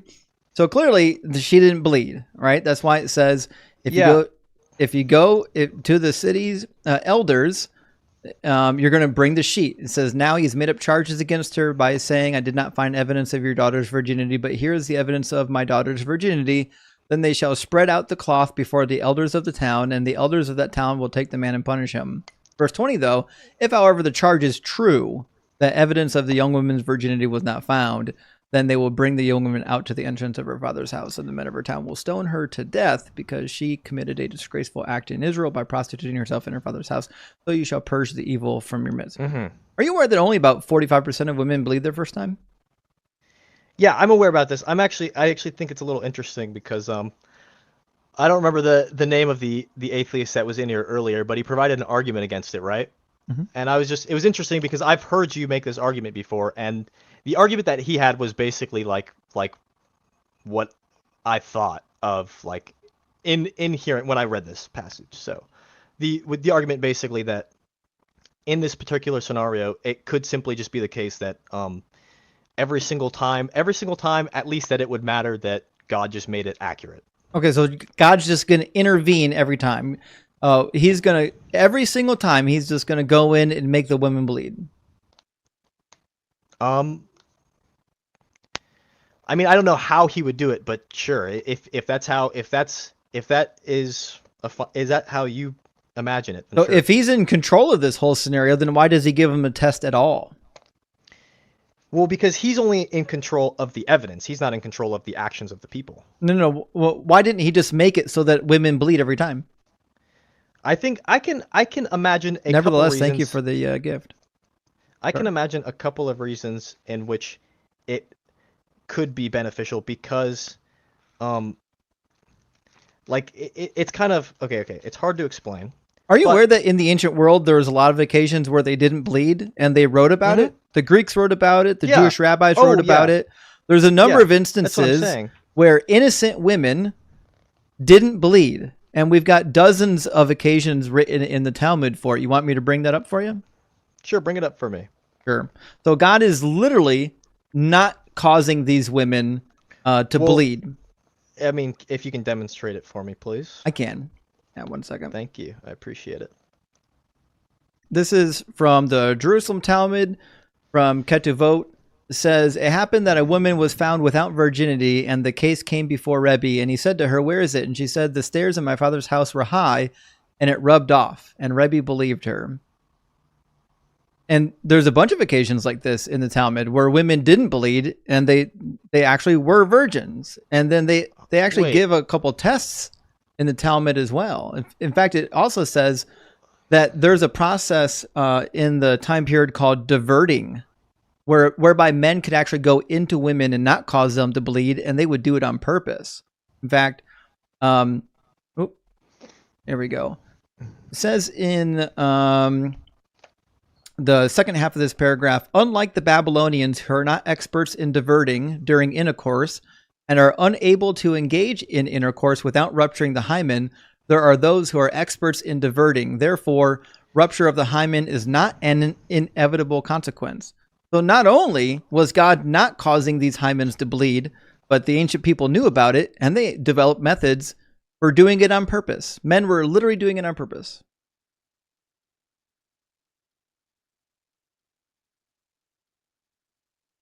Sorry, I'm back. Real quick, can I just say, in response to that first thing, I don't understand how that helps what you were saying at all. Helps my case quite a bit, because God is literally not causing women to bleed, because women are going before the council of the elders and saying, hey, I actually am a virgin despite the fact that I didn't bleed. Well, in that specific scenario, she said that the blood rubbed off. She didn't say the blood. She said what? Her virginity rubbed off, referring to her hymen. Because Can you the pull it up stairs in again? her house were I high. couldn't really read it very good. Right? Oh, so she Because the activity of climbing the the high physical stairs in her activity. house caused her hymen to prematurely rupture. Well, I didn't say that it always. I said that only in cases where it mattered. It mattered here. She was before the council, meaning she was a virgin, claiming to be a virgin, and she didn't bleed. And he believed her. I know he believed her, exactly. Well, we don't know for sure what happened to the woman because the story doesn't get follow-up. But it says that he believed her. Yeah, he believed her, but we don't know like what the ruling was. She wasn't before the court. Oh, yeah. I mean, then I guess we don't know what the ruling was, but we just know that one rabbi believed her, and that's fine. But that being said, that means there are occasions where women in the ancient world were virgins, and they were in fact not bleeding. And we've got other cases. For example, I didn't say. If you read the Mishnah, it says, and let me put it on the screen. If an adult male had sexual relations with an underage girl or an underage boy with an adult female or one injured by wood, their ketuvot are 200. The words of Rebbe Me'er, but the sages say the ketuvot of the injured by wood is amina. This is typically the injury by wood is variously interpreted, but a lot of people believe that this is a reference to either getting in and out of a wine press or going over a fence, or some people even refer to barrel sitting. But the long and short of it is there was a practice in the ancient world that caused people's hymens to be ruptured through injury of wood prematurely, which would lead them to not bleed on their wedding night, which means that they wouldn't be able to get the full ketuvot. The ketuvot is the payment, the bride price. Yeah, well, so I mean, I still don't see what that does against my point. The point is very clear that God was not causing virgins in the ancient world to bleed every time. We've got even more. If you go to Yevamot and Ketuvot 11, in Yevamot it says, the verse therefore states that he must marry, referring to priests, marry a virgin, which excludes a grown woman who is considered only partially a virgin because her hymen is not fully intact. So older women at this time period were known to not bleed because they were older and their hymen were not partially was only partially attached. And then in Ketuvot 11 it says, to an adult man who engaged in intercourse with a minor girl less than 3 years old, a minor boy less than 9 years old who engaged in intercourse with an adult woman, or a woman who had her hymen prematurely ruptured. One part gets cut off. It says, and the rabbis say the marriage contract of a woman whose hymen was ruptured by wood is 100 dinars, as physically, since her hymen is not intact, she is no longer a virgin. So the hymen being intact was the determination of whether or not she was a virgin. And they assumed that if her hymen was intact, then she would be bleeding. Okay, so for one, this is like a Jewish interpretation, so it's not like it's not necessarily like what's the word? Like it doesn't hold to like the Bible necessarily. It's not an interpretation. Again, what I'm saying that women in the ancient world didn't always bleed. Yes, and I agree and with there that. were numerous occasions for it, which means this foolish notion that God is just going to cause all of the women to bleed if in fact they were virgins is just not true. That's not what I said. Because it wasn't happening. You would have to say that all of these women were liars. No, the point that I was making was that only in scenarios in which this particular law was brought up. So a scenario in which a man was particularly displeased with his wife and sought to try and divorce her by means of her not being a virgin. Then it's not about divorce. Okay. Declaring her like an adulterer. Only in these scenarios would he need to intervene. So it just. But he wasn't intervening. because there are people before the council having discussions about why I'm actually a virgin, and I just don't have the proof for it. Yeah, and I'm saying only in it where like it mattered. Oh, it didn't matter here, because in Ketuvot 10a says they brought him the cloth, and he soaked it in water and laundered it, and found upon it several drops of blood from the rupture of the hymen. How come God made the hymen bleed so minutely that they had to launder the entire cloth just to see if there was one speck of red blood on it? If God was in control of making sure these women were bleeding, why wouldn't he just do it in a way that was obvious? I mean, that doesn't really do anything. Like, it really does. You're the one saying that God is causing these women to bleed if they come before the court. And it's clear that that's not actually the case. And it's also clear that women were having their hymens prematurely ruptured, as it said in Mishnah Yevanot 6:4 about the priest, that he may not marry a woman whose hymen was torn accidentally. Meaning there were women who had their hymens torn accidentally. And not everyone who had their hymen torn accidentally knew about it, which means they wouldn't have bled. What I'm saying is that in the scenarios in which a husband deceptively tried to hide the truth about his wife for the sake of divorcing her, or actually, well, basically getting rid of her, but she would have been stoned, that she is, that God would only have to intervene then. And this prevents men from falsely like accusing. Certainly doesn't prevent men at all. This empowers men. It literally empowers men to take women to the council if they don't bleed. If God knew that every woman who's actually a virgin is going to bleed, then he wouldn't have gave them this law. Well, that's what. Okay. Like I said, that's not. I mean, obviously, God knows that every single woman's not going to bleed, but because he designed it that way. But yeah, what I'm saying that's what I'm getting at. Deuteronomy 22 doesn't know that. According to Deuteronomy 22, they believe that all virgins are going to bleed their first time, which was a commonly held notion in the ancient world. They didn't learn that that was not actually true until many hundreds of years later. Well, you're making an argument from silence. I'm not. It's just because it's making this claim, what it's saying is if someone makes a claim against his wife, this is the evidence that you will use. Right? Yes. It's not saying if somebody makes a claim against their wife, then the only evidence you need to have her stoned is if she bled on that sheet. That's it. That's all you need. It's the only evidence that you have.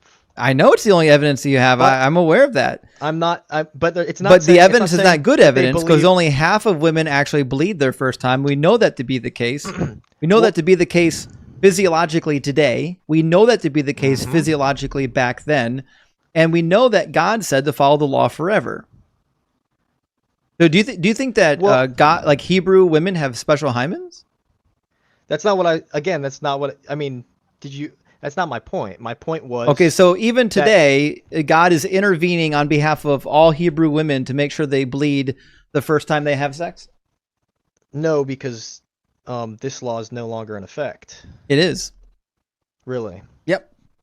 According to Jesus and according to the God of the Old Testament, these are the statutes and the ordinances that you must diligently observe in the land that the Lord, the God of your ancestors, has given you to occupy all the days that you live on the earth. Every single day that you live on the earth. And he says in the next chapter, be careful to obey all of these words that I command you today, so that it might go well with you and your children after you forever, because you'll be doing what is good and right in the sight of the Lord your God. And Jesus said that not a jot or tittle is going to pass away from the law until heaven and earth pass away. And therefore, whoever teaches the law and does the law will be called great in the kingdom of heaven, and whoever teaches others to not follow the law will be called least in the kingdom of heaven. Yes, but Jesus also says that the laws were until John. Jesus didn't say that. The laws and the prophet were until John. Jesus didn't say that. Okay, then who said that? Paul. If I'm mistaken, that's fine. Paul said that in the book of Galatians. Jesus never said that. I believe it's also in the book of Matthew and in the book of Luke. You're misquoting Matthew. I'll read Matthew to you. Matthew says, do not think that I have come to abolish the law or the prophets. I have come not to abolish, but to fulfill. For truly I tell you, until heaven and earth pass away, not one letter, not one stroke of a letter will pass away from the law until all is accomplished. Therefore, whoever breaks one of the least of these commandments and teaches others to do the same will be called least in the kingdom of heaven. But whoever does them and teaches them will be called great in the kingdom of heaven. So according to Jesus, I'm aware of this. No, I'm aware of this passage, but you just according to lied the about me. words of Jesus, anyone who is going to be great in the kingdom of heaven seems to be tied to whether or not they're following the law. Yes, but you Cool. said that I misquoted, but I was right. So in Luke 16:16, it says the law and the prophets were proclaimed until John. That's what the NIV says. Yeah. In Proclaimed. Matthew, it says for all the law, all the prophets and the law. Hold on. For all the prophets and the law prophesied until John. Yeah. They were. Let me see. Didn't say they're going away. Didn't say they're being done away with. It doesn't Yeah, say they're going to be. I'm not saying. Doesn't well, say that I'm not they're going to be. saying- Oh, I'm not saying that. Oh, it yeah, doesn't my say bad. that I'm they're not- going to be followed until John. Okay. Let me make it very clear. I'm not saying that. I'm not saying that they were canceled. Okay, so according to Jesus, following the law, it makes you great in the kingdom of heaven. Yes or no? Yes. Cool. So we're back at square one. Jesus but said what did that Jesus, But what did Jesus? We're back at claim square to do with- one. Jesus said you should follow the law, and by following the law, you'll be great in the kingdom of heaven. Can we agree on that much? Yes. Cool. And does the law include Deuteronomy? Well, okay. It says. That's a yes or no question. Does the law include Deuteronomy? It might include. Yeah, it does. Okay, yeah, I'll actually say yes. I'll say yes on this. Mhm. But Jesus says, before he says that, he says he's not come to abolish the law, but to fulfill it, which means it is not complete, which means the whole law which Jesus is telling you to follow is not simply what is written in the law, but is what Jesus is fulfilling. Do you know what the word fulfill means? I think it literally means like to fulfill or to bring to completion or like to make full. To complete the requirements of, yeah. Does that mean abolish? I mean, he very clearly says not abolish. There you go. Okay, so Jesus didn't come to abolish the law. So if he didn't Yes, come he to did not abolish the come to law, then abolish that the means law. he didn't come to get rid of them. But yes, that's true. Oh, But so there you it go. does- that does not mean. that So does not all mean this that work they just to couldn't run have away been from changed. the No. law. It's wild. So No, that does not mean that they. you're can't have so been changed. embarrassed by the laws of Moses not. that you're trying not. desperately to find a way to say that the law like somehow was like imperfect and needed to be done away with. But listen, anyone it in the New wasn't Testament who comes along and says that God didn't intend the law to be forever, that person is a heretic, because God tells you over and over again to follow this law forever. In fact, he says, write it on stone tablets, recite it to the congregation of Israel every 7 years, and every time there's a new king, make a new copy of these laws and give it to the king so that he can follow them and obey them and have the people follow them and obey them.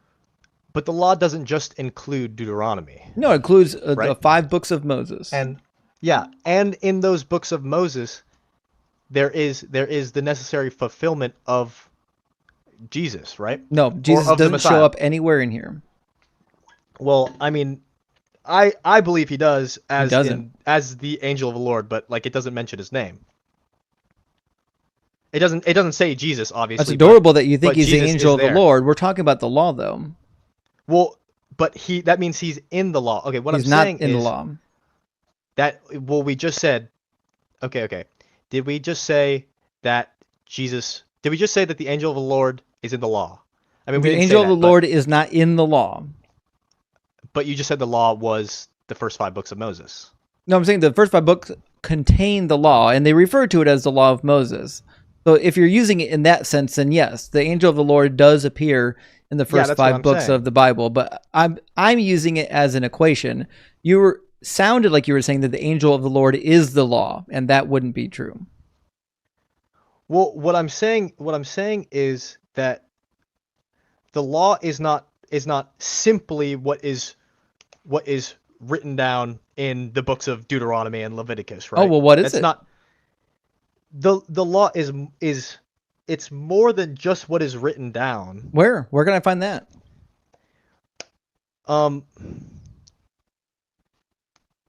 It's because the law is how do I say this?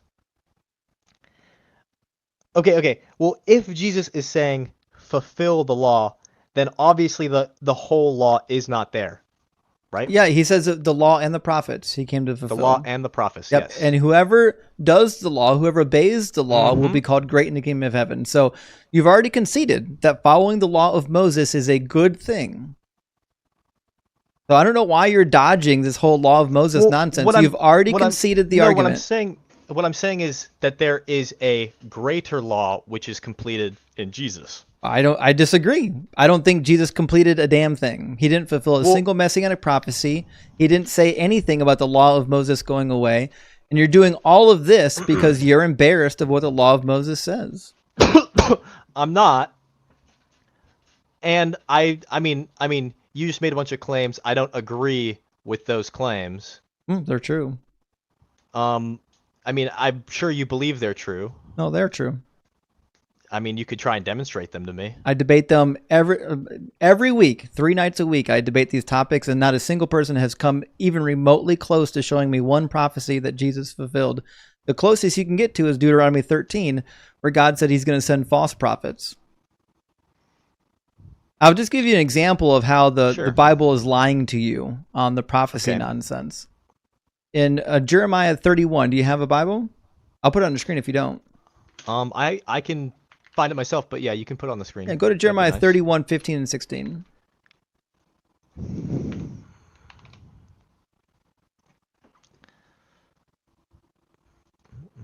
Okay. It says, "Thus saith the Lord, a voice is heard in Ramah, a lamentation and bitter weeping. Rachel is weeping for her children. She refused to be comforted for her children because they are no more. Thus saith the Lord, keep your voice from weeping and your eyes from tears. For there is a reward for your work, says the Lord. They shall come back from the land of the enemy." What's this about? I'm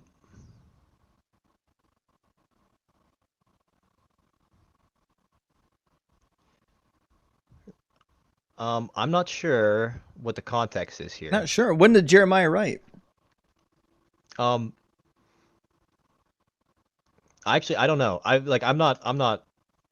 I mean, I don't know everything about Jeremiah wrote just before the Babylonian invasion, and he wrote during the Babylonian invasion. He's referring to the women weeping over their children being carried off by the Babylonians, which is why in chapter 25, he says that they're going to be in Babylon for 70 years, and then they're going to come back.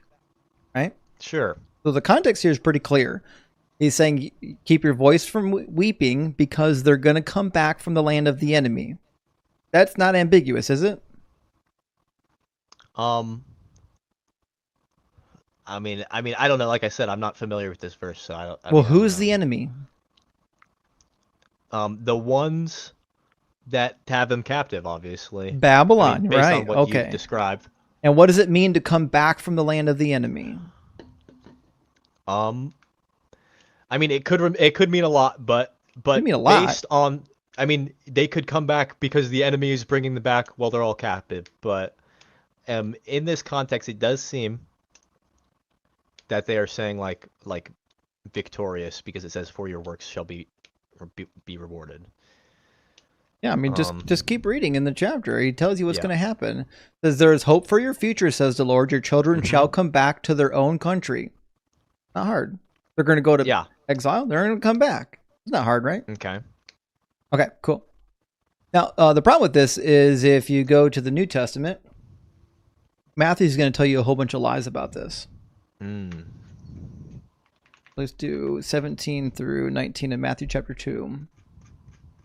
When the babies were executed in and around Bethlehem, it says, "Then what had been spoken through the prophet Jeremiah was fulfilled. A voice was heard in Ramah, wailing and loud lamentation. Rachel weeping for her children. She refused to be consoled because they are no more." So, but that's clearly not at all what Jeremiah is talking about. Jeremiah is not talking about a bunch of babies being killed in Bethlehem. So Matthew's just making stuff up. Wait, can you read that again? I mean, I'm sorry, I didn't really get what you're saying. Yep. When the babies are executed in Bethlehem, it says, then what had been spoken through the prophet Jeremiah was fulfilled. A voice was heard in Ramah, wailing in loud lamentation, Rachel weeping for her children. She refused to be consoled because they are no more. So Yeah, what about that? Matthew's making things up. We just What do you read mean? Jeremiah. Jeremiah is not about a bunch of babies being executed in Bethlehem. Well, I haven't read the full chapter. I mean, it could. It doesn't.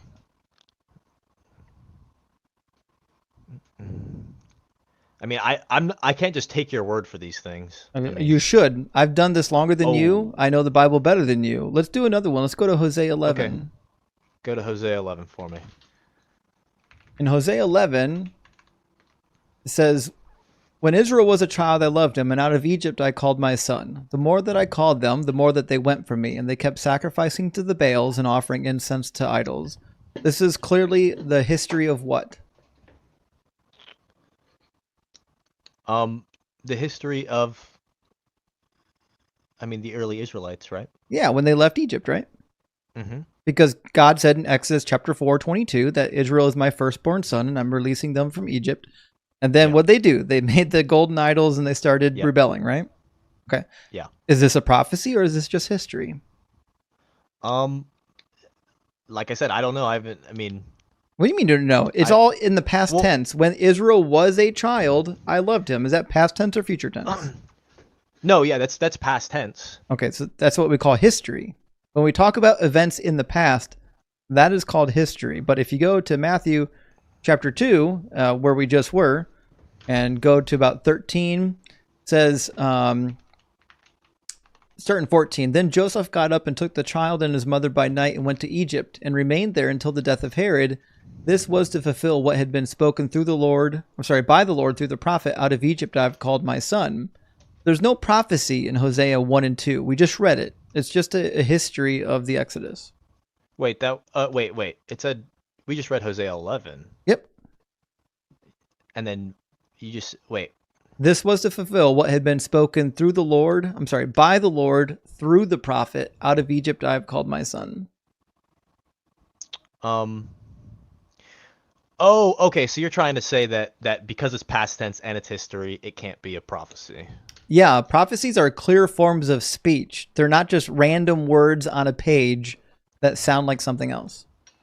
Yeah, but I don't think. Okay, like sure. A strict prophecy is one that's like blank will happen, and then like maybe there's more details or something. But I think there can be prophecy. Like, I mean, I guess prophecy might not be the right word to call it then, but there can be things which are pointing to things in the future. How would you know? Might not be. Well, it partly depends on context and partly depends on. Okay, sure. Let's go over the context of Hosea then. Cool. Show me in the context how you would determine that this is a prophecy. Well, like I said, I haven't read it. I mean, if you want to give me time to read it, I can read it right now, but. Go ahead. On the screen.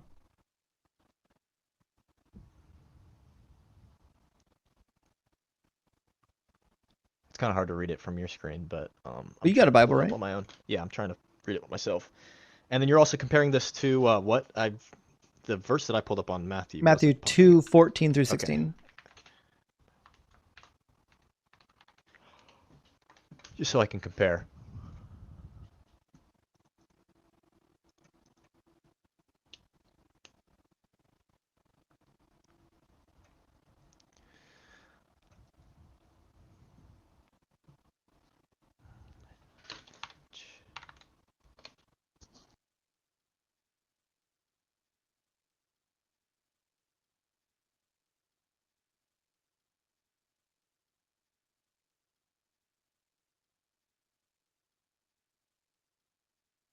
Well, while you're doing that, I'll read a super chat here. Riley, good to see you in the house tonight. Riley says, if you can't say clearly that women should have autonomy, then you can't accuse anyone of dehumanizing anyone. Yeah, I agree with that. A big W for Riley. Thank you for that. And J Mule, thank you for the $10 super chat. Says, correction, Christian worldview is Jeebus all present. Isn't a convo between three people. How do Christians forget about Jesus like that? Isn't this the whole purpose of their being? Oh boy. Yeah, it's amazing like how often like there's a 4v1 in here between the guest and the Trinity and me, and for some I guess I have Satan on my side, but Satan seems to always win these discussions. Oh shit, I see you, Johnny. Johnny, you said Johnny, I did. Oh, let me check. Johnny, thank you so much, man, for the 66. Guys, follow Johnny Barrios. He's up in our TikToks right now. Thank you so much for the 666, Johnny. I really appreciate it. Guys, if you need a tattoo, call up Johnny Barrios. He'll get you hooked up. Did you read it, John? I'm almost done. Just give me a second, please. Go ahead. Johannes Brahms, thank you for the $2 super chat. Says, women are property. You're dehumanizing me, John. Yeah, I know. That's what he's been doing the whole time. And I Heart Dogs, welcome in tonight. Thank you for the $5 super chat. It says, if brother produces a daughter, does he keep going until a son is produced? That's the goal. Yep. If you don't produce a male offspring, you keep on doing the thing. All right, John, what do you find? Well, I'm just saying, okay, like obviously I don't have time to read this in depth, but it does seem like there's some language throughout the whole chapter and in previous chapters that is quite like future tensed. Yeah, there is a prophecy in the chapter, just not the section we're reading. It starts in like verse 6, right? So what's happening here is God is giving a history the same way he does in other prophecies. He's saying, here's the history, what is leading up to the events right now. This is why you're about to be punished, right? It says, when Israel was a child, I loved him, so on and so forth, right? It says, yet it was I who taught Ephraim to walk. I took them in my arms, but they did not know that I healed them. I led them with cords of human kindness, with bands of love. I was to them like those who lift infants to their cheeks. I bent down to them and fed them. They shall return to the land of Egypt, and Assyria shall be their king, because they have refused to return to me. So God is laying the groundwork for why he is executing judgment on them. I brought them out of Egypt. I loved them. I was a father to them, but they rejected me. Now they're going to go back. So the prophecy is not in verse 1 and 2. The prophecy doesn't start until you get to verse 5. Yeah. Wait, so that's your contention with this? Yeah, a prophecy is very clear. We know what a prophecy is, and we know what a history is. God is telling the history of Israel to justify the prophecy that they're going back into slavery. Okay. Well, I think one problem with this is that like in the past they didn't have like verses and chapters, right? I don't care about the verses. When you would quote something from the Old Testament, often you would just start by writing the first part of Buddy, the verse numbers are irrelevant. Of the thing. They have nothing to do with what we're talking about. I'm saying that God gave a retelling of history that is the justification for what he's about to do to them. So if I'm a judge, I'm say, listen, I was good to you, or a judge. Say I'm in court and I'm before a judge and say, I was good to you. I did everything you wanted me to, but you rejected me. And because you rejected me, now I'm going to do this to you. What part of that is history and what part of that is prophecy? Well, obviously history is the part where it's recounting. Nailed it. The things they did. But what I was trying to say is I obviously I don't know exactly what this prophecy is saying, but just purely the fact that it's quoting one part of the prophecy that isn't that doesn't seem like a just claim to like. It's a very just claim because the part that he quoted wasn't a prophecy. Yeah, but it was the context of the prophecy. So the context dictates that what we just read was history. I'm aware. That's the problem is the context of the passage tells us that it's not a prophecy. What I'm saying is that again, I don't know what the prophecy is because I haven't read this part. I haven't studied this part. But if Matthew is trying to connect this prophecy to Jesus, It's not a prophecy. him That's the point. well Verse the 11, the 1 and whole 2 prophecy, the whole prophecy contains of this no chapter. prophecies. And the Yeah, prophecies of verse 1 this and 2 then. chapter is not about the Messianic age. The prophecy of this chapter is about the Assyrian captivity. Have you read Hosea? That's the part that I'm just not sure about. I mean, Well, like I'm sure it's related. Hosea lived to, 700 plus years before Jesus. Yeah. His prophecy is to the Israelites, both the north and the south. And he prophesied that the Assyrian army is going to come in and wipe out the northern tribes. Yeah. That's what the prophecy is about. There's no prophecy of a Messiah anywhere in here. That's why he says in verse 9, I will not execute my fierce anger. I will not again destroy Ephraim. The prophecy is about the destruction of Ephraim, right? How can I give you up, Ephraim? It's northern Israel. He's saying that the northern Israelites are going to be wiped out. Yeah, I mean, okay. I'm not trying to be, like disingenuous or anything, but like I'm just not familiar with this. I know. After this, I'm gonna study this one particularly. I mean, there's some language like I don't know. I can't just like reading this for the first time. I can't make any claims about it. So Sure. I can't make any claims in good faith. I have to try and study this one myself. Mm-hmm. Want to read an easier one? Sure. I Cool. like easy. All right, there's a narrative in which Jesus is transfigured on a mountain, and listen to the conversation after. It says, verse 33, just as they were leaving him, Peter said to Jesus, Master, it is good for us to be here. Let us set up 3 tents, one for you, one for Moses, one for Elijah, not realizing what he was saying. While he was saying this, a cloud came over and overshadowed them, and they were terrified as they entered the cloud. Then from the cloud came a voice that said, This is my son, I chose, and listen to him. So on and forth. Right? It says, Then the voice had spoken, Jesus was found alone, and they kept silent. And in those days, no one, they told no one of any of these things. Let's see. On the next day, actually, we want the edition from Matthew has the actual conversation. That's Matthew 17 has the conversation we're looking for. Okay. So at the transfiguration, after it says, the disciples asked him, why then? We'll start at 9. As they were coming down the mountain, Jesus ordered them, tell no one about the vision until after the Son of Man has been raised from the dead. And the disciples asked him, why then do the scribes say that Elijah must come first? He replied, Elijah is indeed coming and will restore all things. But I tell you that Elijah has already come, and that they did not recognize him, but they did to him whatever they pleased. So also the Son of Man is about to suffer at their hands. Then the disciples understood that he was speaking to them about John the Baptist. And you already know that elsewhere in the New Testament, like Luke chapter 1, John the Baptist is equated to being Elijah. Yeah. Right? Do you believe that John the Baptist was the Elijah?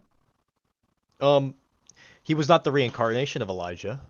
Right, but did he fulfill the prophecy of Elijah coming? Yes. Okay, cool. Let's read Malachi chapter 4 where that comes from. Yeah. It says, see, I will send you the prophet Elijah before the great and terrible day of the Lord comes. He will turn the hearts of parents to their children and the hearts of children to their parents, so that I will not come and strike the land with a curse. So this is actually supposed to be a restoration of the Israelites, which is why at the beginning of the chapter, he talks about how the Israelites are going to be restored. Remember the teaching of my servant Moses and the statutes and ordinances that I commanded him at Horeb for all Israel. Right? The goal is to turn the hearts of Israel back to God so that the land doesn't get cursed and they don't get driven from their land. But that's the exact opposite of what happened. After Jesus and John the Baptist died, the Jews were devastated in 70 by the Romans, and then again in the 2nd century, 132 to 136, they were completely driven from their land. Hold on. So John couldn't have been the Elijah as predicted if he didn't actually turn the hearts of the Israelites back to their God. Does it? Okay. Wait. So, just can you run me through exactly what you're argument here is. Yeah, my argument is very clear. Just so I'm clear. If you read the prophecy in chapter 4, this is about the day of the Lord, when God comes and judges all the wicked and restores Israel to himself. See, the day is coming, burning like an oven, when all the arrogant and all evildoers will be stubble. The day that comes shall burn them up, says the Lord of hosts, so that it will leave them neither root nor branch. But for you who revere my name, the Son of Righteousness shall arise with healing in its wings. You shall go out leaping like calves from the stall. You shall tread down the wicked, for they shall be ashes under the soles of your feet. On the day that I act, says the Lord of hosts, remember the teachings of my servant Moses, the statutes and ordinances that I commanded him at Horeb for all Israel. See, I will send you Elijah before the great and terrible day of the Lord comes, and he will turn the hearts of the parents to their children and the hearts of the children to their parents, so that I will not come and strike the land with a curse. So this is all talking about the day of the Lord, which means since none of this actually happened, Elijah couldn't have been John the Baptist. Oh, wait, I don't see how that follows. He just says, before that great and dreadful day, he will send the prophet Elijah. Yeah, and then what's he going to do? And, okay, he will turn the hearts of the parents to their children, and the hearts of their children to their parents. So that what? Or else I will come and strike the land with total destruction. Okay, did the land get totally destroyed? Yeah, I mean, yeah. No, okay, so then John the Baptist wasn't Elijah. Well, so you're saying okay. So why exactly are you saying? You just said it out loud. Why is this so hard? Okay, did God strike the land with destruction? No, he did. They were devastated entirely by the Romans, completely wiped out. Oh, okay, wait. I thought we were okay. Hold on. So you're talking about a specific you're talking about this as a prophecy about a specific war or them losing to the. I'm looking at this as a prophecy about Jesus and John the Baptist. There's no Jesus mentioned here. There's no Messiah even mentioned here. This verse is actually interesting because it has in verse 2 it says, "But for you who revere my name, the Son of Righteousness will rise with healing in its rays." Right? Yeah, the sun, but sunshine. Yeah, no, I know, but it's this one's been compared. It's a very interesting one. It's been compared to when Jesus healed the woman who was menstruating. This is the sun, the physical sun. What we're talking about? Mm-hmm. Yeah. Are you aware that the sun word of righteousness? Are you aware that the sun in Hebrew and Greek is not the same as it is in English? Yeah, they don't sound the same. Sun and sun only sound the same in English. Where the comparison comes from is not in that part, but in the part that says where it says rays. That word. Sun rays, yeah. It probably says Karen in the original Hebrew, yeah. The words are actually, it's the same words that is used for the tassels on the end of someone's robe. I know. It's the same word used for the horns coming out of Moses' head. It's Karen in Hebrew. I know. I don't know if it's Karen. Let me see. I actually had this before. Let me see.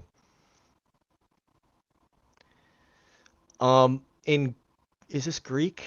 Hebrew. No. In Hebrew, it's kanaf. In Greek, it's kraspedon. These are the words. The Old Testament was written in Hebrew, though. Yeah, no, I know. What I'm saying is the New Testament was written in Greek. Yeah, what I'm saying is, so in Greek, it uses the word kraspedon, right? When specifically describing the woman being healed by touching the kraspedon of Jesus. Yeah. Jesus's things. Mm-hmm. This is the equivalent to kanaf, which is the word that's being translated rays here, but it's the equivalent also translating to the same edge of a garment that is used. Yeah, do you know what kanaf means in Hebrew? It just means the furthest extent of something. It refers to the wings of a bird. It even refers to the corners of the earth are described as kanaf. So It says It's talking about quarters. it's talking about the rays of the sun. I mean, maybe, but what I'm saying. No, it's not a maybe. That's what it says. It says, "You who revere my name, the sun, Shemesh in Hebrew, the physical sun of righteousness shall arise with healing in its wings." Meaning the sun that's going to arise will have healing for the nation of Israel to the furthest extents. But the sun that's rising is like it is possible that this is symbolic because it's not symbolic. It's not the sun. Is Jesus a sun god? It's the sun of righteousness. Is Jesus a sun god? I'm saying it can be symbolic. Is Jesus a sun god? No. Is he a disc god? No. Is he affiliated with the sun whatsoever? In only insofar as the sun might be affiliated with light, perhaps, but okay. So then this is talking about a physical sun, not a metaphorical sun. Sun and sun only sound the same in English. That's not what I'm saying. That's not what I'm saying. I'm just saying, like the sun can still be symbolic for the sun can be symbolic for many things. Yeah.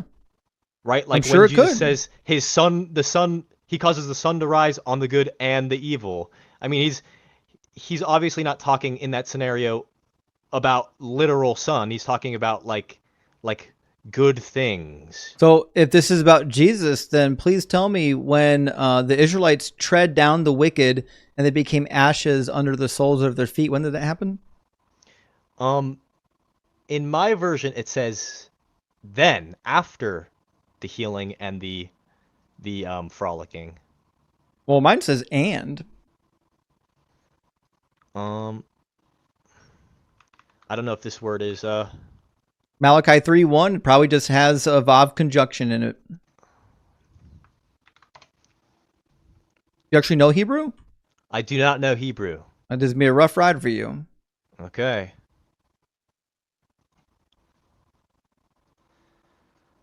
I mean, but unfortunately, that does leave me prey to you just telling me, whatever. I have no way to fact check it.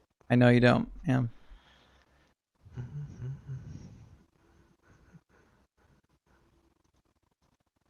Yep. What it says. I'll put it on the screen so you can see it.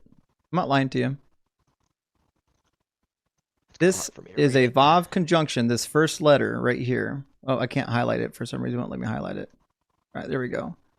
It's a Vav conjunction. It just means and.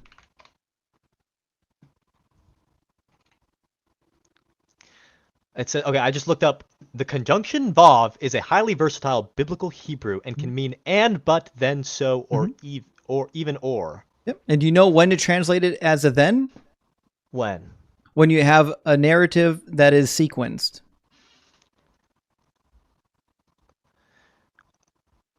I mean, so it's just referring. This referring to a kind of sequence to me. Just referring to a sequence of events, not events that are hundreds or thousands of years apart. Like you will go to the store and you will buy bread and you will buy milk and you will buy lemon juice. It's not saying you'll go to the store and you'll buy bread and then 1,000 years later you'll tread down the wicked. It's a narrative sequence all about the day of the Lord. Yeah, but is the day of the Lord a one-day thing? When it says the day? Yeah. I don't know if that's the case. The day of the Lord is not that the sun is going to rise and bring healing in its wings, and then thousands of years later, you're going to trample down the wicked and there'll be ashes under the soles of your feet. Well, like I said, the day is like. So you're saying this happens in a 24-hour cycle, is what you're saying? No, I'm saying that this is a narrative sequence. Narrative sequences don't have breaks of thousands of years in them. Called the Day of the Lord. I mean, okay, I'm looking up the word right now, and it says it can refer to a 24-hour period, the daylight hours, or an indefinite period of time. What word? Yom. Yeah, Yom. Yes, the day. Yeah, the day. Yeah. Yom can mean an indefinite amount of time when it's Hayom or Hayamim, meaning the days, plural. This is why this like looking up words in a dictionary aren't going to help you, because as it turns out, the way that you interpret the words depends on how the word is used. Yeah, no, and when it's referring to days that are indefinite, it doesn't use the singular; it uses the plural. Yeah, I mean, it's true. I mean, okay. Like, I'm just trying to understand it and not just take everything you say as law. I'm trying to critically, analyze this as best as I can, given my limited knowledge. Right. I mean, that sounds fair enough. Fair practice. Yep. All right. Well, listen, I think we've talked for quite some time. I've got some people that have been waiting in the guest box for a while to get in. I think I'm going to move on and grab them, but you're welcome to come on back anytime, John. Okay, I'll probably come back. I mean, I appreciate you having me on, I felt like sometimes you were not letting me say exactly what I wanted to say. Oh, and yeah. portraying my ideas. Yeah, sure. When you were defending misogyny and rape and slavery, yeah, you're right. I wasn't letting you talk. I mean, if that's when what you were defending misogyny, rape, and other things, and you were doing it while talking over me. But you can get out of here now. Sarah, welcome in. Hold on, Sarah, sorry about that. Welcome in, Sarah. Hi, how's it going? Good. Sarah, we don't have any TikTok guests. Oh man, I don't know what happened. That's so strange. It's usually we've got like a dozen waiting to get in. I got a violation earlier tonight, and I restarted, but I don't think it fixed it. We weren't even talking about anything sensitive when it happened, too. It was really weird. Oh well, let me grab some super chats. We'll get our next guest in here. Jay Mule, thank you for the super chat. I appreciate that. $5 super chat says, when your PhD is complete, please make a video with ending credits. Here's my executive producer credit. Praise good. Yeah, absolutely. Thank you so much for that, Jay Mule. And then Delilah Scissors in the house tonight. Good to see you, Delilah Scissors. Thank you for the $10 super chat. Says, can I elaborate on how much I'm enjoying tonight's live? Enjoying my wine and the cooking. Cheers to you, Doug and Sharon. Last guest, creepy. As a woman, all women should always have autonomy. I know, Sarah, we had a guest in here that literally was saying that women shouldn't have autonomy and they should be subservient to their husbands. And that it was good that God had David's wives raped for David's sins. Oh, no, come on. All the stuff, all the things. He defended everything. Emperor Zing, thank you for the $5 super chat. It says, women deserve more rights than this. Guys, garbage God gives them. Yes, these Christians are defending the most garbage ideas from the Bible ever. And Amir, thank you for the $5 super chat. Says, ask him again about slavery now that he's all in. I should have brought it back around to slavery. I was having so much fun cooking him on every topic. It just ended up that we didn't get back to it. But Ligma, good to see you tonight, by the way. Thank you for the $5 super chat. Ligma says, I didn't know that you were pursuing a PhD. That'll be an amazing addition to your credentials. What field and what might your dissertation be on? I'm planning to start my PhD in 2026, and my dissertation probably will be like mostly finished by the time I get there, honestly. So my dissertation is going to be on the cosmic forest imagery from the ancient Near East and how it turns up inside of the Bible. Specifically in reference to the cultic practices of ancient Israel. It'll be a boring, dry read. Like, if you ever read about like how they're going to make the candles and the bread for the tabernacle, and you're like, oh my gosh, I don't want to read all about this. I'm literally going to be doing a dissertation on that nonsense that nobody reads. So, to be fair, no one reads anyone's dissertation. No one's ever going to read it. No one's read mine. It's fine. I had a dissertation that even for me was a little too dry to read. I thought it was going to be fun, but sometimes they're good, sometimes they're not. Jay Meal, thank you for the $5 super chat. It says, I believe Guest is a misogynist based on evidence. I didn't choose that belief. Yeah, that was, dude. Oh, Sarah, that I guess was wild. In fact, Johannes says, effing Looney Tunes arguing a book they didn't read. That's what they always do. And Carrie, thank you again for the super chat. Good to see you tonight. This dude is lucky he's not dating any of my sisters. It would cease immediately and it would be me ending the relationship. Yeah, I listen. If he was dating one of my sisters, there'd be some very terse words being exchanged. K.O. Webster, thank you for the $5 super chat, says this guy needs heavenly intervention from God, as in Doug being dropped on him. Yeah, if there was ever a case to be made for stoning, I would volunteer this guy to get dugged. I'm just saying. Oh my God. Musk Grizzly, thank you so much for the $10 super chat. Good to see you tonight.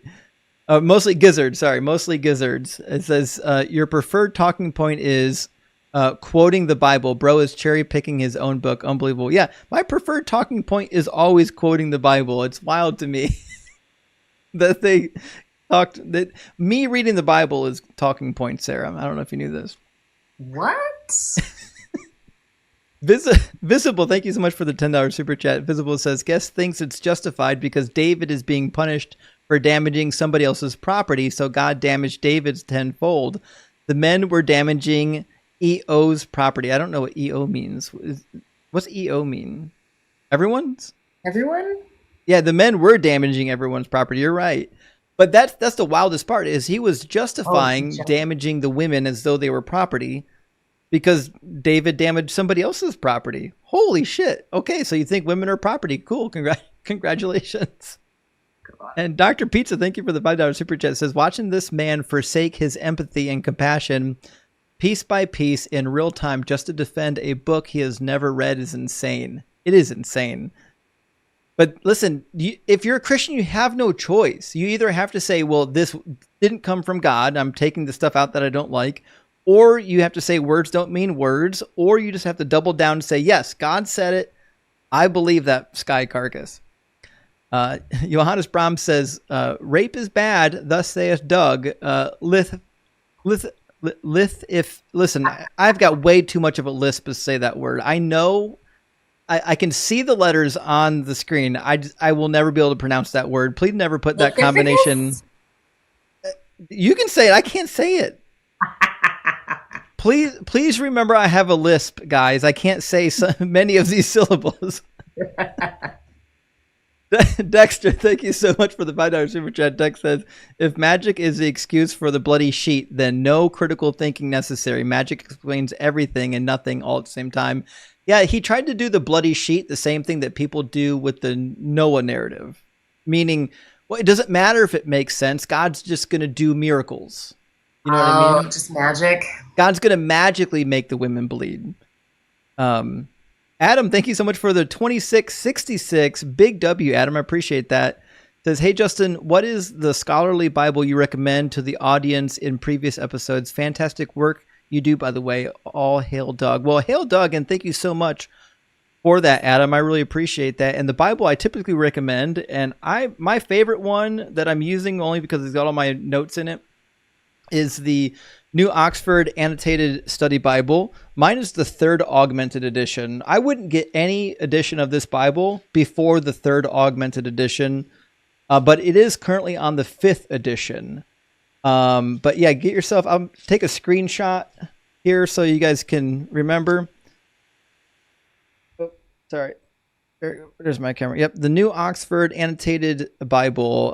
I also definitely would recommend the there's another new study Bible called the Note-Taking, or the Catholic Note-Taking Bible. It's done by a bunch of really good scholars, just like this Bible, except they're of the Catholic variety.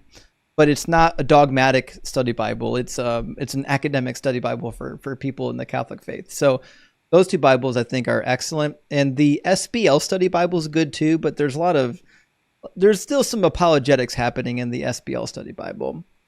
Matthew, thank you for the $5 super chat. It says, deep in the mind, many Christians have a metaphoric gun to their head. The gun is called going to hell. Huge hurdle against letting go. Thanks, Justin. Yeah, you're right. That's a good point, Matthew. A lot of these Christians are really they're afraid to criticize what's in the book. They're like, well, I don't want to go to hell. So Brandon, welcome in. Good to see you tonight. It says, do you realize how bizarre it is to watch people talk extensively about a woman's parts down there? Imagine a fervent doctrine, a debate about pee-pee tips. Yeah, we should have a debate sometime about foreskins because, I mean, listen, as far as the Bible is concerned, like you can pay a bride price with foreskins. Like foreskins actually have a monetary monetary value. You know what I mean? Oh. Ew. Blanker says, which side is pro-women, justifying slavery and mass genocide? They will make up anything to have it fit. Who's moral here? God, the God of the Bible is not moral, guys. You already know that. You know that the God of the Bible is not moral. But let me grab a couple more super chats. We got another guest waiting to get in, so we're going to get the next guest here in just a second. Sorry for the delay. We got backed up because we talked to that last guest so long. Robert, thank you for the $6.99. It says Abrahamism is the solvent of human reason. That's 100% true. And for guys who don't know what a solvent is, think of like rubbing alcohol or paint thinner. It'll dissolve your mental faculties right away. Jake, again with the $5 super chat, says, I used to think the Goat Herder's Guide to the Galaxy had all the answers, but it turns out it lied. The real goat, Doug. Praise Doug. Yes, hail Doug. He is the goat, the rock of salvation, the stone that the builders rejected, who is now the cornerstone.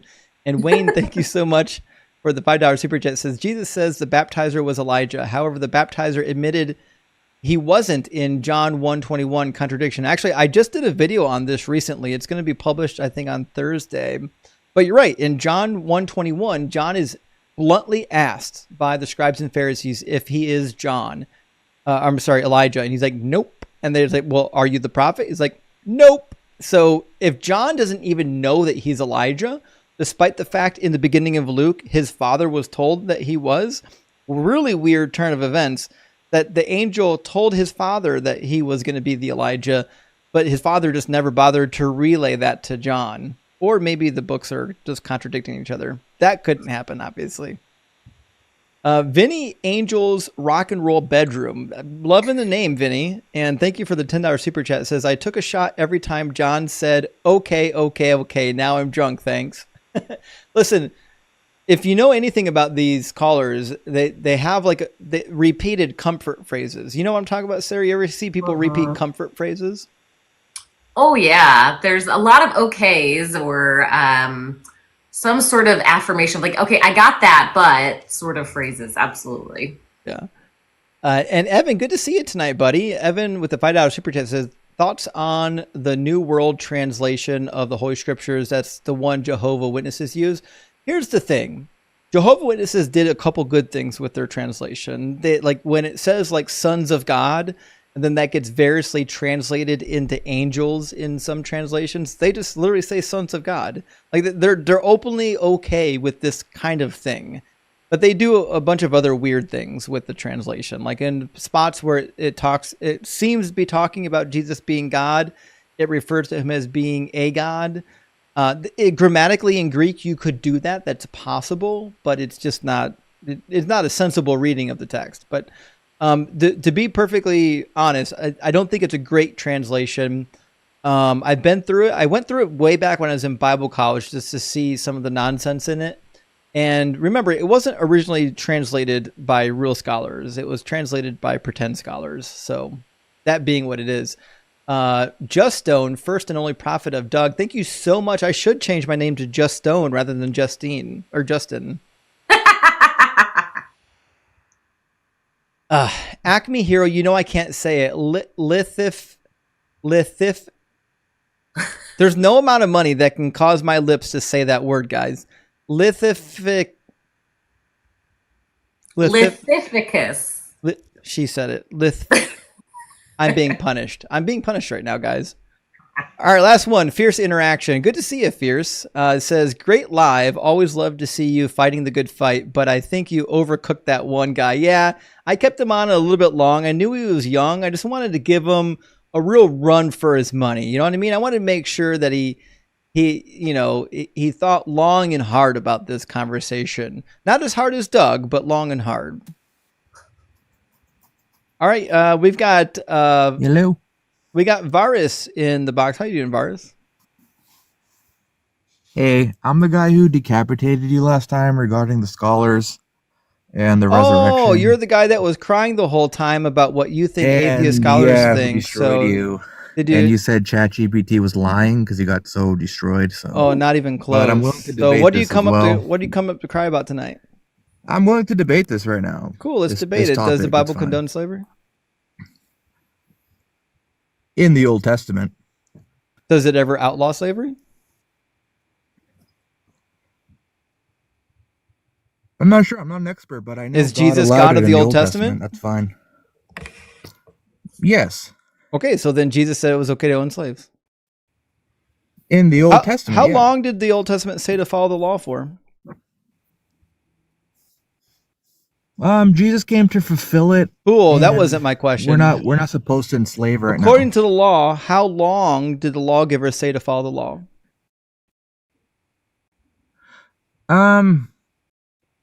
Until Jesus fulfilled it, because Jeremiah says wrong he'll bring a new again. covenant. Try again. No, it's not wrong. Show me one passage in the Old Testament where it says that the law is temporary. But then you're going to a new topic I'm not an expert on. I know you're not an expert on it. Let's Yeah, focus I'd run on away from this is topic if I was you slavery too. ordained or not. So in Deuteronomy, it says, I'll read it to you. These are the statutes and ordinances that you must diligently observe in the land that the Lord, the God of your ancestors, has given you to occupy all the days that you live on the earth. So they are to follow the law forever, which is why he says in the next chapter, be careful to obey all these words that I command you, so that it may go well with you and your children after you forever, because you will be doing what is good and right in the sight of the Lord your God. Yeah, forever until Jesus fulfills it. He didn't say that. He said forever. That's cool. He said forever. Yeah, until Jesus fulfills it. Yeah. No, forever means not until. Sarah, maybe you can help out here. Does forever mean until? No, you can't say forever and then put the word until after it. You've negated the meaning of the word forever. Yeah, that's literally a negation of the word. Now, did Jesus say that he was abolishing the law? No, he fulfilled it, so... Did he say he was we're abolishing not supposed to enslave right now. Did he say he was abolishing it? No, he completed it, fulfilled. So no, we're not fulfill under that doesn't anymore. mean abolish. It says, do not think that I have come to abolish the law or the prophets. What does the word fulfill mean?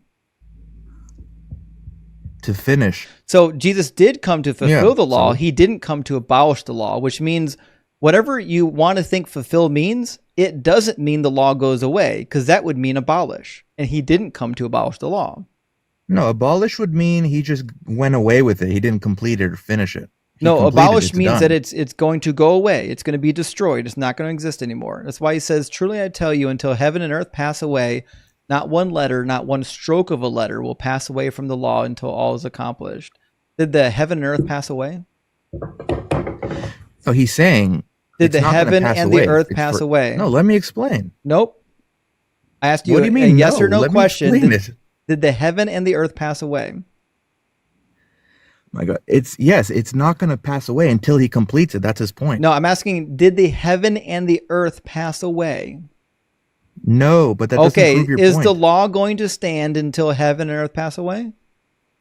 It would if Jesus didn't complete it. That's the whole point he's Wrong talking again. about. It says, truly I tell Yes, you, that is until the heaven whole and earth point. pass away, not one letter, not one stroke of letter will pass away from the law. So have heaven and earth passed away?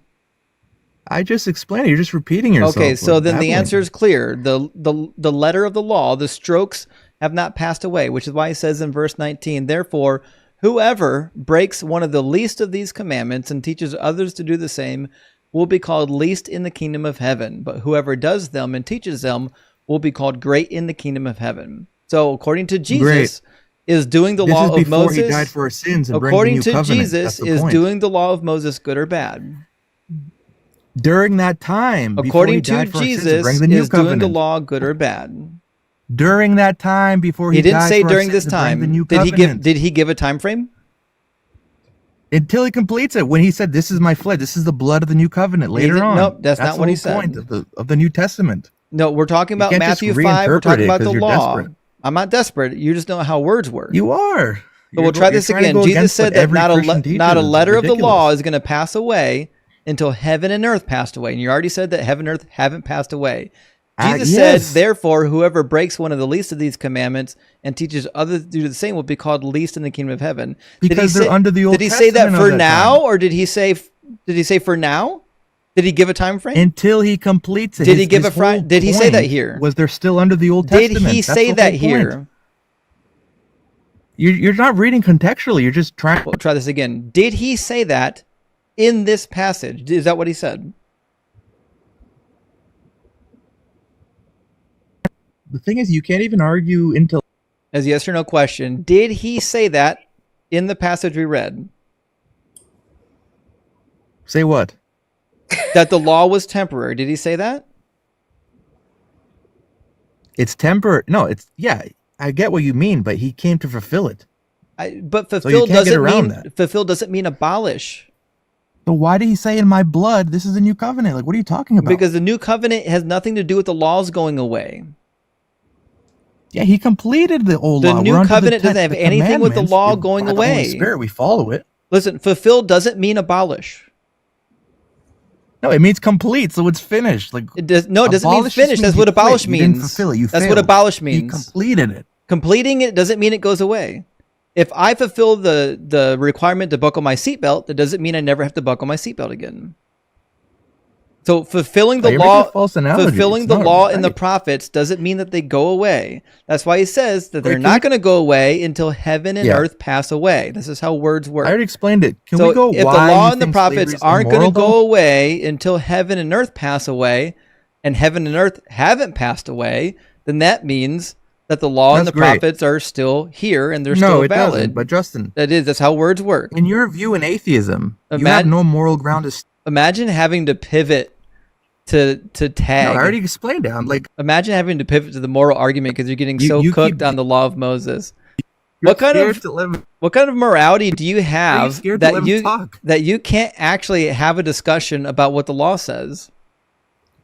Yeah, but the point is, God can do whatever He wants. You have no moral ground to say I'm sure he slavery's can. immoral. Okay, so you think slavery was Yes. good? Yes or no?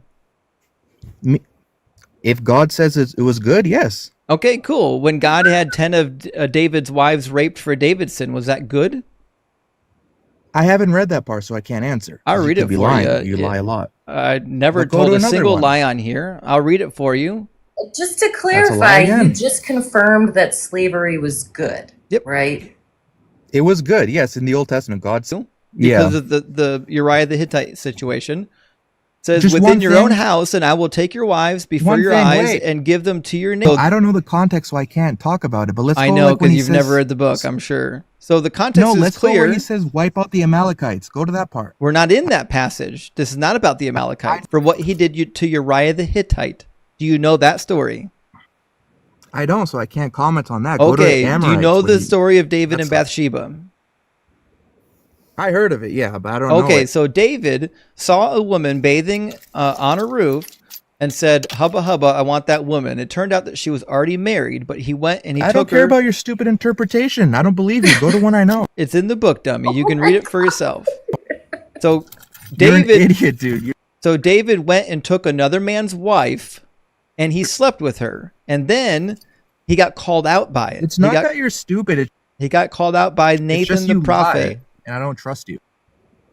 So go to a passage I know for sure. Now I'll just read it for you since you've never read it. It's okay, There's such an easy solution to this. You could read your whole book. right? He's I mean, definitely if not this going to do is that. what you've dedicated your life to and you're so sure is right, but you haven't even read it. I don't understand why not. No, I agree. Whatever's in there, I just don't believe in his interpretation. No, I'm saying, why haven't you personally read the text that you are sure is true? I don't know. I read the new one, the New Testament, and You don't I'm pretty know? new to Christianity, so So you're staking your life on this text. You're staking your entire moral compass on this text, but you won't read it, or you don't think it's important to read it?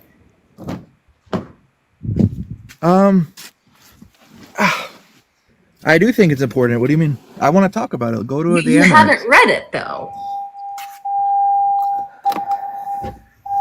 I haven't read this part. I heard about it. I just don't know it. I can't speak on it. So why are you here defending something you don't even know what's in it? You've never read it for yourself. You're just trusting what other people tell Because you. I believe God is real and this is his word. So I believe the resurrection. I believe God healed me one night, and I believe all the other stuff. So That's whatever's fine, in it.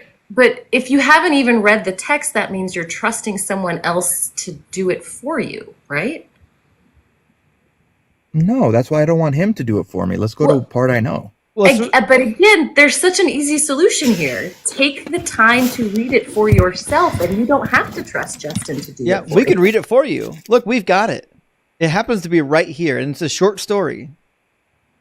In the spring of the year, when the time when the kings go out to battle, David sent Joab with his officers of all Israel with him, and they ravaged the Ammonites and besieged Rabbah. But David remained in Jerusalem. Okay, so and was walking about on the roof of the king's house. He saw from the roof a woman bathing. The woman was very beautiful. David sent someone to inquire about the woman. It was reported, "This is Bathsheba, daughter Did he of..." just drop? He ran. Yeah, of course he did. They're terrified of the book. Sarah, you seen him? He didn't want to read the book. That's wild to get up here and to admit, hey, I haven't read it, but I'm sure it's true, and I don't trust you to read it, but I'm not going to read it for myself. Yeah, they'll do anything other than read this, but they will not read this book. They'll read maybe the cool parts that they like, but it's wild. He cooked me, guys. He got us. He really got us. And JG, you nailed it. You absolutely nailed it. Caller, fulfill means to realize, to carry out. Yes, it means to realize or to carry out. It doesn't mean to abolish. It literally is the opposite of abolish. I don't know how many times we have to say this. If he didn't come to abolish, then that means whatever fulfill means, it does not mean abolish. The law's not going nowhere. Also, welcome to the Kraken crew. Hello, Crack. I appreciate joining us. And Johannes, you're right. Might makes right. Puke. So, were you in 1940s Germany? There might be more to that comment. I'm not sure I fully understand what you're saying, but I do appreciate the chat. All right, we're going to get another guest in here. It looks like we've got You've Reached the End. Waiting to get in. And you are right, Josh. This is a Dunning-Kruger effect for sure. The epitome of Dunning-Kruger, and it is embarrassing. And Jay Mule says, anytime anybody disagrees, just tell them, congratulations, you're least in the kingdom of heaven. Cool with that. That's a good idea. I think I'll use that on our next guest. What do you think about this, Sarah? Just tell them that they're least in the kingdom of heaven, see how they take it. Well, they might be okay with it because, I'm still in the kingdom of heaven, so it's cool. That's a very good point. They would say that. All right, welcome in. You've reached the end. Good morning. Are you at least 18, and are you a believer? I'm more than 18. I'm 21. Cool. And are you a believer? Yes. Awesome. Also, Marilyn, thank you for the $5 of Venmo. I appreciate that. Are you a believer in the Christian Bible? Does it have to be an Abrahamic God? Yeah, we're talking about the Bible God, slavery in the Bible. See, biblical slavery was God ordained. So, okay. From your standpoint, are you arguing historical, or you're saying it was ordained by God, the biblical God? I'm arguing what the Bible says. Okay. And are you guys taking this stance that it's real or fake? Well, I'm an atheist. Obviously, I don't believe it. This is internal critique for Christians. Oh, okay. So from your standpoint, this couldn't have happened. I don't think it happened. So therefore, you're putting morality onto a fictional character. No, that's what you're doing. The believers are doing that, not me. It's yeah, but the believers critique. I don't believe that it actually did happen. I know. They believe in it. Yes, that's why it's an internal critique, because they think it happened. I don't think it actually happened. So why do you care? Because I live in society with them, and because they think it happened, they get up here and say stupid things like slavery was okay, genocide was okay, raping women But slavery is is okay. still happening to this day. We don't have to talk about biblical. So the reason why I do this is because, as I said, we live in a society with them. We share space with them. And the Bible does, in fact, inform their decision making. So when you point to the Bible and show them how the Bible actually instructs people to do horrific things, some people will be honest enough to say, oh, yeah, maybe this isn't real. Okay, I can understand that. But do you know that slavery would still happen without God? Don't care. So you think only God is the reason why slavery exists today? Nope, not my argument at all. Slavery and was used to endorse slavery for many hundreds and hundreds of years. But only if you believe it. Obviously, yes. So therefore, the people that didn't believe it don't have to subscribe to that or use the methods that were used in the Bible. That's literally the whole point. How long have you been here? Do you know how any of this works? So I can still put slavery. I could still enslave a group of people. Okay. Yeah, I agree. We don't need that clown. So I've got somebody, I don't have anybody in our TikTok queue at the moment. If there's Christians in the TikTok queue, come on up and join us. Yeah, he was annoying, guys. I agree. Wait. Well, Justin, if you've got people on YouTube waiting, I could, say goodnight. I don't want you to keep your YouTubers waiting.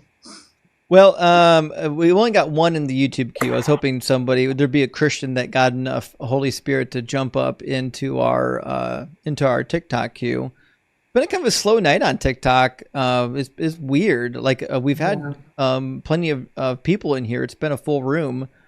Just not a lot of opposition. Usually we've got a bunch of people on TikTok dying to get in. But I think maybe the topic's been overdone. Like we've done this topic so much. You know what I mean? Yeah, that makes sense. But either way, I do have someone, and make sure you're clicking on her profile and following her on YouTube as well. She is on YouTube. And actually, we do got somebody in the box now. We'll pull up Craig. Dr. Joe, thank you for the face paint. I really appreciate that. Big W, Dr. Joe. Craig, welcome in. Actually, I'm the former governor of Minnesota, Jesse the Body Ventura. I thought you were in hiding. I thought you were like off the grid somewhere. Well, I'm in the Baja right now, and I'm out here with 65 wild dogs in the desert and a silo full of tortillas. You legitimately sound like Jesse Ventura. I never said that. You tell me what I said. That's wild. That's so good. I'm just messing around. That was good. Well, Craig, I appreciate that, man. Thank you. No problem. All right, cheers, brother. W. Craig, that was a good impersonation. For those of us that are ancient and that know who Jesse the Body Ventura was back before he was a governor, when he was just a professional wrestler, I think he nailed it. Well, listen, speak for yourself about being ancient. I make no such claim. So, Evan has a good point. Evan says, how does he not know the story of David and Bathsheba? And I think to give him as much charity as possible, he did say he was a new Christian, didn't he? I don't know. Maybe the last time he was on, he said that. Maybe. Yeah. We'll double check on that. Also, Nick, thank you for the $10 super chat. Nick says, I am back. I've been away. I've been hungry for some cooking. Praise Doug and Sharon Stone in Jamaican voice big ups. I don't know if I can make a Jamaican accent. I apologize greatly. Accents are not my thing. Yeah, mine either, strangely enough. But somehow I have to do Elvis all the time. You get the best Elvis on the planet. There's no doubt about that. Everyone here knows it. iReactor, thank you for the 666. iReactor says, the man who does not read has no advantage over the man who cannot read. This guy in a nutshell. That's actually a really good point. That's such a good phrase. The man who cannot read is really not at all distinct from the man who doesn't read. That's pretty good. Brandon with the $5 super chat says, this continual issue with fulfillment definition is insane. Christians get fulfillment Amazon messages all the time when their order is completed. I know. It's wild that in 2025 we'd be having debates with people about how fulfill is not the same as abolish. Well, because that's what we learned in church. Right. Like from when we were kids, that's what we were told it meant. Right. iHeartDog says, you missed my $2 super chat about Luke 16. John quoted Luke 16:16, but skipped verse 17. I must have missed it. I'm really sorry, iHeartDogs. We had a long conversation, and sometimes the the super chats that stick the longest. So the way the system works is the smaller the super chat is, the shorter the time period is, and actually it will eventually, if I let it sit too long, will disappear into oblivion. So that's why sometimes like a 99 cent or a $2 super chat will just disappear during a long conversation and it'll never get read because it just disappeared into oblivion, because I don't, like, my system doesn't have a way to track every single super chat that ever comes through. It's just one of the disadvantages of the system. Perhaps in the future we can get better, but I appreciate the 666 and I do appreciate the $2 super chat. And let me read Luke 16:16, because it says, the law and the prophets were until John came, since the good news of the kingdom of God is being proclaimed to everyone, and everyone tries to enter it by force. But you wanted to also read 17, which says, but it is easier for heaven and earth to pass away than for one stroke of a letter of the law to be dropped. We should have read that earlier when it came up. That's a very good observation. Yeah, so it literally in Luke 16, Jesus is basically saying the same thing. The heaven and earth won't pass away, or law won't pass away until the heaven and earth pass away. I think it's pretty clear, guys. Jesus was like pro-law of Moses. Jantski, thank you for the $5 super chat, says, why do religious people suddenly forget how to read during debates? This happens all the time. I debate them. Listen, because reading is inconvenient to their position, right? That's the part that proves them wrong. And JMR, thank you so much for the $5 super chat. So biblical slavery topic is a good Christian family fun, but nothing cooks like God is not good. That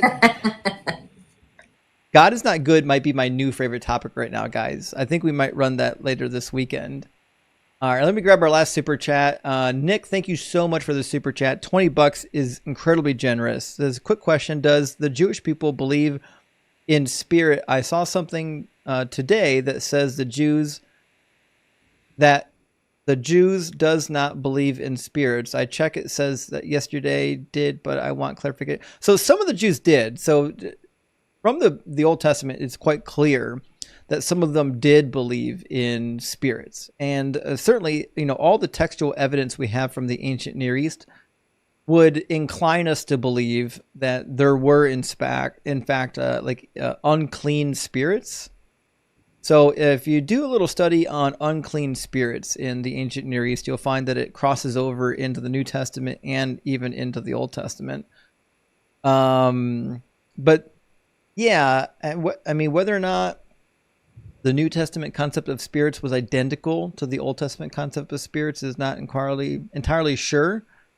But if you go to Isaiah 8:19 says, now if people say to you, consult the ghosts and the familiar spirits that chirp and mutter, should not a people consult their God, the dead, on behalf of the living? Consult their gods. So there's this practice in the ancient world where you can call up what they would refer to familiar spirits, meaning family members who had passed away. But there was a whole range of different spirits that they believe existed in the ancient world, which is why it was important, according to Exodus, not to curse your mother and father. Exodus 21 says that if you curse your mother or father, you put to death, because cursing implies that you're swearing and performing something through the name of an evil spirit, and it's going to get performed. So clearly they believed in ancient spirits that are able to perform curses. So, well, so we've got somebody in our YouTube queue. Let me bring them in. And Sarah, feel free to stick around as long as you got time for. Well, I'm going to say goodnight because I know I won't be able to hear them. But also, here's Ruby. She says goodnight too. Good to see you, Ruby. What a good Thanks pup. for having me on. Thanks, Sarah. Good to see you. Guys, make sure you're following Sarah. If not, Doug will be most unhappy. All right, we've got Yosef in the guest box. How are you doing, Yosef?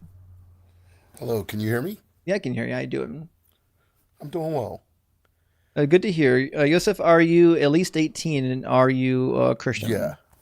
Yeah, I'm 18. I am not a Christian, though. Oh, okay. Well, we're kind of trying to debate Christians right now. But if you're doing biblical slavery, I'm a Jew. So oh, fair enough. Okay, so you do count, actually. Okay. Cool. Yeah. Okay, so do you believe that the Hebrew Bible condones slavery?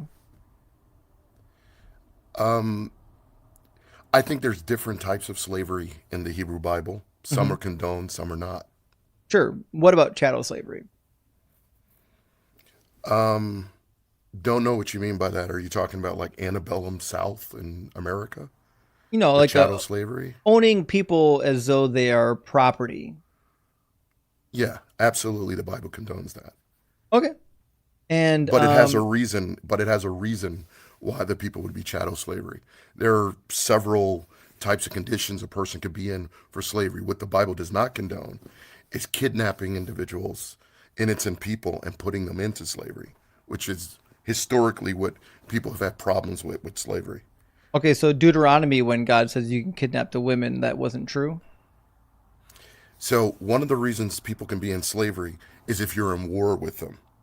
That's not kidnapping people. That's not going to innocent people and just grabbing them and then Oh, making them your slaves, sort of like what's done with literally is. Joseph in the Yeah. Bible. It says, when you draw near to a town to fight against it, offer it terms of peace. If it The accepts your Canaanites terms, no, not Canaanites. around the land of Israel, It'll become clear that this is not the Canaanites when we get through it. but is it the land of Israel? No, So it's not the land Nope. in which they go into no. to land of it. Okay. Okay. When you Ready to draw near learn. to a town to fight against it, offer it terms of peace. If it accepts your terms of peace and surrenders to you, then all the people in it shall serve you as your terms of peace and makes war against you. Then you shall besiege it. And when the Lord your God gives it into your hand, you shall put all of its males to the spoil of your enemies, which the Lord your God has given you. So you can take these people captives, even the women and the children. Absolutely, through war. And that's good. Literally says war. Right? Yeah, I'm talking about just kidnapping innocent people. Right, These are yeah. So people was who it are a your good thing enemies that you're in women war or with. children were captured and taken as prisoners? Absolutely. That was Absolutely. Let me tell you why. Can't wait What was to the hear it. alternative?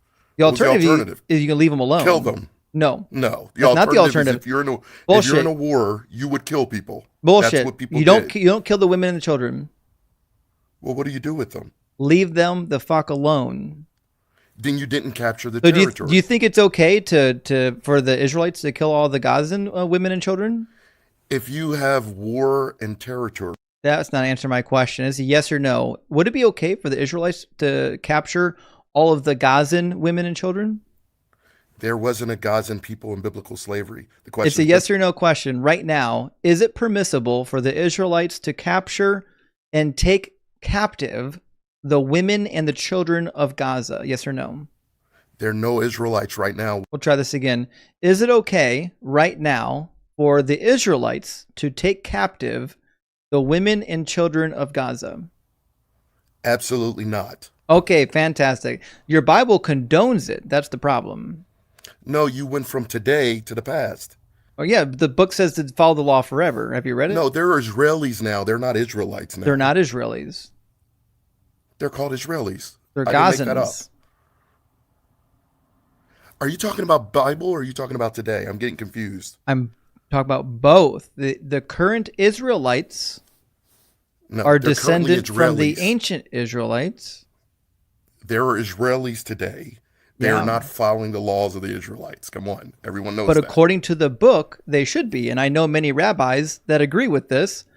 And they even said that when the temple is rebuilt, that they're going to be reinstituting sacrifices according to the law of Moses. Absolutely, but because that's the not law of happening Moses today. says that you will follow the law forever. And you already know this, don't you? And I 100% agree with that. Okay, But so that's the not law happening then today. says if you're going to follow the law forever, and the law says that you can capture women and children when you go to war, then that means that applies to today. Except that there aren't any Israelites following the commandments of God. It doesn't in the matter if land they're of Israel following it. right We're now. talking about whether or not they're applicable. You have to be following the commandments for them to be applicable. I know You can't- Israelites you that are can't- following the you commandments can't- right now. Yeah, and they're not making captives of people. There are still Israelites that it applies to. And those Israelites are currently at war, which means the No, they're not. law of Deuteronomy 20 still applies. Non-religious Israelis are at war right now. I don't Not care if they're religious or not. This is Torah-following given to a Israelites. nation. This law code is given to a nation. and they have to follow it. You can't Yes. pick and choose. I agree. You have They to follow the law. I agree. They And the can't law pick and says choose that it. when you go to war against your neighbors, you will take the women and children captive. Absolutely, but you're There you assuming go. when the Israelites follow the law, there will I'm be not. enemies I'm in not Gaza. assuming that at all. I'm not assuming that the Israelites follow the law. We know for a fact that they don't. The question my is point whether or when not they do, should. Oh, my point is when they do, you're making an assumption that there will still be enemies to Israelites in Gaza when they're actually following the law in the land. Currently in the land, it's all out of order. They're not following the law. Okay, When so they the follow Gazans all are the not laws enemies. of the Torah. Say it again. The Gazans are not enemies? Of Israelis, they are, who aren't Oh, following they the law. are. Okay, so then Deuteronomy does apply to them because it says when you draw near No, to because I'm fight being very against. clear to say Israelis. Because it says when you draw near to a town to fight against it, offer it terms of peace. Those are enemies. You fight against your enemies. Absolutely. Okay, very good. So But according I'm clearly to, making a distinction between Israelis who don't follow the law and Israelites who will. I'm in the sorry, future. are the Israelites the current day Israelis? Not if they're not following the commandments of God. No, that has nothing to do with it. Whether or not Absolutely. you're obedient to the commandment has nothing to do with whether or not you're an Israelite. So it's the belief of Jews, okay? Just so you're aware. I'm very it's the aware. belief of Jews that before the end of times, okay, Elijah the prophet will come and he will differentiate between who's really Israelites and who's not. Mm-hmm. And one of the ways that you're going to determine who's really Israelites and who's not are those who are actually following the commandments of God. That's Malachi People who are, chapter like, eating 4, but that's pork not in what it Israel. says. People who are eating pork in the land of Israel are Malachi not, chapter are 4. not You want to deemed read what it actually Israelites. says? They're called sinners. You want to What do read you what got? you want to read what the book actually says, or do you want to make stuff up? What do you mean? Do I want to read what the book actually Would you like says? to read what you're misquoting? Is your claim that the literal reading of text in Yeah, the Bible, my claim is that words mean words. in the Christian translation, No, my word is the meaning of the text? listen, I could read it in the JPS if you prefer. The JP, read it in the Hebrew. Let's go to the Hebrew and see what it says. Why? Do you think our audience speaks Hebrew? Well, I mean, if you want to have a literal conversation about the actual document, we should see the document in the actual literal interpretation. If you want to think about your audience, I'll respect that. You can do the JPS if you like. But I'm just telling you, we actually go by the Hebrew. I'm sure you do. Jews which is go by the Hebrew. I'm Religious sure Jews you go by the Hebrew. I'm sure you do, and that's not going to save you because we're. I don't know if they actually have JPS on here. Hold on. Oh, I'm very clear of that. I'm not talking Jews about don't lie interpretation. about it, though. I'm not talking But we about don't lie about it. I'm not talking about We interpretation. clearly say we interpret it. I'm not talking about interpretation. I'm talking about what the words actually say. And you're claiming that according to Malachi chapter 4, that when the Elijah comes, that he's going to differentiate between who is a real Israelite and who's not a real Israelite. Yeah, because the people who go back in the land are going to be those who are reconciled to Sure. keep the commandments. Cool. And show me where in the prophecy that exists where it says he's going to differentiate between a real and a false Israelite. Well, the reality is in the I've got the prophecies chapter above- up right here. I know that's the chapter you chose to put up. Oh, The well, then reality show me is the alternative chapter if it's not here. Zechariah and Ezekiel, when it talks about when the end times come, that the Jews will be following the commandments of We're God. talking. You said Elijah the prophet, which comes from Elijah the Malachi prophet comes chapter first. 4. I didn't make that up. You know that as well. Elijah the prophet comes first. Yes, it says, "Behold, I will send you Elijah the prophet before the coming of the great and terrible day of the Lord." Yes. Okay, that's what you brought up, not me. Now you said And that he will turn you the said heart that of he's the going to. fathers. You and said he will turn the heart of the fathers to the children. What do you think that means? Joseph, you said that what he's going to do is make a distinction between the real and the fake Israelites. Correct. And where is that in the verse? In the chapter? Where is it? Those who are not well, again, you went to this. So you verse. just want to add stuff to it. Okay, well then show me the verse where it says it. Okay, so in a true, honest discussion, are you making the claim that the prophecies of the Bible do not say that in the end days the Israelites will be following the commandments of God and the commandments will be on their heart, and that's just not like Joseph, you made prophecy of a the Bible claim. 101? You made a claim about Elijah, and the only place Yes. that prophecy could have turned up was in fact from the book of Malachi. So it didn't say what you actually said it said, and now you're trying to add stuff to it that you didn't have before. No, I didn't say that any interpretations were literal. I think I was clear from the beginning. But the heart of the fathers to the children and the children to the fathers, you're not doing anything with that part. I am, yeah, because it doesn't have anything to do with what you're saying. In Malachi chapter 4, the Elijah is going to come in order to turn the people back to God so that God doesn't curse the land. Yes, exactly. Has nothing to do with differentiating between real and fake Jews or real and fake Israelites. Yeah, but only the people of God would that actually apply to. I mean, are you claiming that everybody who walks around the earth today who believes who says they're a Jew are actually a descendant of the Israelites, and there aren't other people in other nations of the world today who have Israelite background and don't even know it? No, there are clearly Jews that are proselytes. Oh, absolutely. But there's also people in other nations who just have Jewish ancestry who aren't aware of their background. But that doesn't do what we're talking about. You're really struggling to actually stay on task, pivoting to new things that have nothing to do with Elijah. I actually thought we were talking about biblical slavery. Maybe we should go back to that. Cool. So the Bible condones slavery. The Bible condones kidnapping women and children. Do you think that's a good thing that it does so? You made up that the Bible condones kidnapping women and children. We just read it. I said from the beginning that you can take captives in war. Yeah, I know. That's what I said. You can take captives in war. That's what I literally just said. Do you think that we should be allowed to take captives in war? From the beginning.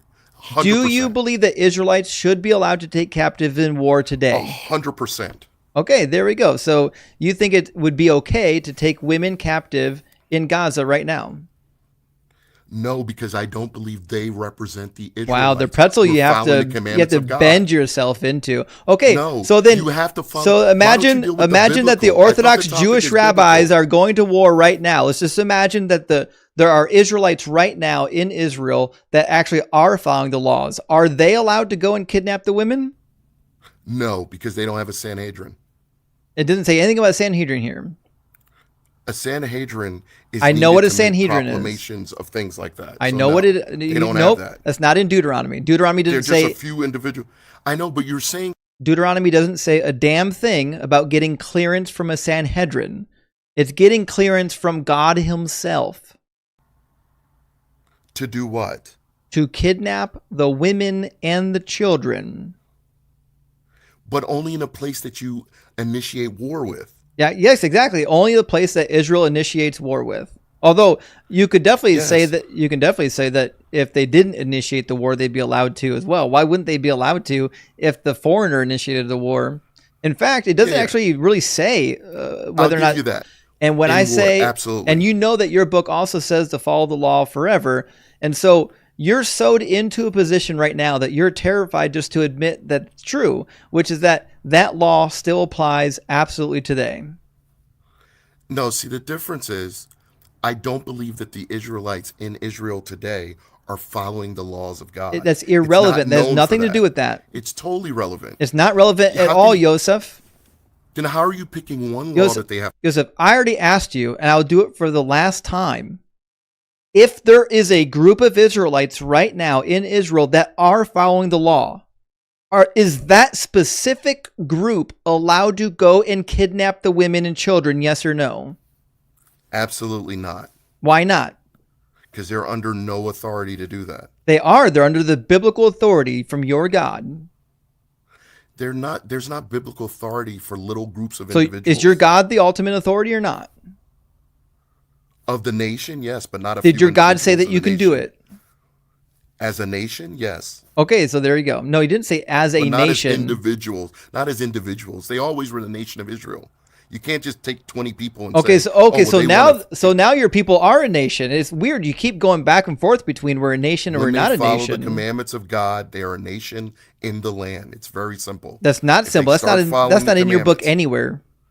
What do you mean? There's not a single passage in your book that says they're only a nation if they follow the laws. We are in the redemption times when the people the amount of pivots you have to do. I expect this from Christians. I didn't expect it from Ezekiel Jews. And Zechariah, my friend. Usually Jews even know their book a little bit. This is embarrassing. This is Ezekiel and Zechariah. This is literally the prophecies of Ezekiel and Zechariah, the Jewish people. Ezekiel's not going to help your case at all. According to Ezekiel, during the Messianic age, the laws of Moses are going to be. That's what I'm talking about. The laws of Moses are going to be reenacted, and the land is going to be reapportioned. 100% agree with that. So you're never going to get rid of the law of Moses. Everything in your book is pro-law of Moses. Absolutely. And the law of Moses says we're not in the end times. That you can kidnap women and children in war. Agreed. It also says that you can sell your daughter as a slave and she can become someone's concubine. Do you think that was a good one? Agreed. When we return to the laws. It didn't say anything about that. Didn't say anything about that. So you think it would be okay then during the Messianic age? Then why don't we sacrifice? Why don't we sacrifice? Because you have no temple, because you don't have a physical location. So when the coming age comes, when you do have the temple, you have the New Jerusalem, when you have the renewed kingdom, would it be okay then to own slaves? That's my whole point. Yes, absolutely. Okay, that's my whole point. Okay, but so not yet. Okay, so you think it's going to be okay to own slaves in the future? Will it be okay to buy and sell women as though they are concubines and slaves? Buy and sell women? Yeah. If those conditions present themselves in the Messianic age, which I doubt they will, it would be fine. Yeah, what a sicko. What a sicko. At least he doubled down. At least he's honest about it. There's nothing this guy wouldn't justify. He's just as bad as the Christians. I apologize to any rational Jews out here watching this conversation.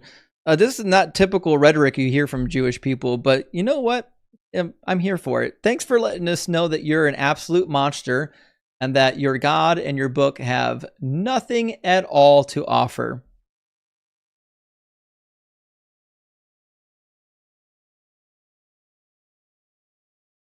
There we go. We'll get another guest in here. I think he was cooked enough. He couldn't stay on topic either. Nick. Oh, sorry. I think we just grabbed that one. Taylor, thank you for the 666. Taylor says, have you ever talked about how the passage about eunuchs is arguably a pro-trans Bible verse? I wonder how these misogynists would react to that. Well, I don't know which one you're talking to because there's a couple of them that talk about eunuchs. There's specifically one that talks about becoming a eunuch for the Lord, which seems to be implying that it's better to not, do the deed, during this time period because the world's about to come to an end. Josh, thank you for the $2 super chat. It says $2 super chat. Big W, I appreciate it. Jose, thank you so much for the $5 super chat. It says, thanks for all you do. Happy not to be a part of these Christians. Hearing them twist every possible thing is why I don't believe any of them. I agree. Listen, when you're a Christian and your only defense is that none of these words mean what the words mean, then that's super chat. It says, thanks for roasting this man from your Palestinian American friend. Well, I really appreciate the super chat, and I will definitely roast any Zionist Jew that thinks that it's okay to go to war with an innocent people group and then to kidnap the women and children and force them into slavery. Yeah, that's not something that I'm ever going to approve of. I don't care who it is. All right, we got Infidel 57 in the box. How you doing, Infidel? Doing just great. Infidel, you're a little bit quiet right now. Can you get closer to your phone?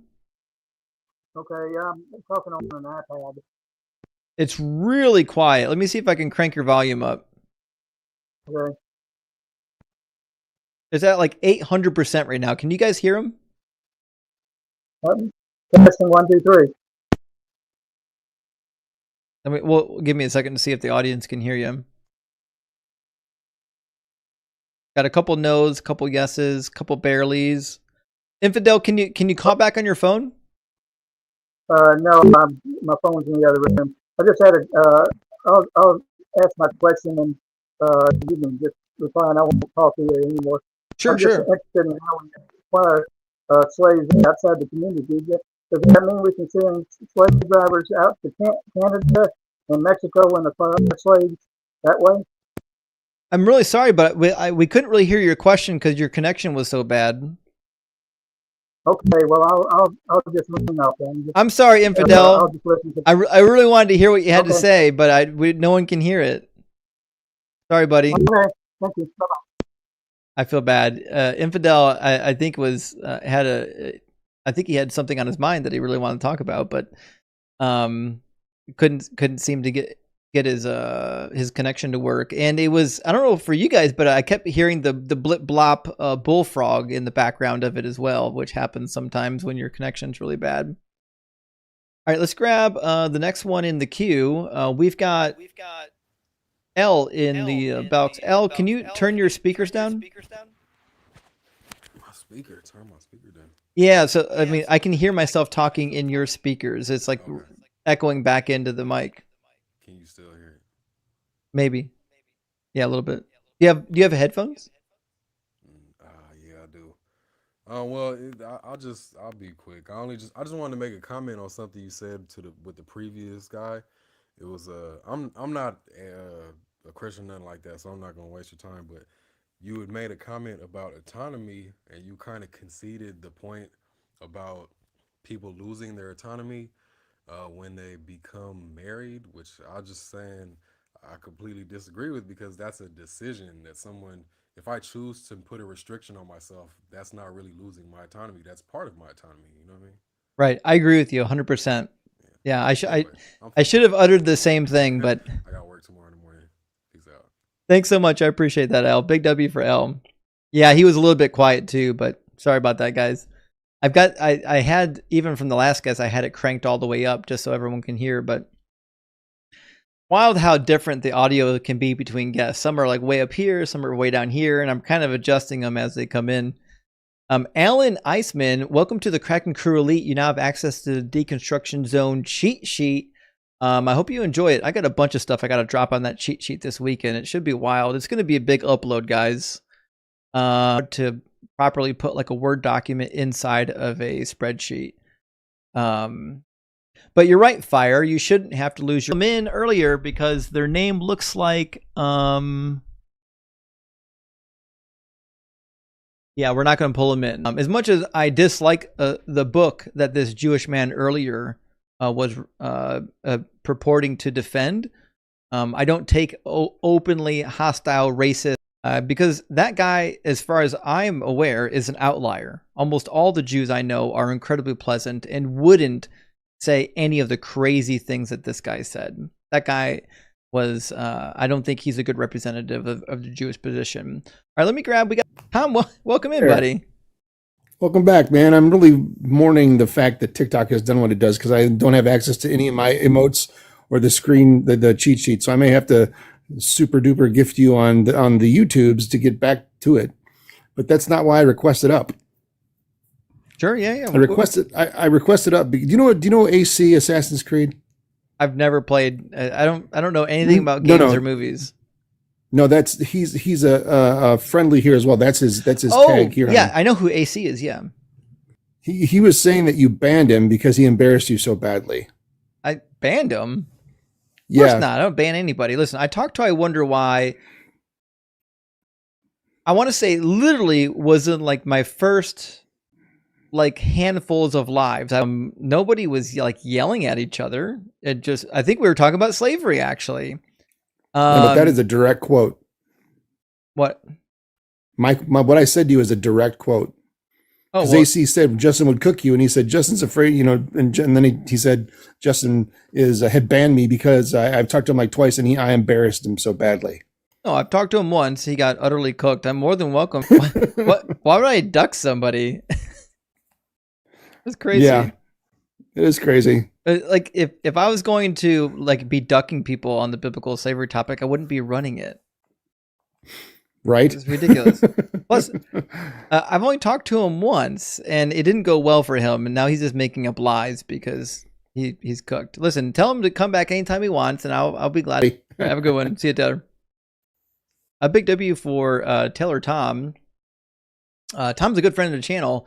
Also, guys, it'd be a good time to stop and say, join our Discord, guys. Listen, go to tinyurl.com/DZ Discord and join our Discord. In fact, I should have put a link up here showing that people can go there. Appreciate it if you guys join our Discord. It's a great community.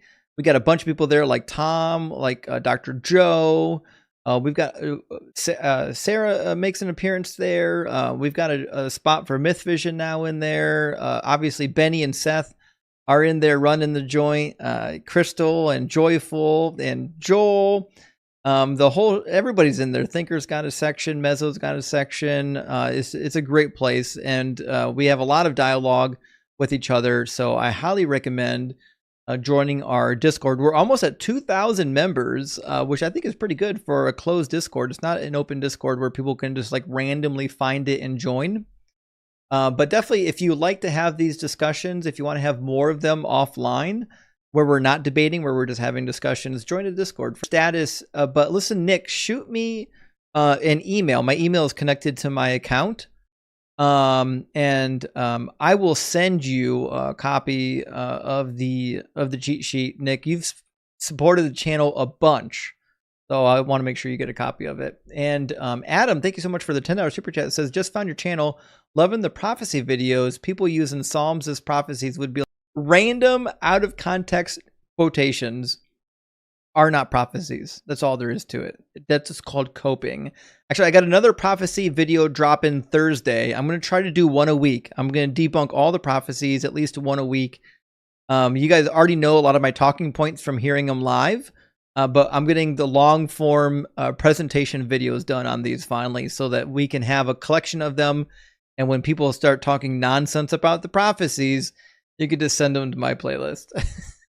Gladly debunk all of them.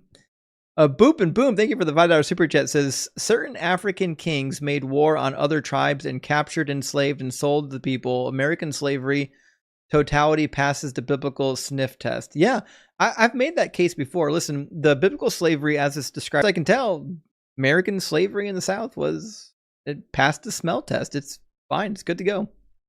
Zariah Morrison, thank you for the $5 super thanks. I appreciate that. Now we've ran out. Oh, maybe we didn't ran out, I guess. We've got one coming through here. Let's grab. Well, tonight, I hope you have your Iron Chef's cap on tonight. I really need to get a chef cap. Oh, Yeah, there's some bad echo. echo. That should be an emote or whatever the hell they call it. But when I wanted to come back in, I just want to let you know that a nephew of mine, a blood nephew, who's got 0 followers, made it on Modern Day Debates. So I really think you should just really keep the consistency and like just keep jabbing them with that rock of the Lord right in the eye, because I don't think followers has anything to do with it. I think they're just scared because the owner of Modern Day Debates may or may not be a theist, and he could be scared. I'll just say that. Well, hold on. I got to mute you while I talk because the echo is really bad. Don't be offended, Jamiel. But after the last live, when I mentioned maybe I don't have enough people or enough followers to get on Modern Day Debate, somebody, either he was watching the debate or somebody sent it to him, and he contacted me and said, I'd love to have you on. So we are setting something up now. So we should have something on the debate stream soon. So we'll have to see how that turns out. I would love to see that. I don't watch Modern Day Debate soon, but whenever I see like any kind of theist versus non-theist debate, I kind of give it about 5 seconds. But if I see the same exact stuff, your approach is so refreshing. It's not often you see somebody who's so biblically literate. I wish I would have had you like 10, 15 years ago. I swear to God, man. Well, thanks so much, Jamie. I appreciate it. Yeah, praise Doug. Praise Doug. All right, we got somebody else in the queue. We'll see what kind of guest we got going on here. Welcome in. Holy shit. Listen, your echo's really bad. I don't know if you got me on speakerphone or what's going on there. Black Salami, can you plug in some headphones or something? Like that, or angry in general for like 4 years. I used to get really mad. Is it any better? Maybe. No, I'm still echoing really bad.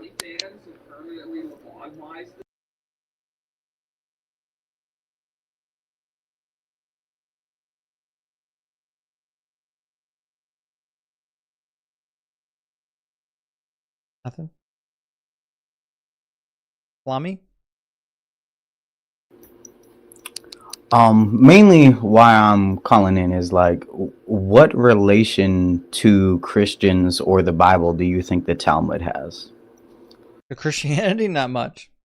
So the Talmud, to me, when I'm talking to Christians, is really only valuable to demonstrate what people at that time period were thinking and saying. I don't think that all of the Talmud is true. I think some of it is true, and I don't think that Christians really care about the interpretations from the Talmud, but I care. For example, there's a really good a couple of sections that detail the grammatical relationship between the words in Deuteronomy 23:15, and it explains why it's about slaves being emancipated. And the illustrations that are given by the Talmud, I find, are very helpful. And believe it or not, some Christians agree with me.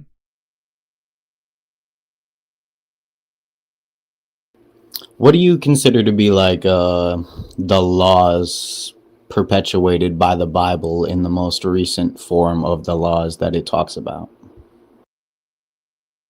I'm not sure I understand your question. So obviously there is the Mosaic law, and I would include all the laws of Moses as the Mosaic law. And then obviously if you're Jewish, then you obviously believe in the oral law, or sometimes called the tradition of the elders, which is kind of explained in Perkei Avot.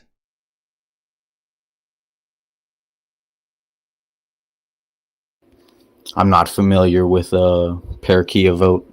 Are you familiar with the sort of terminology of like Christ's law and the law of grace? Yep. Listen, the echo is back and it's really bad. Sorry, yeah, I'm trying to just mute when I'm not talking.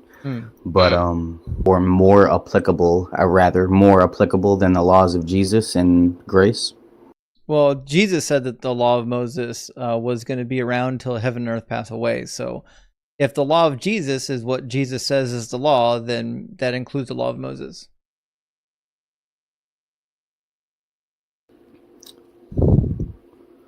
Well, I just kind of disagree because Jesus said that.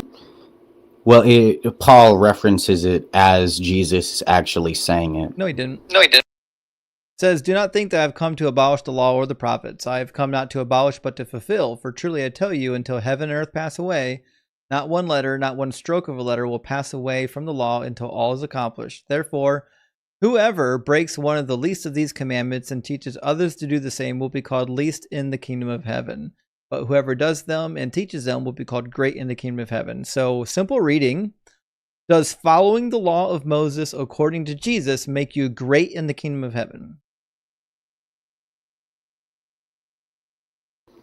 According to this passage, yes, but I'm more referring to the actual recordings of what Jesus said, according to, I believe it's Matthew or Peter. Sure, what's the verse where Jesus said it? Let me pull it up real quick. Yeah. Alan, thank you for the $20 over Venmo. Alan said, former worship leader, missionary, touring Christian, musician, choir director, repeat worship leader, music director, campus ministry. Simply, thank you. Well, Alan, I'm glad that you deconstructed from this nonsense, and thank you so much for the support over Venmo. $20 is very generous. I really appreciate that.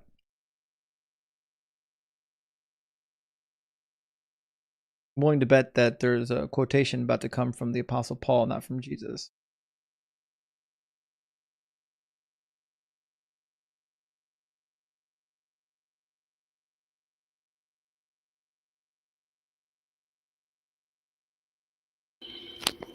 Well, you actually did just have it right on your screen.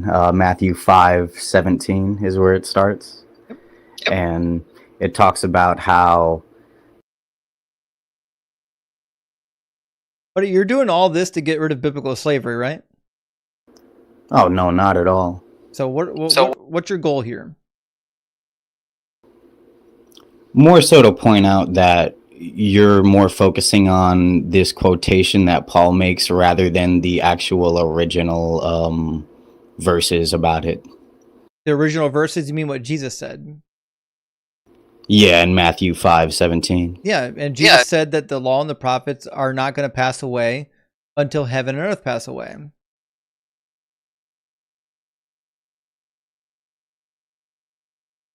Wild. Correct, but how I think difficult words are for Christians. I think that you should continue reading beyond just 17 to 20, and you should go on to read up to at least 27. Oh, where it talks about how your righteousness must exceed that of the Pharisees? Yes, because Jesus thought that they were wicked people and that they were not of God. Yeah, we'll try this again. Verse 20. I tell you, unless your righteousness exceeds that of the scribes and Pharisees, you will not enter the kingdom of heaven. And how is that supposed to happen? Well, he just told you in the prior verse. Whoever does them and teaches them will be called great in the kingdom of heaven. So according to Jesus' own words, does a person doing the law of Moses do a good thing or a bad thing? Repeat, what's a good thing or a bad thing, Mother? Jesus says, whoever does them, referring to the law, and teaches them will be called great in the kingdom of heaven. So is doing the law a good thing or a bad thing? Well, he actually specifically talks about the commandments right there rather than the entire law. No, he doesn't. He's talking about the law. He says, do not think that I have come to abolish the law or the prophets. He's referring to the law and the prophets in totality. That's why he says not one letter will pass away from the law. He's talking about the whole of the law. So in verse 19, you don't think that that's commandments rather than the entire law, even though it says commandments? The law is full of commandments. That's what the law is. There's plenty of laws that it issues, and then there's plenty of things that say thou shalt, and those are the commandments. Nope. Then why does he use a different word?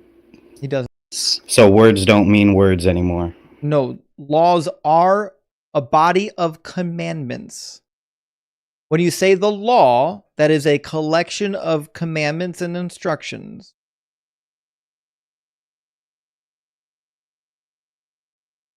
Suppose that's up for interpretation. Because there's plenty of things that are referred to as law, and then there's specifically the 10 Commandments specifically, in this case, is the biggest example of that.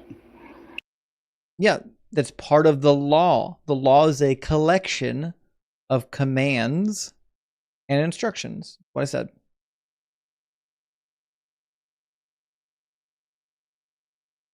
Very easy. So you're doing all this just to get away from the law of Moses because you're terrified of the law of Moses. So at best, all God of the Old Testament.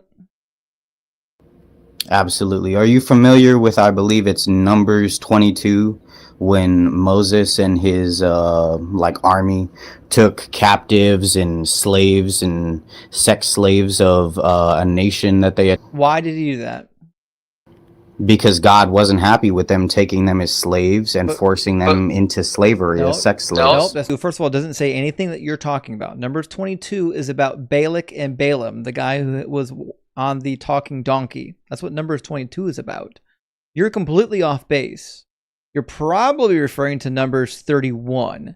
And in Numbers 31, God wanted all of these people to be wiped out. He wanted the Midians to be wiped out, and he wanted them to be wiped out because they caused the Israelites to fornicate and practice idolatry. So he said, go and wipe all. Well, thanks for pulling up the correct chapter, but absolutely not. It says God smote them because of the choice in indulging in their culture. Give me the and verse. Give me the verse. Taking them as slaves. Give me the verse that you just read. You just claimed to be quoting the Bible. I want to know the verse that you literally just read. I'm quoting a whole chapter, but I will go pull it up for you. You didn't quote the whole chapter. That's what the chapter's about. No, punishing it's not. No, it's not. Punishing those. No, it's not. You're lying. Numbers 22 is about Balaam and the talking donkey. Numbers 31 is about the Midianite women. I'll just read it for you since you've obviously never read it and you're up here telling lies. The Lord spoke to Moses saying, avenge the Israelites on the Midianites. Afterward, you shall be gathered to your people. So Moses spoke to the people saying, arm some of your number for war so that they may go against Midian to execute the Lord's vengeance on Midian. So this is a of Israel, 1,000 from each tribe were conscripted, 12,000 armed for battle. Moses sent them to war, 1,000 from each tribe, along with Phinehas, son of Eleazar the priest, with the vessels of the sanctuary and the trumpets for sounding the alarm in his hand. They did battle against Midian, and as the Lord commanded Moses, and killed every male. They killed the kings of Midian. Didn't list the kings of Midian, so on and so forth. In addition to others who were slain by them, they also killed Balaam, son of Beor, with the sword. Goods. All their towns they had settled, all their encampments they burned. But they took all the spoil, all the plunder, both people and animals. They brought the captives and the plunder and the spoil to Moses, to Eleazar the priest, and to the congregation of the Israelites at the camp on the plains of Moab by the Jordan opposite Jericho. Moses, Eleazar, and the priests and all the leaders of the congregation went to meet them outside of the camp, and Moses became angry with the officers of the army, the commanders of thousands and commanders of hundreds who had come from service in the war. Moses said to them, "Have you allowed all the women to live?" These women, here on Balaam's advice, made the Israelites act treacherously against the Lord in the affair of Peor, so that the plague came among the congregation of the Lord. Now, therefore, kill every male among the little ones, and kill every woman who has not known man by sleeping with them. But all of the young girls, it literally refers to children here. It uses the phrase hataf, meaning the children, who have not known man by sleeping with him, keep alive for yourselves. So yeah, God commanded an entire people group to be completely exterminated. And then when the orders didn't get carried out and he saved some of the people, some of the women and children, God was upset. Moses was upset on God's behalf. And then they said, okay, kill all of the little boys, all of the little children, and keep the little virgin girls for yourself. So by bringing up Numbers 31, you made anything you could have said 10 times worse than what had actually come out of your mouth. You didn't do anything here. And that being said, I'm tired of listening to myself echo in your phone. I'm going to cut you. And it is now about my bedtime, guys. It's late. I'm getting tired. And yes, that is crazy, Elf. It's sick that he thought Numbers 31 was going to help his case. Crazy to me.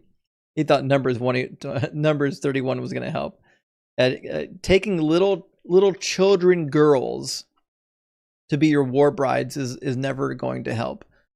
And it even says that they're going to divide them among yourselves, right? 27, divide the plunder, referring to the humans, right? It says 26, you and Eleazar the priest and the heads of the ancestral houses of the congregation make an inventory of the plunder captured, both human and animal.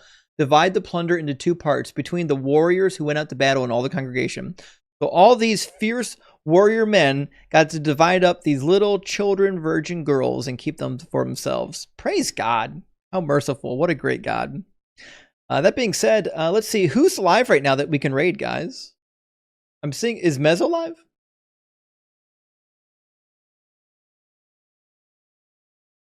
Yeah, we always need to end on Numbers 31, right? Zariah, thank you for the $5 super thanks. And also thank you for the $5 super chat. It said you should talk about Paul's contradictions.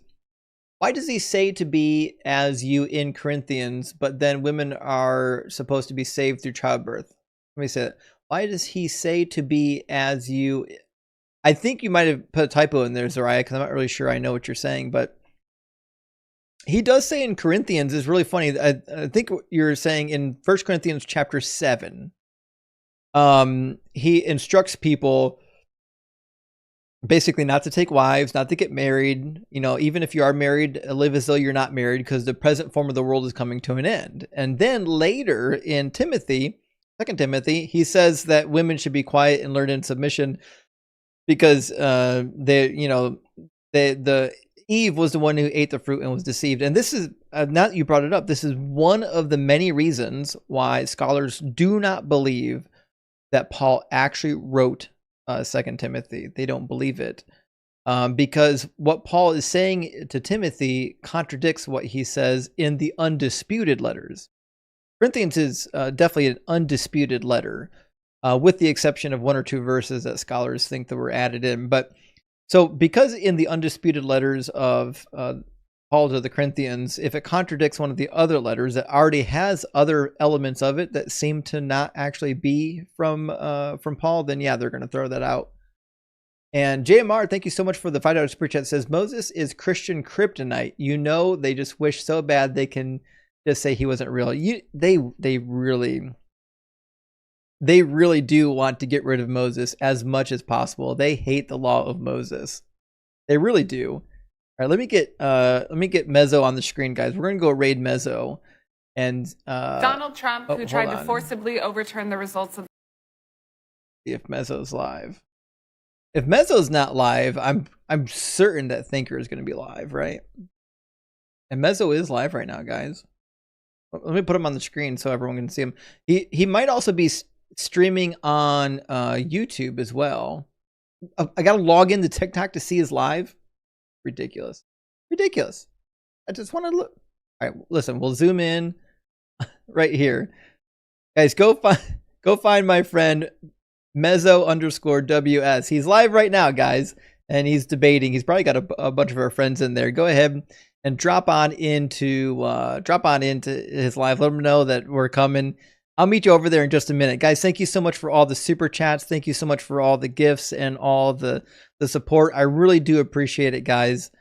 I'm going to be live again tonight's Wednesday. I'll be live again on Friday night. So I don't know what topic we're going to run yet, but we'll be doing it.